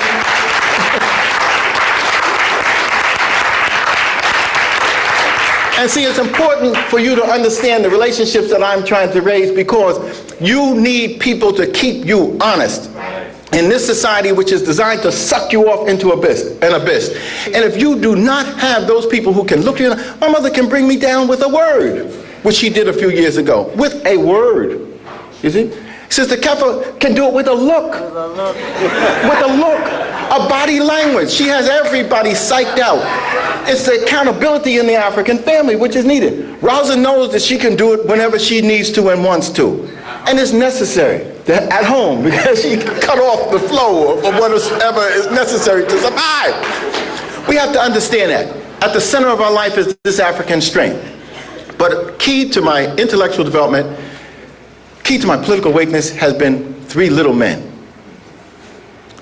I tell you, I've been plagued by these little people. Out of Harlem came a little man about this high, black as he can be, Dr. James H. Robinson. And he had a thing about Africa. Of course, he was caught up in the integration era, but he said we got to relate to Africa.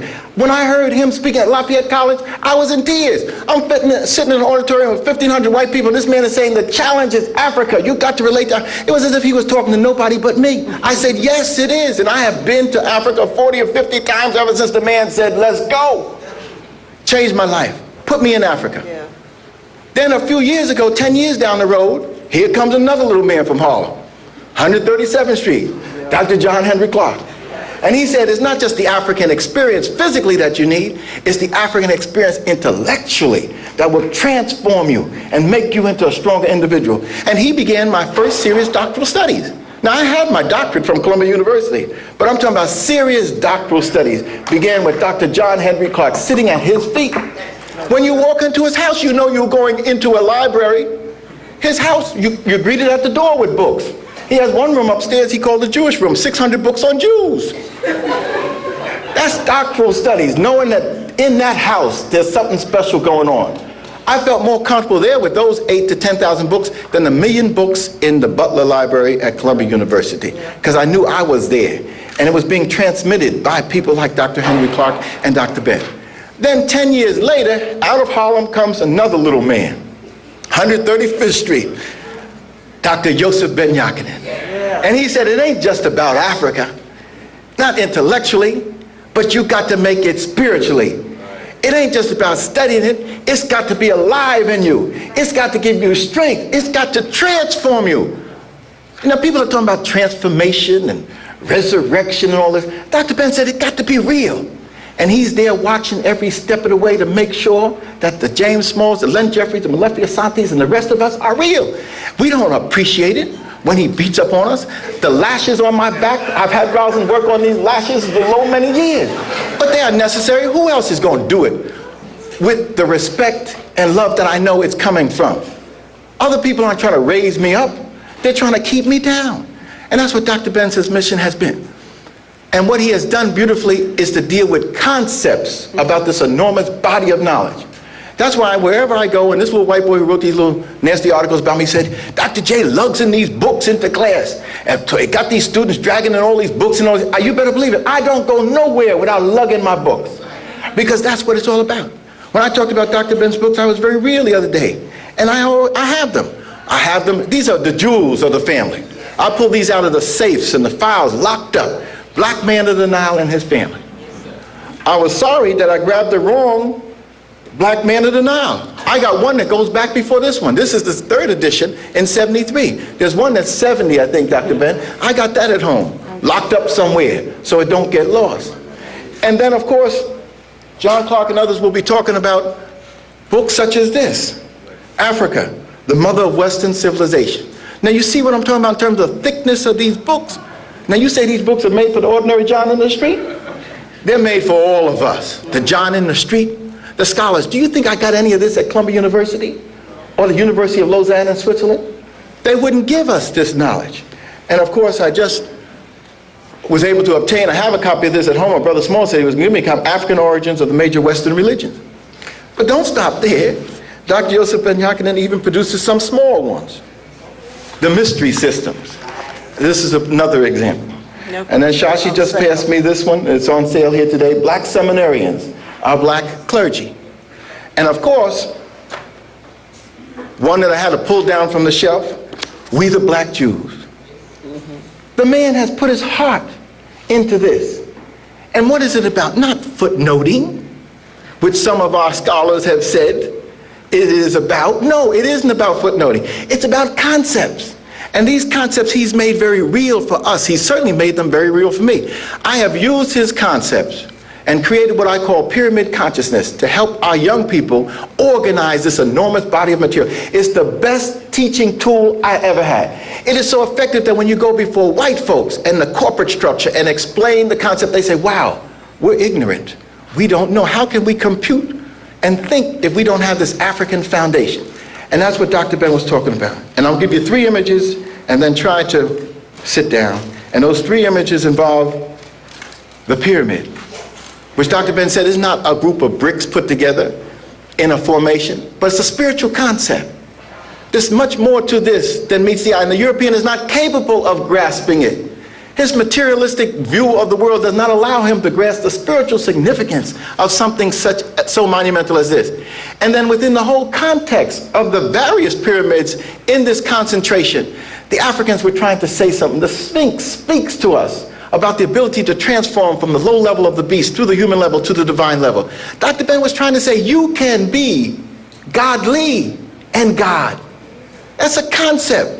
The Banaka built into the culture of our people. Now Reverend Ike and other people are taking it to make money on. But it's a concept Dr. Ben said is part of our transformation.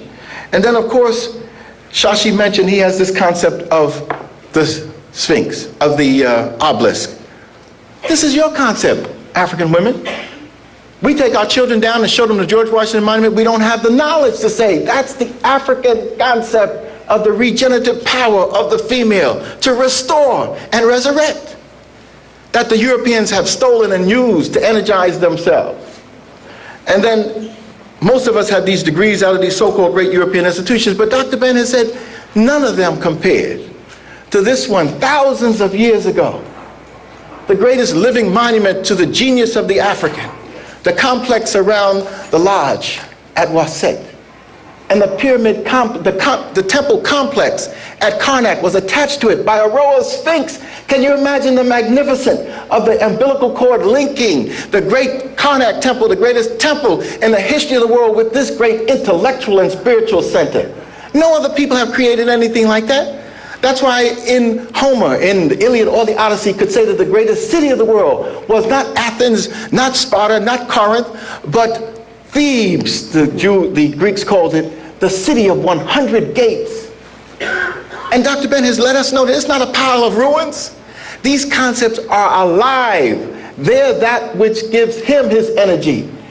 You can organize around those concepts. You can organize a mystery system tapping into those concepts. You can organize family systems tapping into those concepts. You need to reform everything you're doing, your churches, your Masonic orders, your fraternal groups on these colleges, your sorority groups on these concepts. You need to Africanize. The secrets were here for your resurrection. That's what Dr. Ben has been yelling and screaming and telling us.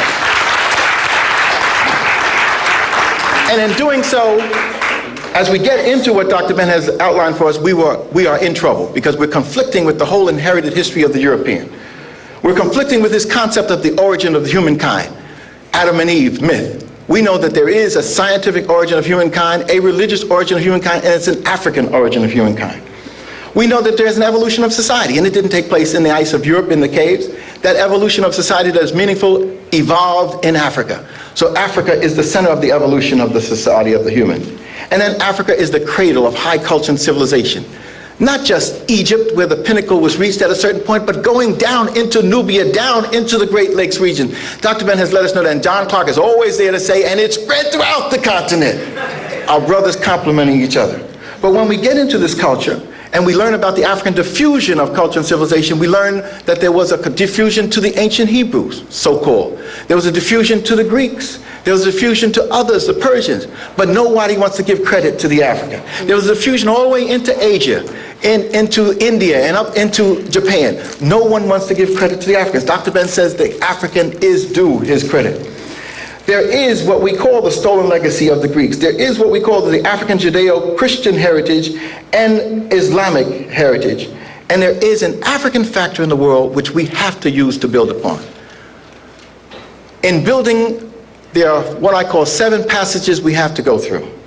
Those 7 passages are: we need an African socialization. We need to inculcate the value systems of Africa for our people. We need an African acculturation. We need to begin to think of group and collective behavior as we do the things that we need to do. We need an African spiritualization, learning about the moral and ethical values that our people left as a legacy for a world. We need an African collectivization, doing things together for a meaningful purpose.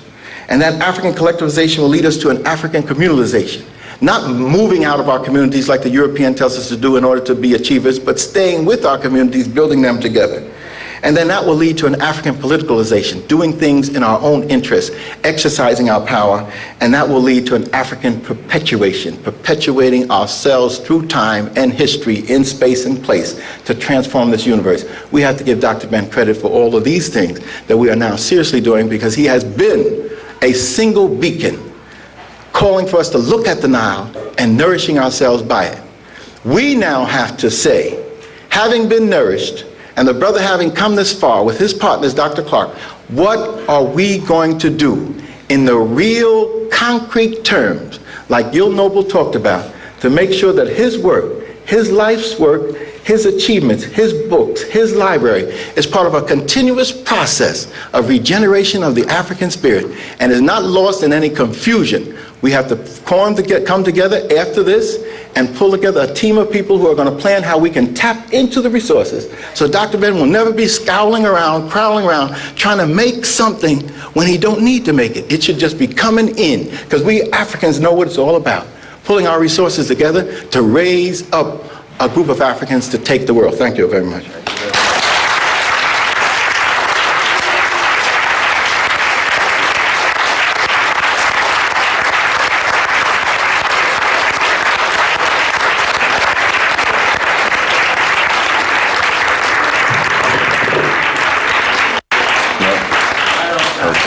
Right on time. Thanks, Brother Len. At this point, of course, we conclude this afternoon's program.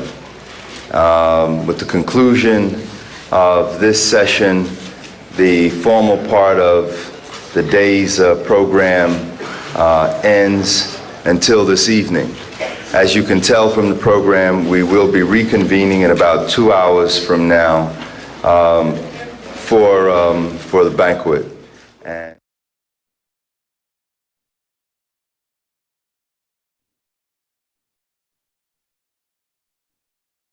Wow.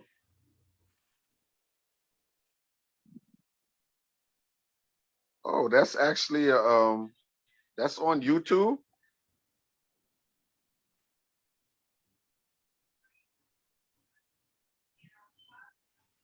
Can you hear me?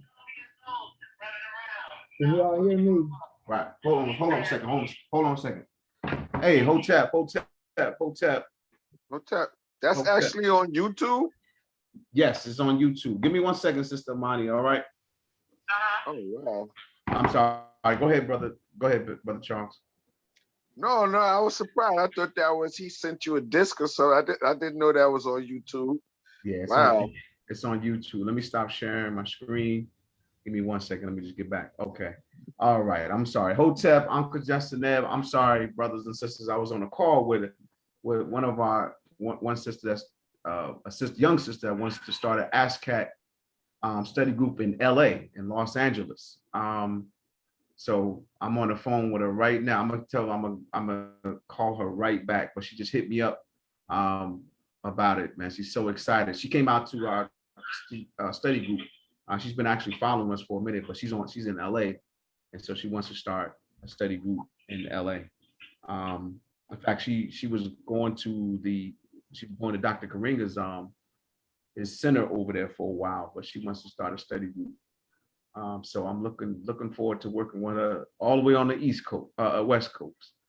All right, but I want to thank you guys for staying. You know, I mean, this video is just powerful, classic, powerful. A lot of wisdom on it. You know, a lot of wisdom.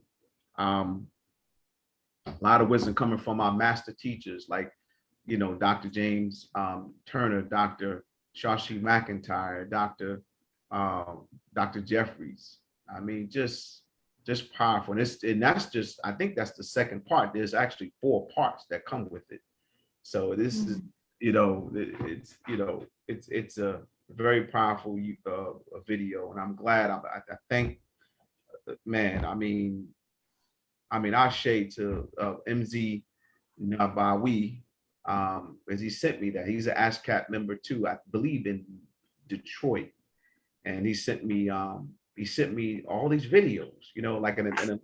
He sent it in the link, and I was like, wow, I can upload it, you know, I can get this on YouTube. He said yes, and I took a look at it last night. I said, I got to play this on Saturday. This is powerful, you know, a lot of wisdom. So yeah, brother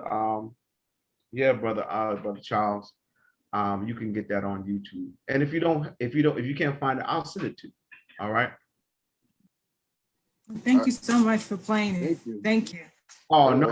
Wow.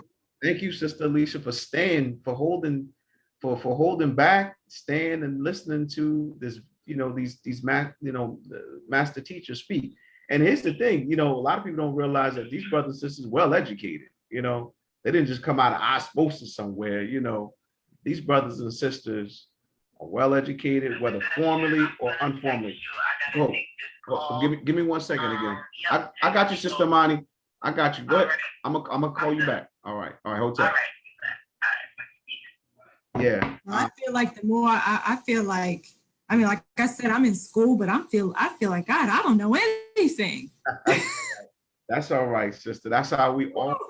It's all right, Sister Alicia. That's how we all. And that's why organizations like ASCAC, ASHA, Professor Small mentioned ASHA. You're right. I wrote that down. ASHA is the African Heritage Studies Association. That's our sister organization, you know, and they've been on the front line for years. I'm 52. This summer is going to be their 56th year of existence. They're going to bring their conference, their annual conference, to Accra, Ghana. That's where they're going in July, next month. I was going to go with them, but I'm going to be in Kemet, Egypt, in July, in mid-July. No, it's not. It's not the 56th. It's more like the 51st or 52nd. I said 52nd. I said Yeah, 52nd. because the 50th was the 2019, if I'm not mistaken. Oh Was no, the 50th. no, right. I thought. I mean, you didn't hear me. I thought I said 52nd because it's the same. You know, it's. The reason why I remember how many years it been in existence because they started when I was born, 1969. Yeah, right. So I'm. That was an amazing video to see. See Mama Shashi again, and to see Doc's mom in the audience. Dr. Jeffrey's mother in the audience. I'm sure he would love that. He might break down crying to see his mom there. Wow. I gotta show him that. Oh, yeah, no wow. doubt. But he always always talks about her and his pablum, W.E.B., Garvey, and Booker T.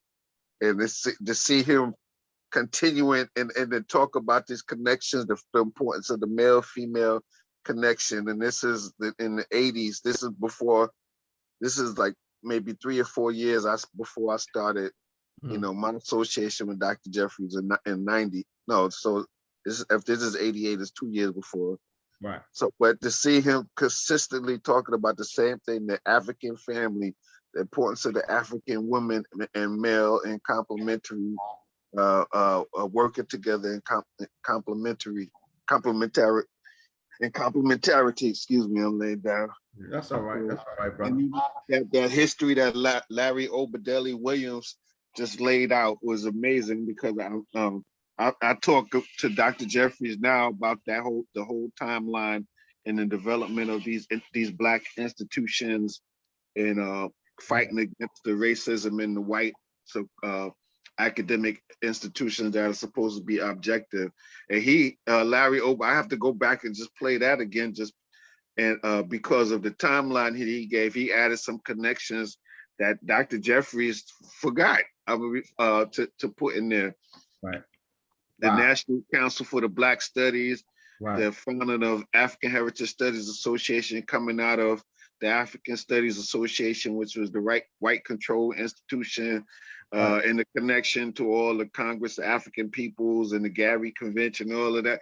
I mean, he threw some of the other institutions that was founded in that time and the conventions and stuff in there that Dr. J missed in the timeline he gave me. So I need to go back and just listen to that timeline to add to the one that I've been putting together with Dr. J. Wow. I say, Brother Charles. I said, Kelly, we're gonna make that happen. Oh, his brother MZ, he's still here with us. Wow. Again. Yeah, Dr. Tim, that's right, the old scrappers. Yeah. Thank you so much, my brother. Thank you so much, man. Dua, Adubwe, Sante Sana, Shukran. Thank you. Man, brother, you blessed us with a great treasure, you know, and I'm glad we were able to share that with the world. All right. And I'm gonna say some to that the charge that Larry Obadeli Williams gave. I wish they had taken heed to it at that time, because what happened with the first world lectures. Now they used to have a one person. I'm not sure who was in charge. One person was in charge of the video, and one person was in charge of the audio. Right. The person that was in charge of the audio was hooked up with a white woman. Oh wow! And so when he died, the white woman sold or gave all of his archives to Columbia University. So the entire First World Lecture Series audio archives is in the archives at Columbia University. Really? So that charge that Obadeli Williams gave, I wish they had taken heed to what he had said, because it should be, and this will go back to what they're talking about when you hook up with people that's not of our ethnic group and culture. Right. For Black folks, when you talk about multiracial relations, it always seems that if there's a Black person and an Indian person, the Indian culture dominates. When it's a Black person and a white person, the white person culture dominates. When it's a Black person and the Jewish culture dominates. Everybody else culture is dominating over our culture, when our culture is the primary culture that informed the world. And this is why we have to get back our African mind brothers and sisters that are listening. Ashe, absolutely. Africans from the continent marrying an Indian woman, and the African, instead of being in their African garb, they're in the Indian sari or whatever the male equivalent to the sari is. I'm like, why? Like, in order for us, if there's ever going to be any real true respect between the cultures, you should respect my culture as much as I respect your culture, or else it's going to be a problem. If this, so when they talk about multiracial people, I said no. It's just I look at it. And if you could look at that child and don't see a reflection of both ethnic groups that the child inherited, then that child is gone to us as Africans. Yeah, absolutely, brother, absolutely. And that's why we're all struggling to in this day and age to recapture the African mind, and to make Black Lives Matter. I mean, folks scream Black Lives Matter. We got to Black Lives Matter, right? We scream, we hear people chanting that, but we have to struggle to make that happen, starting with us, starting with African people. So I totally get it, big brother. We have to make these things.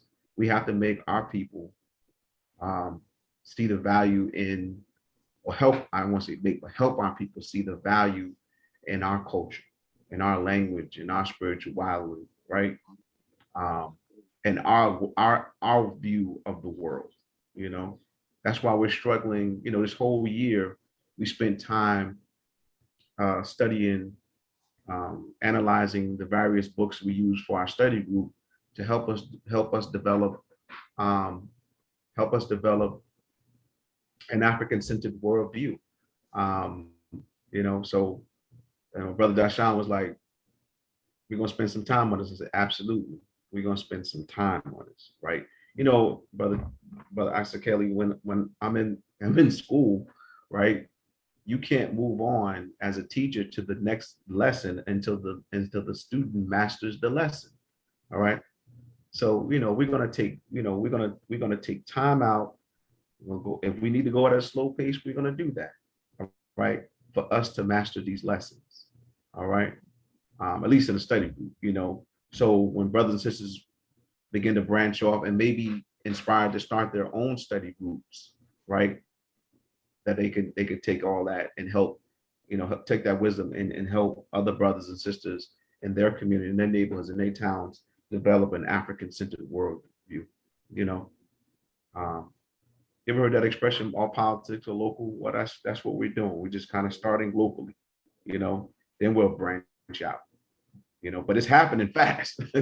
I mean, I tell you, I just got off the phone with a sister that wants to start an ASCAC study group in Los Angeles, California, which is great. So we're gonna make it happen, big brother. We're gonna make it happen. We're gonna make it happen. Yeah, no doubt. And again, brother MZ. Yeah. MZ. Thank you, Baba. Thank you, Baba. Yeah. MZ. Yes, thank you, Baba. Whew. I mean, brother, you blessed us, brother, today. Blessed us. I'm gonna go back later on tonight and listen to the video again. It's so much wisdom in that video, brother, that we need right now, right now. But now, MZ is Kiswahili for teacher? Elder, excuse me. Okay. Elder, yeah. But I think brother Na Bawi for again blessing us with classic video of the master teachers, like such as Dr. Shashi McIntyre, Dr. Jeffries, Dr. James Turner, just powerful, man. And all that took place on Cornell University's campus. Wow. Well, look, we're gonna end it there, brother Asa Kelly. Yeah, Sister Alicia, it's nice to see. What are you working on your doctorate in? Thank you. Fielding Graduate University. What major? Oh, okay. I'm doing educational leadership. Awesome. Oh, okay. Awesome. Awesome. So you definitely need to get in touch with Brother Small's excuse me, let me get back. Get in touch with Brother Small's son Malik also. Yeah, they're working on it. They're building a nationwide group of principals and education leaders, and you should be connected to them. Definitely. Absolutely. They do great work. Malik School is maybe 5 or 10 minutes away from where I live, and I visited, and he's had a mural of African history on the walls in the school. He's got all type of educational after school and in the curriculum programs and robotics and STEM and so much. I mean, and that's just his school. There are other brothers and sisters in New Jersey and other places around the country that are doing things. That one of the brothers was on the Ellen Show. The brother that's in, I think he's in New Jersey. I think he's in New Jersey. Brother Akbar. That actually put wash machines in the school to wash the kids' clothes. Yeah. Akbar Pre. Yeah. Yeah. I mean, I'm sorry. His name is brother. His first name is Akbar, and oh man, I can't think of his last name right now. Wow. Well, yeah, that's all right. That I'm is gonna the look him 50s, up. bro. The 50s. Yeah, I know, right? Wait a minute. I think I got his stuff, his information here. Oh no, I don't have it. Oh, I don't have it. Wow. I thought I had. But the point is, there's a nationwide, if not, maybe even international at this point, movement of African educators working together in a consolidated way. You just educational leadership. You definitely need to be a part of that movement. No doubt, no doubt. But again, no, thank you, Sister Alicia. Look, we're gonna get ready to close this out, and but again, thank you, Brother Askeli and Sister Alicia for staying back and listening to the master teachers video, man. I mean, just powerful. But thank you. I just learned so much. That's why I've been just so quiet, because I'm in awe of all I'm hearing, and at the same time, I'm just like, I'm just at a loss for words. It's almost it's amazing. But at the same time, I'm like, where do I even start? That's all right. Because it's so much information. I mean, that's why it's powerful. It is. That's why we're going to start very slow. All right, one step at a time. All right. So look, on that note, we're going to get ready to close out. Again, I want to thank you, brothers and sisters, for coming out to ASCAC's study group and a study group chapter in Newark, New Jersey. ASCAC means the Association for the Study of Classical African Civilizations. If you want to be a part of the study group, you want to join ASCAC, you want to be a supporter of ASCAC, I can be reached. I'm the coordinator. My name is Brother Bashir Akinyele. I'm the coordinator for the study group. My cell phone number is 908-956-3523. And my email address is BASHIR.AKINYELE@gmail.com. All right. So if you want to get in contact with me about ASCAC, please reach out, brothers and sisters. All right. Oh, definitely. I'm gonna reach out to you anyway, because I would like Dr. Small's contact information, but I definitely want to join, because right now I'm just feeling drawn to I'm just feeling drawn to Africa for something. That's what's up. It's just calling me. It's speaking to my spirit. So same here. Yeah. All right. So we're gonna build together. I'm gonna close out. All right. I'm gonna close out. I'm in Zoom, meaning I'm in Zoom. All right. But again, if you want to, and I'm speaking to folk out there, who want to join ASCAC, please contact me. All right. Please contact me, and we'll direct you in the right place to go in terms of ASCAC. All right. Okay. All right. Thank you. All right, family. Thank you, sister. Bye-bye. All right, Hotep. Bye-bye, Brother Uncle Bashir. All right, Hotep. Peace. Enjoy your weekend. Thank you. All right now, Hotep. Peace.